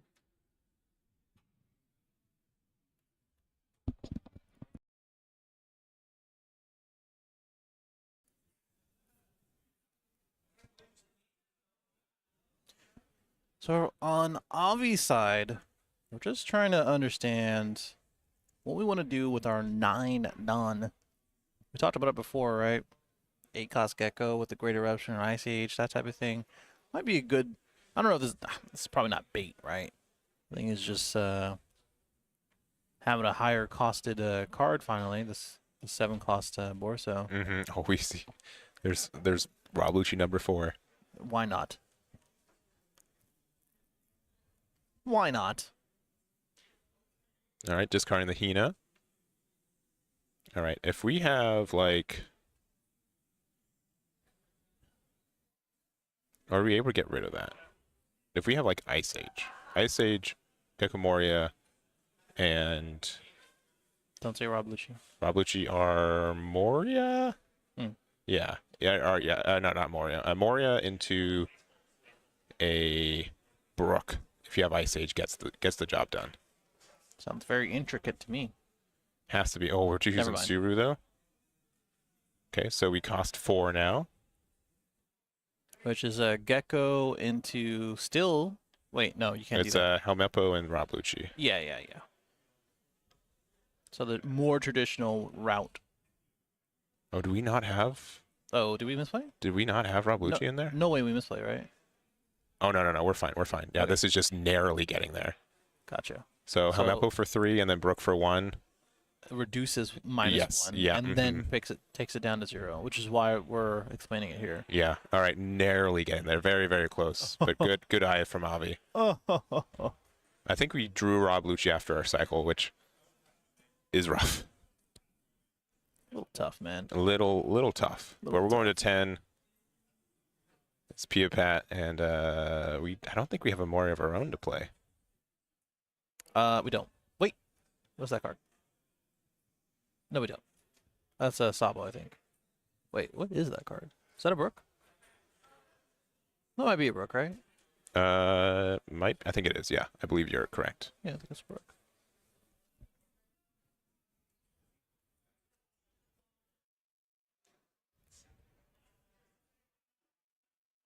Okay, just checking the trash.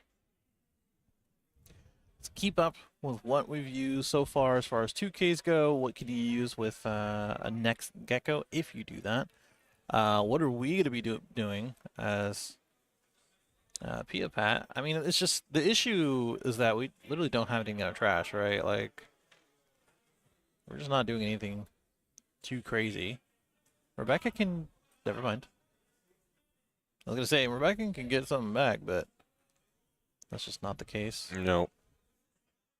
We do have like the Ice Age, which was added publicly Sure. at the beginning of the game too, so that can pressure down the Brook, the Moria pretty nicely. Yeah.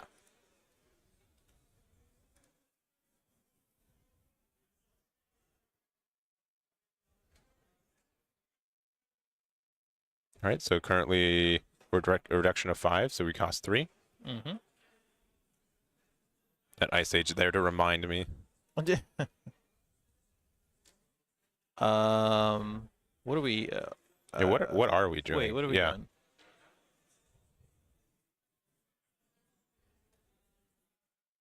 Okay, so we ice stage. I think we're misplaying just a tad, and we're just trying to make up for it just a little bit here. Maybe.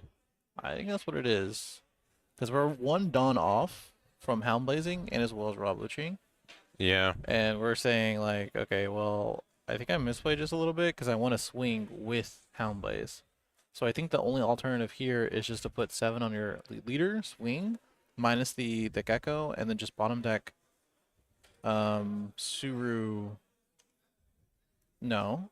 Okay, so this is going to bottom deck what? The Helmeppo? Okay. Interesting. Oh, okay. I see what he's doing. So he's swinging with Hound Blaze. Yeah. Then we can Ama. Or we can like Helmeppo Lucci.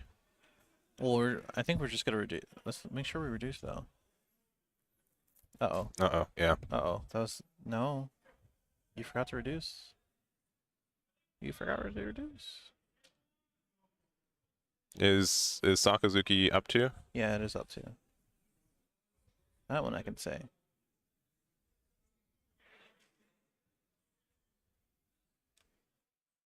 Yeah. So if they didn't declare it, then they'd miss out on the Brook. I mean, we reduced it with the Brook. And they could have said it. Yeah, they did. They did miss to use leader effect. Yeah, I think that's what it was. I think we just kind of misplayed. I mean, it's kind of the same result, right? With the same amount of Dawn. It was just, like, I think we slightly misplayed, and we're just trying to make up for it. So. Mm-hmm. Yeah, but even then, like, I think this is Avi's point to take advantage of. We have 10 Dawn. If we have another Moria, should be pretty trivial to remove this board and put some pressure on it. Yes, I think we do have another. Yeah. Go. And I think we're also, like, Piapad is suffering from just not having the cards in trash. Like, the Rob Lucci's aggressively we're very good, right? We're at 1 life for Avi, but not being able to really recycle that value later games really punishing him. Not to mention that, like, these Rob Lucci's just kept coming up. And I think since saving that Rob Lucci towards the bottom, or when we bottom decked, was kind of like whatever, because we had 2 of them. One of them was going to be going to the drop, I'm sure. Yeah. All right. Yeah, we're going 8 drop. So Brook cost 1.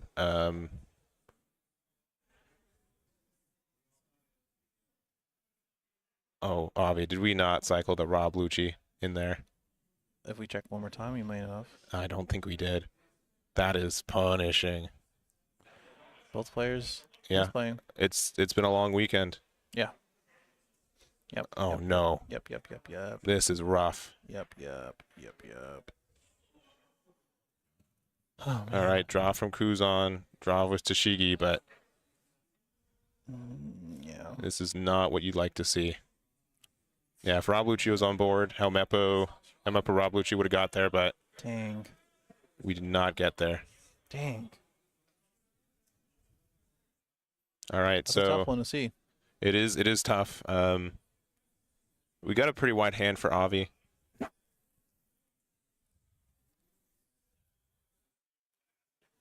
All we can do is continue on. Yeah. That's all you can do. You're at 1 life. We did get a couple cards, and we're trying our best to defend ourselves from here. Separating some Dawn here.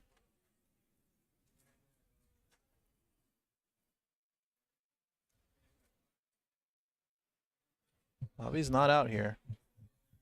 No, you aren't immediately.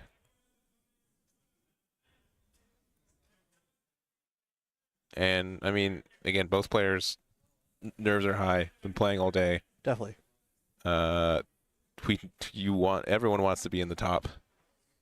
There, we're gonna go big 9. Oh yeah, both of these guys want to be in finals, man. All right, if this is Ice Age, it's great. But all right, 7 here. No, it's not.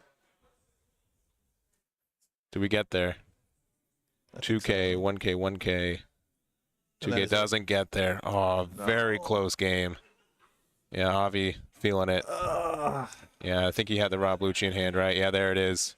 I think he missed the discard from the leader. Man. Could have cleaned up board and just one small misplay. That's your boy. I'm not gonna zoom on him. No. We can zoom in both players. We're both stressed out. We're both. Oh man. We both want to get there, but that one felt. I don't know. I felt that one, man. yeah. I honestly felt that one. Because it really just comes down to like the small missteps. Mhm. Because like both of these decks, and of course throughout 10 rounds and what is this 5 rounds of Top Cut, best of 3. Yeah. You cannot mess up like that, and you cannot mess up those small things. And sure, Sakazuki sometimes is a pretty forgiving deck. Yeah, it can be. Yeah. You know, but at the end of the day, when we're looking up at another Sakazuki, they will punish you. Yeah, for sure. Right? And we didn't have to do too much to punish. We just kind of had to get to the point where we just took game. So, unfortunately here, Avi, I'm so sorry. It happens, man. But fantastic run, though. Super good. Fantastic run. I think super good. it's especially for people who didn't watch yesterday, who just tunnel vision of, oh, this is just a day of tournament. This is second day of tournament. There are nerves. These are some of the best players in the country. Yep. And it's very, very tough to be here. I totally agree. And this is just part of the game, you know. Again, playing this at such a high level, such a big tournament, and a lot of pressure and nerves are involved for both of those. For sure. So we're not gonna go into the finals. We're gonna take a peek at the red and purple law that we saw in top 4, the other match that we streamed, and against Sakazuki. So yeah. Any words before we take our little break and get them together? Nope, should be 5-10 minutes. I don't blame PewPod if he wants to just take a breather off that one. Obviously, really high stress. Yeah. I'm sure Justin's ready to get it over with on the other side, though. Yeah, but he's been waiting. He's been watching the match over here, so yeah, makes sense. So we're gonna go ahead and get these guys together and get the finals for you guys. Yeah. So do not going anywhere. We're going to start.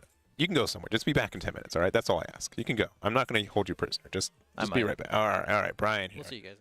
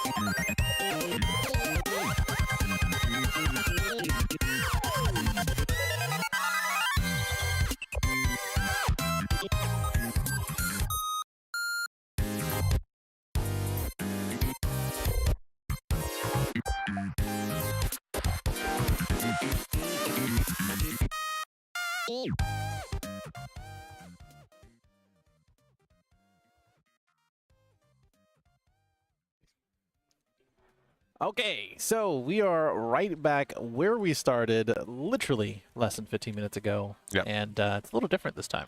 Yeah, we have our finals for not only today, but this our entire weekend.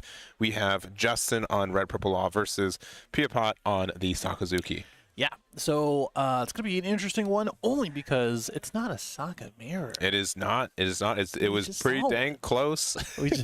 There are a lot of opportunities where it could have been, but we are here today. So Yeah, and it's very interesting because Justin did pull through and showcased, why he got this far, and overall it's been really good. Yeah. As far as just the matchup goes. And again, this is, if I can get to the thing, can I get to the thing? There you go. I think you can. I hope so. This is going to be Justin on the Red Purple Law versus who we just saw? Piapot. Yeah. Yeah. Last match on Sakazuki. And I do believe they're pretty much ready. Yeah. Before we do anything, I do want to shout out to Core TCG. Mm-hmm. I just want to shout out everybody who's been watching. Got a bunch of viewers everywhere. Yeah. I want to shout out also our assistant head judge, Peter, who's on the there, and also if you go to the other cam real quick, we should have head judge Nico. You see his shoulder there, very helpful. No. There he is. Thank you very much, Nico. Zoom. Thank you, Nico. Say howdy to Nico in the chat. Does he know? Oh, he has to know. Okay, I don't think he knows. So Either way, Yeah. shout out to them. Everyone's been great. Judges have been running it, and everyone who's been coming up to us and saying hi. Thank you. Let's get. Ooh, actually, let me do one thing before we get it going. I do also want to say appreciate them letting us do both top 4 matches. Yep. They were super close, and I know you guys appreciate seeing some more gameplay. So we're here at our finals, and one more thing. I think both players are tired. Yep. If I'm to be so bold, I think we saw misplays from both these players in their previous top 4 matches, and it wasn't impactful enough for them to lose. But they're really going to have to buckle down for this final match. Hey, they have no choice at this point. They're in the finals and they're ready and raring to go. I think. So we're gonna get the thumbs up. Yes. There you go. There's the fist bump. We're going to start off with our finals. Looking pretty good already. With a nice little pass. With Law going first. These are untimed. Mm-hmm. So guys, get comfortable. That's what I would say. Potentially, right? Nah, get comfortable. This is gonna be a long one. All right. Well, we didn't really discuss this. We saw this match obviously last round, Nikki versus Justin, where Justin was able to narrowly squeak it out on game number 3, I think. But what is this matchup going to look like for this one? I hope the consensus is true that Law presents too many things for Sakazuki, and they can put him in positions that are not favorable. Yeah. And I'm a little biased. I really like the Law leader, and I like the way that Justin played. But Sakazuki is a very powerful deck. Piapot really did well to showcase that, hey, I can get out of these situations and capitalize on punishing, which we saw last match. Yeah, and so I do want to mention too that Piapot did have the lower seed, which meant that he decided to go second into this match. I think pretty impactful. We do see Borsellino 4-drop, which might be the first time it's been on board to this weekend for us for on stream at least. Yes, which is a little awkward, but kind of makes sense because if they swing here, it's just a free block, and it just induces just not to swing, which protects your life in that one particular turn. But a Gordon and a bottom deck is going to say no to it eventually, so well, we might see that pretty soon here. Oh, we're going to just minus now. Okay. Yeah. Okay, so I think what we're doing is just establishing bodies. It is three or less Dawn, so yeah, I think that is what we're checking here. Yeah, so we went to 6 with Missile Sunday, went down to 3 with the effect, and then we're able to play this out. So obviously more of a tempo play, which is fine for where we're at. We're both at 3 life already, and you know, we're the more aggressive deck for Trafalgar Law. But I think there are some ways that Sakazuki can starve the hand or get resources, but I think that can go both ways. Yeah, sure, man. I think, you know, in general, Sakazuki does have to play it a little carefully here, but we did go second, so this is our favorable turn or curve here. So let's see if we can actually capitalize on it. Yeah. And, you know, I mean, depending on how you feel about what Borsellino provides for you, he might be starting to swing with it, you know? I love attacking with my blocker Borsellino's. Yeah, I mean, it's still a 6K on the back end, and it's a 5K that will help us progress the game a little bit. Yeah, so we're going to be playing the Hina there. We're going to get the reduction on the Missile Sunday. We're going to use Brook to get rid of it. Okay. Very nice. And then, yeah, we're going to leave the I probably would have swung with Borsellino at this point. I mean, we're getting to the point where, you know, we're going to be drawing into the Gordons. Spoiler, if you look at his hand, and also using our 5-cost kid. So that's pretty much where we're going to be, I think, if we have the kid. Yeah, so we're going to use the Gordon real quick to make that a 3K body. We're going to go 6 here, so... Interesting. I love these plays because it literally makes them make the decision. Yeah. Because like sometimes they're like, okay, sure, I won't even do that. I'll be like, okay, cool. Let me not use my -3 if I don't have to. Yeah. So I think we're still gonna do that. We have a Reiju in hand, so that's probably we're gonna be playing. No, that's what you want to do, Justin. Don't you? There's no windows in here. Yeah. There's no windows. Could tilt the cam up. We won't. Soon. Interesting. Are we... Okay. I was about to say, I was like, wait a second. Yeah, I think we like misuse maybe 1 Dawn. Unless it wasn't on the Borsellino, but because No, it could be on the Hina to prevent it from getting cycled again.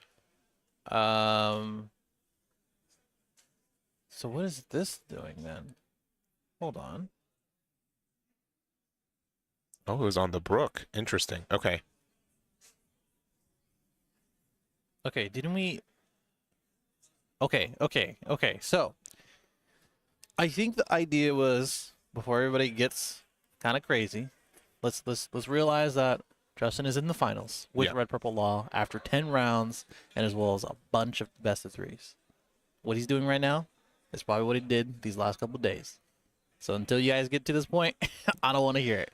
But I think what the idea was is that using Gordon in order to induce a couple cards out of hand, right? And as well as the block. I think that was what it was. I think that's literally all it really was. Here's what I think. I think the idea was, I'm going to use this. They're going to block with Gordon or with Borsellino. Get out of the way, easy. And then that didn't happen. Yes, it didn't happen. He was like, I'm not playing into that trap. Yeah. And now I'm like, I have to pivot. I really still need to get rid of this Gordon because that's the Brook. The Brook, yeah, that's the more important card. So right.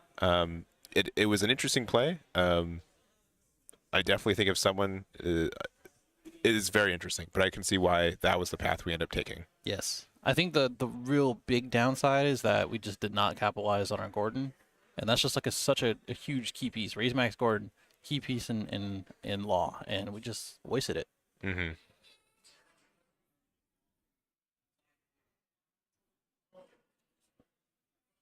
Okay, so we're going to go ahead and reduce, going down to 3. Don't have that -1 and as well as a removal with Brook. And We go into the Gecko, which is Yeah. now going to be It's going to put this into a different game now. Gecko's on board with a bunch of attackers. And we are to use 2 Gordons, which means it's just going to be really hard to remove that Gecko if we ever do. Yeah, and so like this is if you're able to play a Gecko for value like this, that's kind of where Sakazuki starts getting a lot of it just starts to stabilize this matchup, I'd say. Yeah. Yep.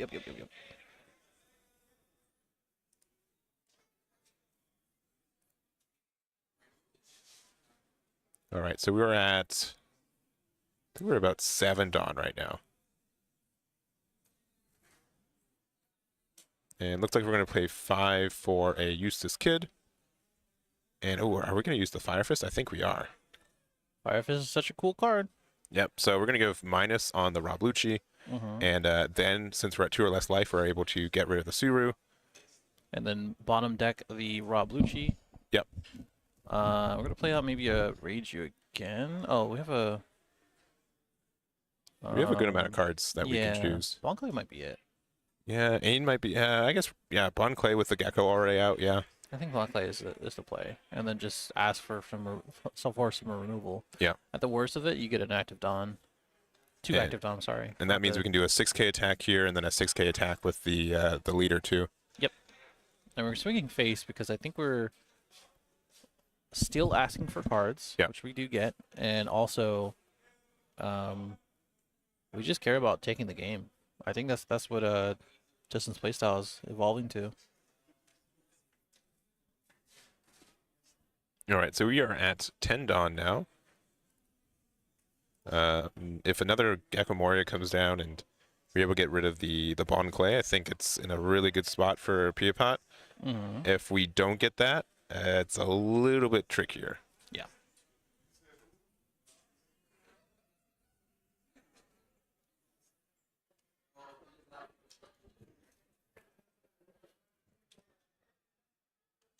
All right, so Great Eruption opens. We're going to target the Bon Clay, I'm sure of it.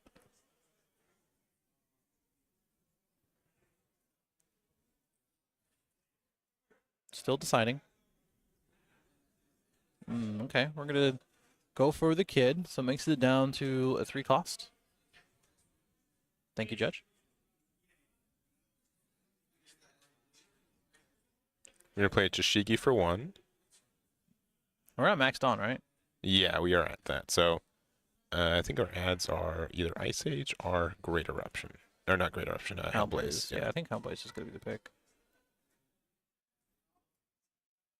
Yeah, Hellblaze is the pick. We do have another Gecko in hand, so... I mean, with the Houndblaze in hand, you have a pretty decent amount of attacks. I think you start trying to go for life. Like a 6k swing. 6k swing. Yeah, because we're ditching the Gecko. I think he's on the same mindset as me. 6k swing. Never mind. Oh, so we're not? Okay. We're just going for pure removal at this point. Okay, that's fine. What are we picking, though? Okay. So that makes it easy for... All right. There's just so many Great Eruption, Tashigi, Great Eruption, Tashigi. Yeah, sure, why not? Another Houndblaze. Why not? Okay, so we're going to keep this going. What a wacky turn. Well, I mean, it's just wacky because he just keeps playing the thing that I don't think he's going to play next. So. Yeah. If we had Ama, I think we'd be in a way better spot. I think Ama's better than Houndblaze in this spot because we could like Ice Age the Bon Clay and then get rid of it with the leader effect or with a effect like that. But it looks like we're going to Ice Age the Bon Clay. Okay, so we're going to remove both of them. I think we do have Ama, right? I think we just have Houndblaze. Oh, we're just going to double Houndblaze and just swing with leader and Hina? I guess so, yeah. Because we're going to do 8, 8, 9. Did we just lose? Wait a second. Did we just lose? We definitely could just lose to 8, 8, 9. Wait a second. I don't like this. I don't like this. Can we go back? Yeah, I mean, Oh, this okay, is never this mind. is Okay, the safer play, but I think it's the play you make every time. Yeah. sure, that's fine. Another Hound Blaze. Get rid of the Bon Clay. Bond Clay. Yeah. Yeah, I mean, this is the only downside of just having Bon Clay out like this against a pretty late game Sakazuki.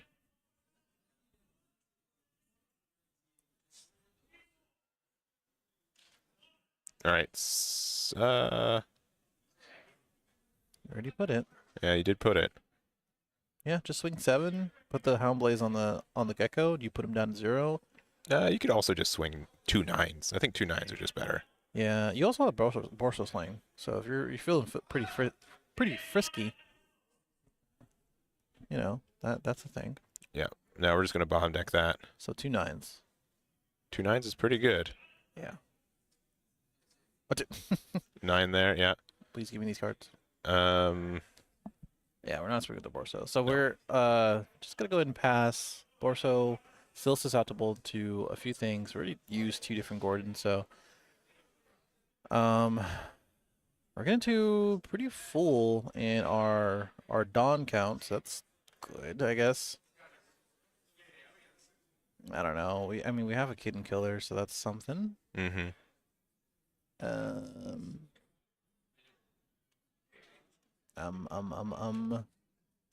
This case win comes. We only have what, 2 cards? Only 1 card after this? There's a possibility here. Yeah, we need to do 3 damage, and Law's kind of good at that. Yeah, but do we have enough Dawn for it? We need enough Dawn. We need a Gordon or a Raise Max to get rid of this. Oh, the blocker too. The yeah. blocker. And no, it's just simple no. Yeah, I think we just pass from here. Yes. Just go to game 2 rather. Yeah, I think you scoop it up. But this is finals, so you're gonna do everything you can and hope for the best.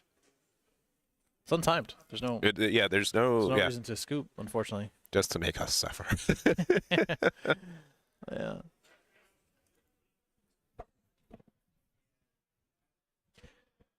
I mean, Rush Sorrow could have been good there. I mean,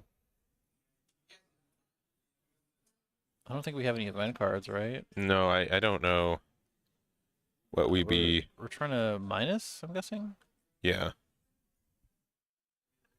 Okay. So we're gonna minus. Yeah, your least favorite Tashigi. Get it out of here. I don't like her. Oh, okay, and then swing 7. Yeah. Swing 7. I thought we had a killer as well. And Hina maybe. Sure. Yeah. Yeah, but that's not. It's not gonna be enough. No. We're gonna remove this pretty quickly. I mean, we only have 1 card in hand, so let's not jump into conclusions just yet. All right. My conclusion jumping skills. Oh, yeah, I saw that. I mean, even with 0 cards in hand, I think just pure numbers gets us there. I think we just swing 9 with Moria. Yeah. Just regular old 1 piece. I think you just start swinging, right? Yeah. Do you grade Eruption? I guess it's specifically into Hound Blaze after doing a 5k swing with Leader. Sure. I mean, if you do a 5k swing with Leader, that's 1 card out of hand, or they block, and like you never block there, I don't think. Yeah. So yeah, I think you just swing the Leader 5k. Great Eruption. And we have, what else do we have? What's the other card? In hand or? In hand, yeah. Oh, Okay. Yeah, quick. Yeah. Easy math. Why not?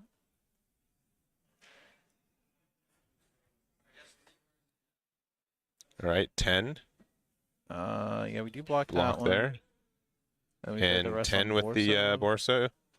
Yep, that's going to be game number 1. Game 1, 2 Paya Pads. All right, so Sokka takes the first one. And Justin has to reevaluate, you know, our efficient plays, our efficiency on plays, I think. Because, you know, we can get it going. We can get it going. We can, you know, start the truck. Yeah. Is that a good analogy? It's an analogy. I'll give it. We have a stream with not a lot of analogies. It's one of the better ones. Pull the trailer. I don't know. He has to get it going, man. Yeah. He has to find his flow here, and it just doesn't seem like he is. Yeah, and I mean, we did like stagger the matches, so we saw both for Peapat, has been playing pretty quickly. Justin, had to take about an hour off, right? So Mm-hmm. keeping those hands warm is something. Yep. But Mm-hmm. I think Sakazuki is. I don't know. It was able to see the pieces, which, Peapat, like the entirety of the top four, I don't think his hands were as good as what this game was. No, but I think also that Gordon play, the Borso play, I think that was definitely a decider. Mm-hmm. At least it really ended up being that way. We're opening pretty good. I mean, that's a pretty decent hand, especially if you're going first. So I think like a quick pass into AK swing, into Kid, into some other cool stuff might be pretty good. All right, so we're going into the second game. Looks like we're set up for this one, and I would imagine that, yeah, Justin's going to want to go second. Yeah, I mean either way can work.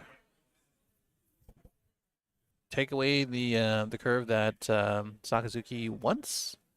Get the extra draw as well, and we're just gonna pass. Yep. Not too happy about it though.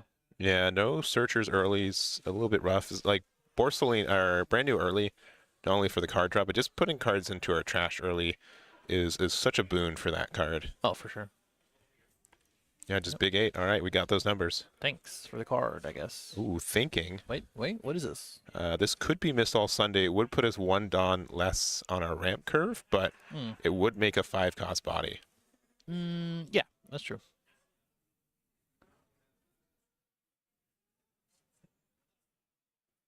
Don't look at the camera. Yeah, okay. Okay, Yep. we're So going. Dawn -2, we get a ramp 1. So it's good tempo, but again, like, it's a little bit greedy. It is. Could make the difference of a number of cards in hand, though. I don't know. Might be a little bit tricky for us to get out of it, or to get rid of it next turn too. Yeah. Pretty much means we're just pushing face too, so 3 life apiece. Yep. I'm just gonna pass. No need to use our minus Dawn here. I think our following turn is gonna look like probably Kid. Mm-hmm. Let's get back on that saddle for getting our Dawn where it needs to be. And 5 is not like super hefty for Sakazuki, but they're gonna have to commit a few things like Hina Houndblaze type thing in an early game, which doesn't feel amazing. But we're gonna take a look at the top 5 with this Tashigi. All right, we're gonna get a great eruption there. We could get rid of this Miss All Sunday with a great eruption leader effect and like something like Ama. Mm-hmm. But we unfortunately do not have that.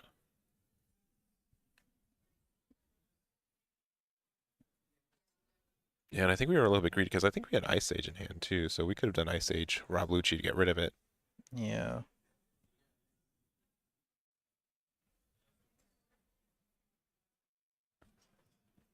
Oh, we did have Houndblaze. Okay, just Alright. wrong order. Yeah. Sorry, I missed that card in hand. True. It's fine. I think Miss All Sunday at least did her job. Yeah. Got the extra 5k swing. Kid comes down. Ooh, yeah. With this Tashigi removal too, this is really nice. Already knew. We saw him in the first hand. Yeah, with the Sachi Peng one too. Okay. Getting 2 Dawn back and then 1 active. Okay. Now we're doing it. Yeah, this is definitely one of the better combos for this deck. Yeah, and period, right? Like, Yeah. it's just, hey, you have Gecko, I have this. Yeah. It's not Rebecca, but it's a blocker. You Yep. get 2 bodies on board now. Yep. You want to give me a 2K or you want to go down to 2? 2k. All right. All right, going to 7 Dawn here. Mm-hmm. Justin majorly focused. I'm going to see if we have an answer for this 5-cost Kid. Longer that it's on board, the worse it gets, for sure. Yes, sure is. I wouldn't hate if he is swinging with 5 just to block with it as well. Mm-hmm. Sure, our hand is not looking too crazy, or yeah, too crazy, and we can use a card out of life, but I think it'll be better. And of course, we're choosing the kid. Oh, choosing Sachi. Yeah. Okay. I mean, I think Ice Age Rob Lucci clears this very nicely. Sure does. Got it. Yeah, that's a real good answer to that board. Well, doing what we can as law. And unfortunately, Sakazuki has the answer for it. Yep. So Rob Lucci being able to get rid of those, and we're able to fill our trash with just event cards we don't need anymore. So very nice. Yep. And then a big 6 to face. Which we may take. We do have a Raiju, so. Yeah, I think we're looking for a Gordon or a Raise Max. I didn't immediately see one in hand. I didn't see one either. Yeah, that's not great. Yeah, he is definitely agreeing with us. And I think do we have 6 or 7 cards in hand? Yeah. Oh, if he did that, I thought he said pass. I'm like, what? He's just looking for trash. Yep. Let's make something happen, unfortunately. Bonclay might be a good pick. You can Bonclay into Ein with leader effect. Just not. You literally just don't get anything else. You just -1 Dawn out of that. I think we have Reiju in hand too, which Oh yeah, that's ain't too bad. an option. Oh, we could do this. Ein into Reiju. Get some cycle. Yes. Are we gonna be less than him? That's a good question. I think so. -3. Oh, Yeah. -3, yeah. After Yeah. the -3, you can be, yes. For sure, yeah. Under the Bonclay. Oh, we did not have. Okay, I swear we had a Reiju. It looked like it, right? It might just be the alt art Reiju, or Bonclay looks a lot like it. Yeah, Yeah. that's what it was. Okay. We do have the alt art Ultama as well. Which helps, kind of, but I think having 2 Bonclays is nice. What's not nice is that Alma, as well as Rob Lucci, can answer these guys as well. So a little tough. My trash looking pretty normal. Yeah, but even as it's even if we just start pressuring damage with leader and Rob Lucci, I think one's gonna hit for sure.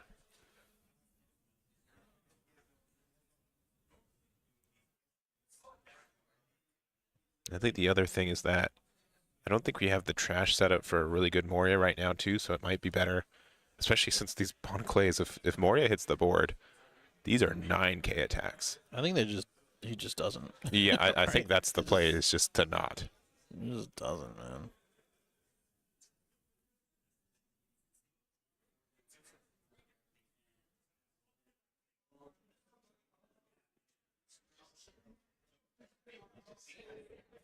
All right, there is the Rebecca there. Oh, almost. Wrong pile. All right. Getting a 2K, looking brand new at the top 3. Suru. Yeah, Suru, I suppose. Yeah, Suru's gonna be the play here. You could have got the Borsalino, but in this matchup, I don't think you really want to play it. Yeah.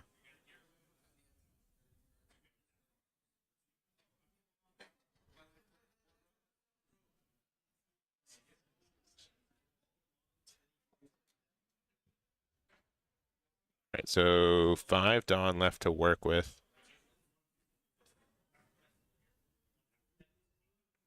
Yeah, it looks like okay. We're gonna just go a big 8. Gonna get the reduction on whatever. I don't think it really matters. No, I think we're going to 1 as well. Yeah. Oh, It's a pretty good one. the blocker. It'll be interesting if we ever pull off the minus effect, though. Mm-hmm. And I mean, we can probably pressure go to 1, but we're Just not. passing. Interesting. Just passing. I guess it's just like the fact that these Bond Clays can bully the Rob Lucci if so. Mm-hmm. But interesting.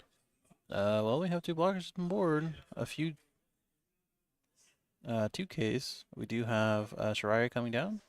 Immediately using leader effect, bottom deck it. Mm-hmm. Play out getting killer, which is nice. Yep. Basically says, hey, I'm going to try to get you down to 2. I think that's I correct. hope you're aware. These are a bunch of 7K swings at the end of the day, I think. Yeah, I mean, we could just legitimately go for game, right? Yeah, sure. I don't see why not. We have some protection. And if we want to be a little, whatchamacallit, safe, also can play the 4-cost law. Yeah, I think that's what we're trying to figure out if it's worth, because it's gonna be 7/7/7/7/7,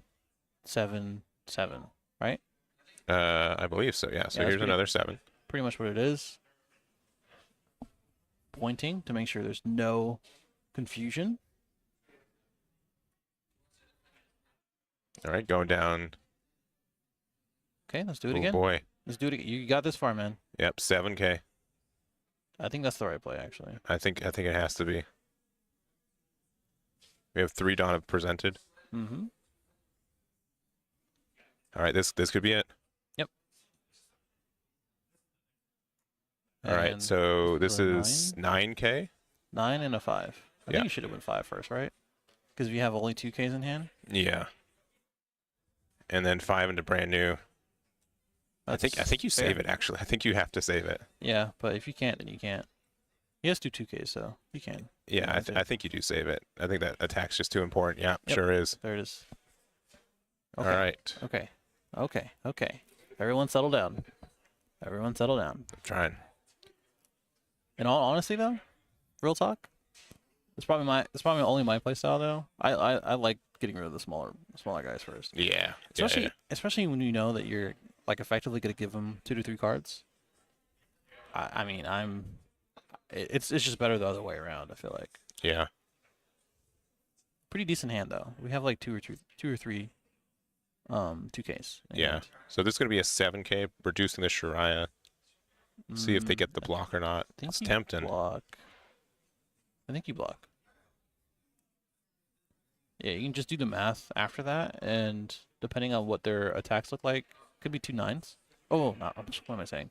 7 and a 9. Yeah, so we have 9K on board and then 8K, so that's 17. So we can do, I believe, 8 and 9. Yeah, 8 and 9 now. And if we have That's an a additional 9. cards, We have 2 2Ks, so this is fine. And we're gonna draw into hopefully another 2K. all right. So this is Houndblaze to 6. Okay. All right. And then into a 9. Into a 9. 2, 3. That Game three. that's it. Yeah, Game game 3. All right. Very close. Yes. Card gods have shined down on Justin for this one. Yep. And hey, I'm all about it. Let's get it down to game 3 for our finals. Red Purple Law still has a chance. Yeah, I do think I don't think the 7 with leader was the best. I think if we have the removal for the blocker anyways, we bait the 5. That just means we get the automatic block anyways. Sure. 5 and 7 are the same numbers. Or they'd have to get rid of a 1K because Houndblaze. So Yeah. I think the math could have been a little bit easier, but super close. I think the only way to reduce at that time was the leader. Yeah, That's probably what it was. it definitely was. But Yeah. if you still, you spent all that extra time defending the brand new, it would have been rough. The fact that I think we discarded a Suru, right? And Right. we didn't have Houndblaze at the time. Yeah. Suru Houndblaze would have been better for that investment, I think, too. So that is there. So we're going to go into game 3 real quick. Real And, quick indeed. We'll have So to see who gets this one. I want to hear some biases. Oh, please. I want to hear some biases. We have like 2,000 people watching. Yeah. Everywhere, right? So, in whatever chat that you're in right now, let us know what or who you want to win. Yeah. Sakazuki or Red Purple Law. In the chat right now. And right now. Right now. Right now. It's the pause that gets me. You guys didn't see the pause. All right. So putting down the 4. I think we both enjoyed our opening hands, right? There you go. Fist bump. Let's go. And of course, Sakazuki is going to take second.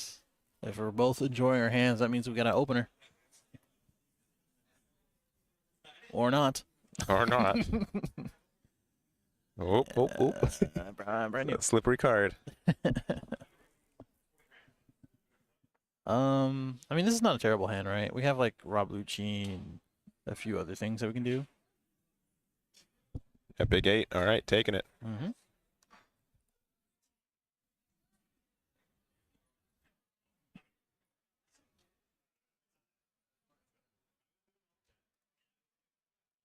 Okay. Big 8, took the 1, go down to 3. We're both going down to 3. Let me give it that. Let me get that card. Thank you. Looking for some Gordons and as well as 5-cost kid. If you didn't see, we got 2 of them. So that's pretty good. Yeah, but what's our play? What, Hina and then maybe Rebecca?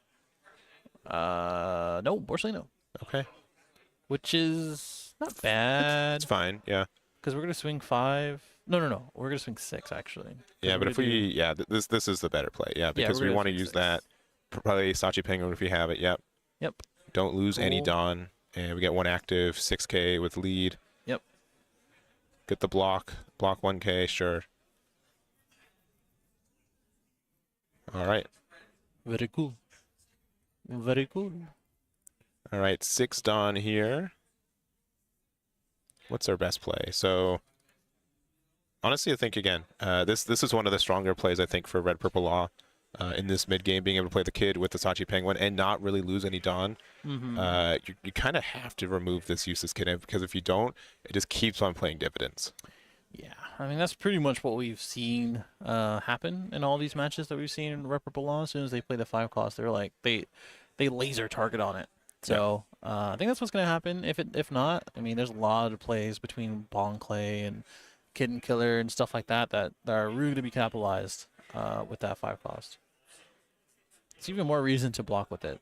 So we'll see what happens. We do have an Ice Age, though. We do. And Rob Lucci. So I think that's just what's going to happen. Like, you go for it, man. Yeah, it's Red Purple Law is also a really weird aggro deck in the sense, like, or I guess it's more tempo, right? Like aggro, but tempo side is that you can kind of rush them down sometimes, right? Like if you have enough pressure, they don't tend to have a lot of defense. Yeah, that's true.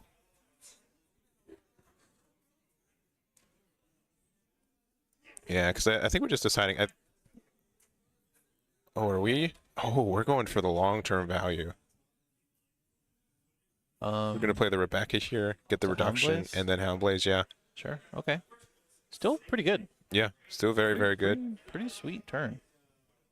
8K there, put him down to 2. Mm-hmm.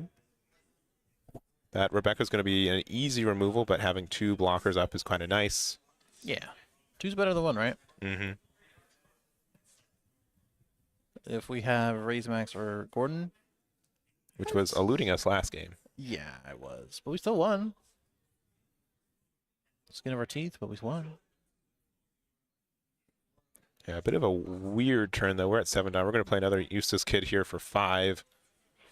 We're going to -3, get rid of the Rebecca. Pretty clean. Mm-hmm. And then we're going to play an Ein there. So we're going to get a Dawn back from that and 1 from the Eustace Kid. Yep. I'm going to start with a 5 at the Hina. We're going to get the free block. And then a 5 at leader again. And then a 5 at leader again. No, that's Hina. All right, Hina. Sorry. Yeah. They were 5s, though. I did know that. I got those. Yeah, I got that right. So we have 3 cards in hand for Sakazuki, right? Mm-hmm. 4 now. Wait, no, 3? I think 4. Okay, yeah, 4 now. Which, one of them is a Rob Lucci, which you're going to pinch. No one is no longer Rob Lucci. Yeah, we actually had 2, so I guess it makes sense. I think there's an Ice Age again. Yeah, if we're able to get rid of that kid again and then put pressure, I think that's the right play. Justin's going to be quietly saying, please stop.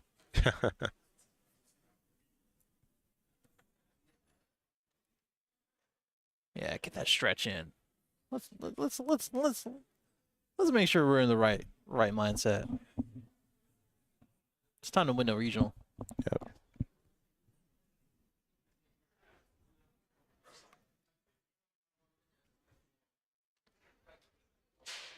Just checking our trash.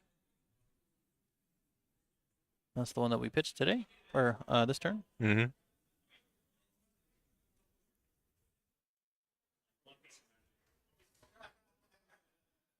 All right. Just reviewing, make sure We see what they can play for Gecko, which immediately is not going to be the play here. We're going to go with a quick 6. Mm-hmm. And where's the reduction going? Don't know. Yeah, I don't know. Got so many dice. They're looking over to see if they have dice. Okay, there you go. On the Zoro. Mm-hmm. So Ice Age the kid. And then we're going to go into a Rob Lucci. Another Rob Lucci, yep. These are probably fine. This is probably fine.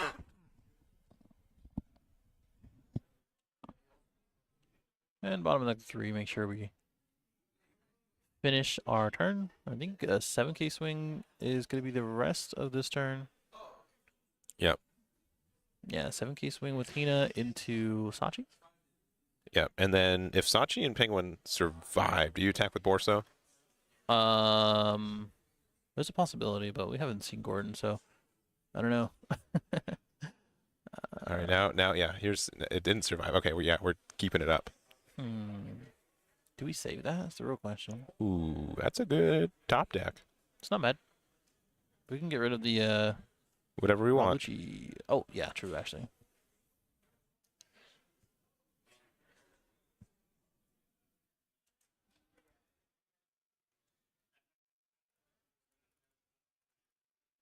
All right, we're going to start with a 7K at lead. We're going to take it, go down to 2.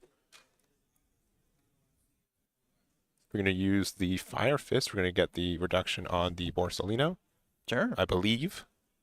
Yeah. And then use Leader Effect. So minus bottom deck it. And we're going to play a Kitten Killer here, so some pretty good pressure. Yeah. Do we swing face though? That is a good question. It's tempting. I think you do swing face. Yeah, I think we do. We can do 2 8s. Oh, Wow. that's a 9. Wow. Yeah, okay, it's 9 at the Hina and then 7 at lead. Okay. That's fine. Okay. This is fine. We kind of got there anyway, so. He's down to 1, right? Yeah, down to 1.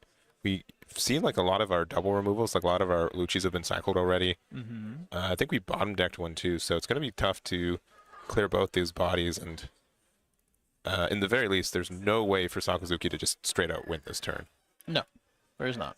But we can definitely make it hard for them to win next. Correct. Through blockers and as well as a little bit of removal, which I think is going to be the latter because I don't really see any decent blockers for this.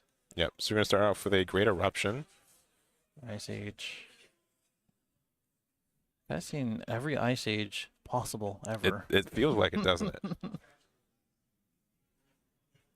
I mean, if we have a double removal. No, we have some removal for sure. I mean, we can hardcast the Hina as well. All right, discard the Tashigi, or the Hina to get a Tashigi. Mm-hmm. I mean, yeah, I think we play it if we find Houndblaze maybe? Or Alma? yeah. I think Alma might be good. If we find Ama or even Houndblaze. Got another Great Eruption. Oh, there it is. Houndblaze is there. Of course, it's the last card. Why not? Yeah. But is it the card we get? Yes. So we have 3 cards in hand as well? I think it is. I think it has to be, right? I don't know. We're just not winning this turn, so we have to focus on the board. So if you like Houndblaze the King Killer and then swing into the Ein, that might be a play. Yeah. You know, and then if you have Rebecca in hand, which I mean, that's the thing. I don't think his hand is just like playable. Yeah. Like efficiently playable. There's just like nothing good. You can remove both of these guys, but like this following turn, if they have another Kitten Killer, I think that's just game.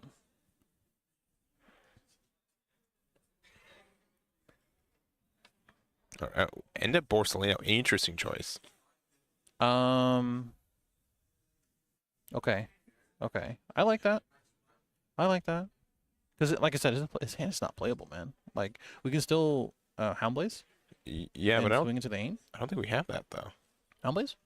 Yeah, do we for sure have that? Oh. Oh, I guess we didn't pick it up, huh? Oh yeah, that's what I'm saying. We picked up the Borsalino instead. Oh, I'm silly. Okay.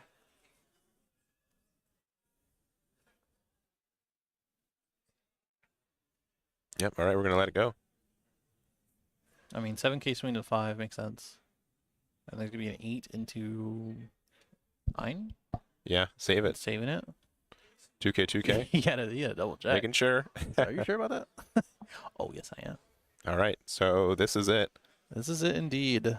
Okay, so can we One top card in hand, yeah. Can we top deck a Gordon, please? I hope so. Rage. Oh. Pure rage. We could still wait. get there. Let's go. Let's do something. Let's do something cool. Okay, top deck? No, not quite. Yeah. It's a bummer. Okay, so this is fine.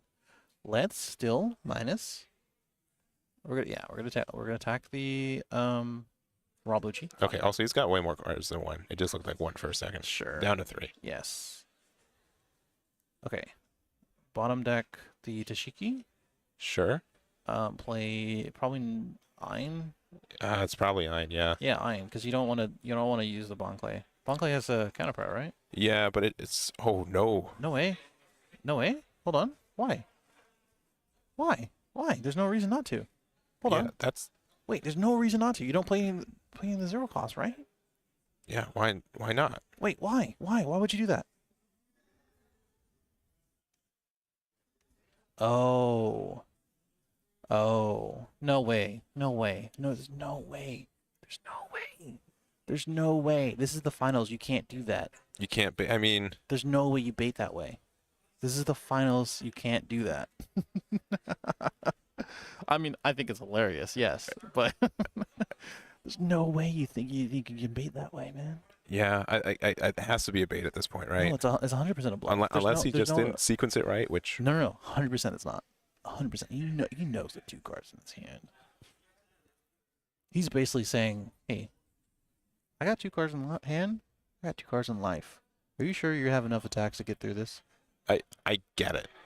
I get it, I guess, systematically, because like you have to have perfect numbers, right? Yes. It's easier to have perfect numbers with 1 in hand. Yes. Sure.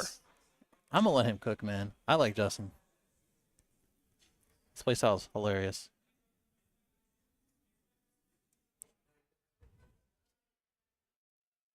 Okay, yeah, and okay, we're gonna start with a 7 into Ein. All right.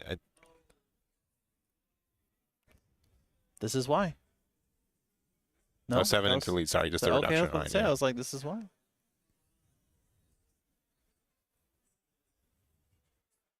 Discard the Ice Age, draw 1.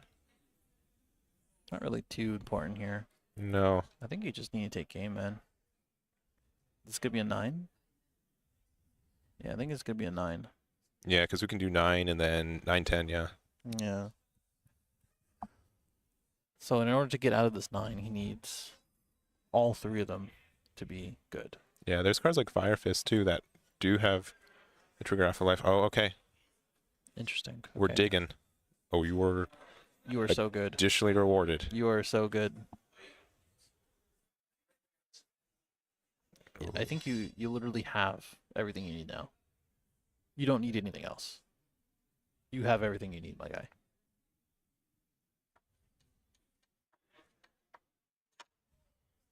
There's nothing else.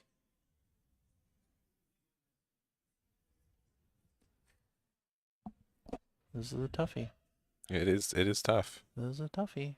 Got 3 cards in the hand, looking pretty confident. There's also a hush has fallen across the venue, which is great. However, is they are Literally right in front of us, so not right in front of us, it's but pretty not much in front of us. not right in front of us. The directional force of the air in my voice. Oh, there Yep. it is.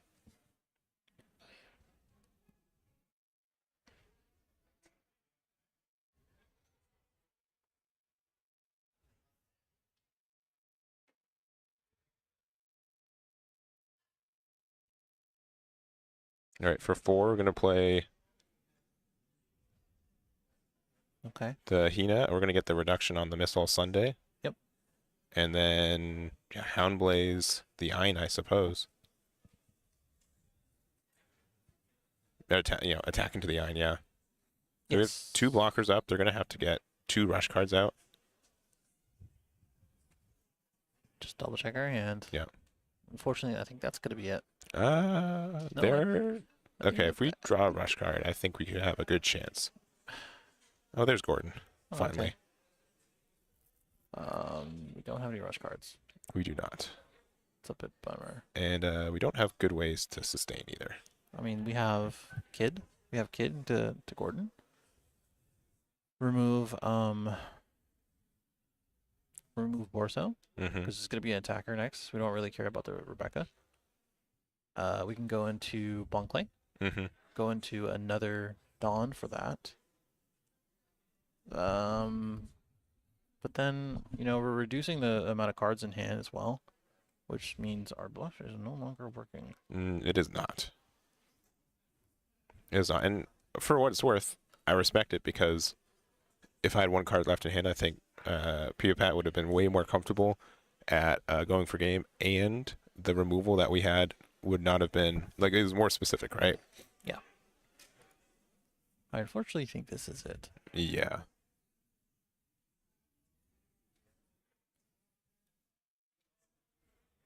Yeah, just not seeing what we needed to see as far as our last 3 draws, technically, right? From the life, from the turn, last turn. And I think the only thing you can do here is play the 5-cost Kid. Yeah, but that's not even, you're not even feeling great about it. Doesn't have to. Doesn't have to feel great, unfortunately. And you're gonna be left with 1 card in hand if you do play that aim that you were bluffing with. Yep. Yeah. So all right, here's the Kid for 5. You literally cannot do anything else. If I was Pat and that, then playing a card without Rush. Yes. Feel a little bit better. Yes. Yes, and I think that's what I was hoping for, but also just like, I mean, I got 2 blockers, man. Okay, so targeting the higher cost. Oh, interesting. So we're gonna be using this and then swing 7 into the Roblucci. Yeah. And saying like, if you have it doesn't matter. Yeah, it does not matter. Yeah. You didn't have to do that. You did not. Okay. Well, 1 card in hand, a lot of attackers. You literally just have to swing 7, 7, 7, 7. Yeah, just keep going 7s. Yeah, 7, 7, 7. I think you're good. Yeah, first 7 going in. Which is the most efficient. No Fire Fist. And there's Gordon. Our Gordon that just didn't help us. 7 into leader. Yep. Had to pass it in. There it is. And that is it. There's our winner. All right. Pat does take it down with Sakazuki. Yep. And yeah, I mean, hey, we wanted a little bit of supremacy, a little bit of happiness, non-Sakazuki before it got banned. A win, especially with Red Purple Law, such a cool deck in general. Yeah, but every time it wins or does well, I'm like, yes, thank you for continual data that this will probably need to be removed, and it will be in the near future. I mean, what can you do? What can you say? But hey, it's been really good. We do have a new regional champion. Yes. And happy to see all the games so far. And shout out to Justin, man. Yeah, Justin as well. Justin was doing super good this weekend. Getting 2nd place is no small feat. Yeah. And just great gameplay from both players. Yeah, big shout out to both of them. Big shout out to all the players who ended up in top 32 and allowed us to commentate them, and as well as just have a good time. Yeah. But yeah, super cool. And I think as we go back to us. I don't know if you want to do an interview or anything like that. We can do we'll see if he's interested. I'm sure he would be, but okay. We can do a quick interview with him for sure. Okay. We'll find that out. And anything else we wanted to talk about? I mean, honestly, it was a great game, and just ended up being some more goodness for our ban the Sakazuki game plan. For sure. I would have like some good some good cheers from with and then like last year's when they with Sakazuki. Yeah, man, that's good. So yeah, give us a minute. Let's see if we can snag him for a quick interview, and we'll close this out. So give us a moment. We'll be back, and thank you guys for hanging out. I know some of you guys will be leaving. We do appreciate that too. Yep. And Decklist will be on Eggman Events tomorrow morning. For sure. I know a lot of people are asking, so they will be up in like 12-ish hours, less than 24. Something like that, yes. Yeah. I would say, again, one more time, thank you for Core for hosting. Thank you for all the players for hanging out. Thank you, Heg, for just existing, I guess. Yeah. Doing the deck list. Doing my best. Thank you, me, for doing amazing commentary throughout the weekend. I guess so. And check me out here on YouTube. Yes. And thank you, Bandai, for allowing us to host this event as well. For sure. All right. Commentary. Let's see if we can snag him for a minute. Okay, we'll be right back. Okay, bye.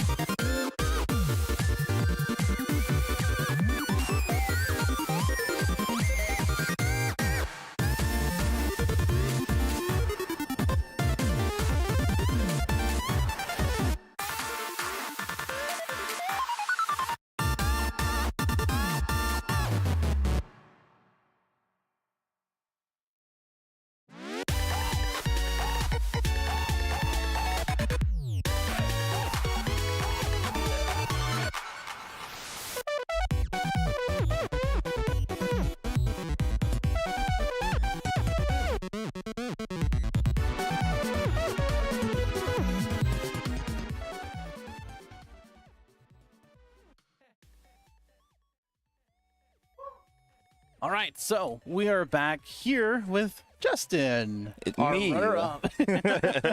Dude, oh man, I am super happy of your run. I am super happy that you did so well in all the matches that at least I was able to watch. And I'm sure people got questions for you, man. I got questions for you. Tons. Tell me how you feel first. Tell me what you think. Give me your thoughts right after this match.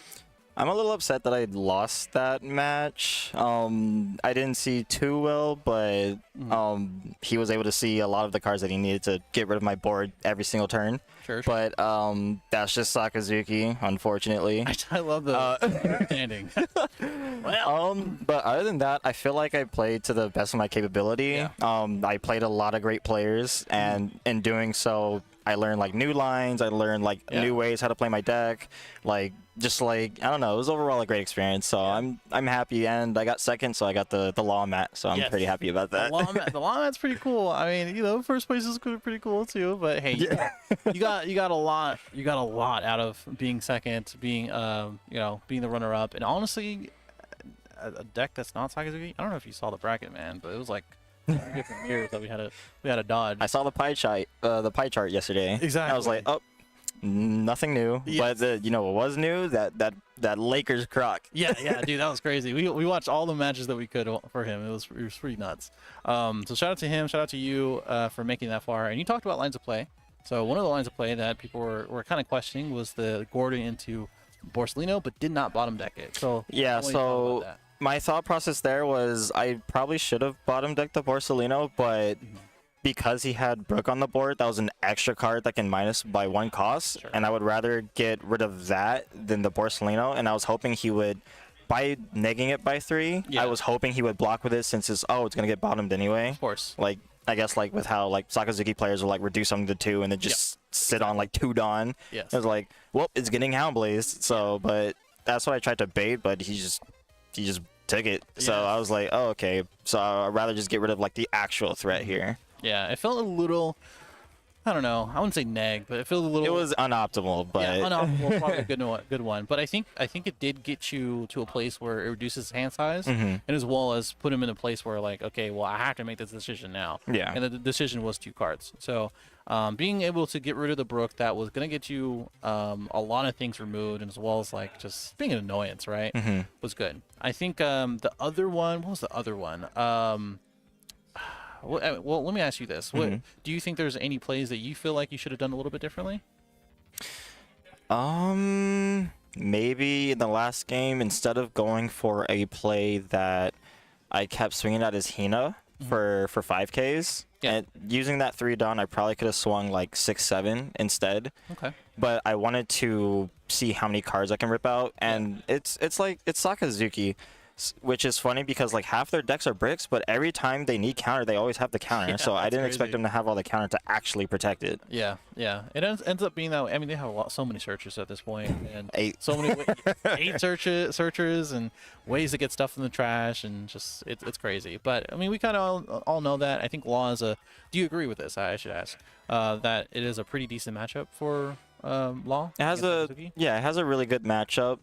I guess the only times I feel like it's a bad matchup is if they like high roll you, or Yeah. you just don't see enough aggression and pressure to actually do something to Sokka. Sure. Because something I've learned throughout the entirety of yesterday, like playing against Sakazuki's, was they will actually sometimes just sit on 2Ks and pretend that they don't have 2Ks. Sure. Which is why I like to swing 6 a lot, which I did to Nikki. Oh yeah. So I was like, okay, let me swing 6 to bait 2Ks, and it was Right. 2K, 2K, 2K, 2K. I was like, okay, we got them all out. He literally had all 2Ks. I remember that. I actually remember that match. That was like literally all 2Ks. So it just ended up being that way. Oh, that was the other part. So you had minus, but did not play anything, and you had the Ein or the Ain, right? Yes, so was that one- was that a bait? Or That was on purpose. It was a Okay, bait okay. because if I played the Ein, I had 1 card in hand, and he can just swing a clean 7-9 and then whatever. Yeah, And I only had pretty 2 life and no blocker. Yeah. But because I had 2 cards in hand, he can at least suspect like he has at least maybe Sure. 2 to 3K in counter in hand, which makes him which is why he swung 7 first to see Yeah. what would happen. I just didn't expect him to have the nuts in hand. It's like Borsellino, Rebecca, Gravity. I was like, yeah, it's over. Cool, man. Thanks. Awesome. Good game. GG. Thank you. I'm going to ask the chat to see if they have any questions before I let you go. But before I do that, do you have any shout outs or anything else you want Yes, to I talk about? do. I have a shout out to Kim. He literally like 2 hours before submitting a list for LA Regional, he was like, "Hey, bro, trust me. Use this list." And I Okay. checked the list out, and I was like, I feel kind of like mad about it. I like played around with it on Sim. There's Sure, a whole sure. controversy about that right now, but I played it on Sim, and it felt really strong. And I was like, you know what? I'm just gonna rock this list and see how it goes. Because like I've had a list that was running like Fire Fist and like some other specific cards, and it felt really good to use, but sometimes in the losses I would take it personally, but it was mostly just a variance loss. It's like, oh wow, they got 2Ks out of their 2 life. Yeah. Crazy. It's like there's the nothing you game. can it's part of the game. There's nothing you can do about that, but it's nothing wrong with the build itself. Yeah. So like taking this new list and using it, and just like I said, like playing it to the best of my capabilities, it was Yeah. like, yeah, the deck's not the problem. It was just unlucky. Yeah, I think that's what it was. I mean, a lot of these matches just came down to that. Yeah. Regular old One Piece. Just like, hey, did you have counter? Did you misplay that one time? Just kind of happened. So, Yeah. yeah. Okay. Well, hey, that's no problem. I don't think. Okay, we already answered the Ein thing, so that's fine. I guess the very simple question of what's your favorite deck in OPO7, or what do you look forward to play? Well, I love playing Red Green Law. I love playing Red Purple Law as soon as it released, so I'm gonna stick to that. Okay. It's cool but bad that it's one of the top tier decks, so everybody's gonna play it, and it's probably gonna get banned in 08 because they got some crazy cards. But that's for later. We got some time. But until yeah, that I'll happens. probably just stick in a Red Purple Law and then maybe mess around with like Lucci or something because it seems fun. Yeah, it's a cool little leader. Might be a little replacement for Sakazuki. but That's who what I knows? tell them. Yeah. He's like, what am I gonna play? He's like, well, Lucci's right there. Yeah, exactly. Yeah, we'll see where it takes us. But thank you for your time. Thank we're you. gonna, We're gonna see if we can get Peter over here. So Gotcha. thank you. Congratulations again. Thank you. And we'll see you in the next one. Gotcha. Let's go to break. 1 second. I'm pressing it.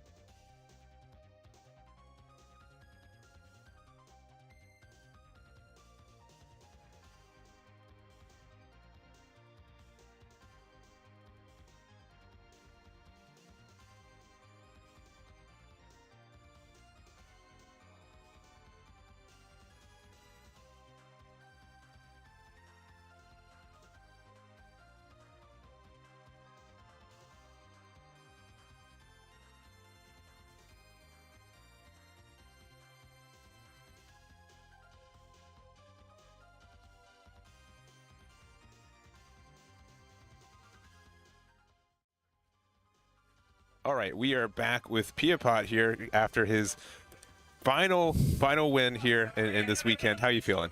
I'm feeling great. It's like a dream come true, actually. I never thought I'd be sitting here. Yeah, for sure. How often have you been playing this game? Like, have you been playing it for a while, or? On and off. I haven't had too much time to play, really. I kind of like stopped it around like OPO 5 for a bit, and like, played other card games. But, my friend, convinced me to come back to this tournament because, it's a really fun game. I really like this game. The mechanics and everything is great. And on top of that, it was just a blast to kind of like, play with all my friends who are currently in tournament. But, sure.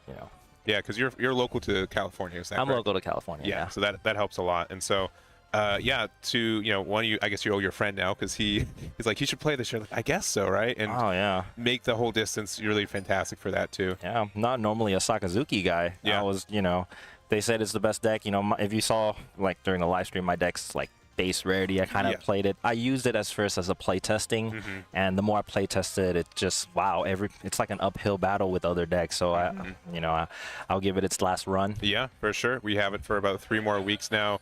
And so this is your first regional in a while, and you've got a bit of a unique name, so I don't think you've topped an event before this, right? No. So yeah, so be able to do that's fantastic too.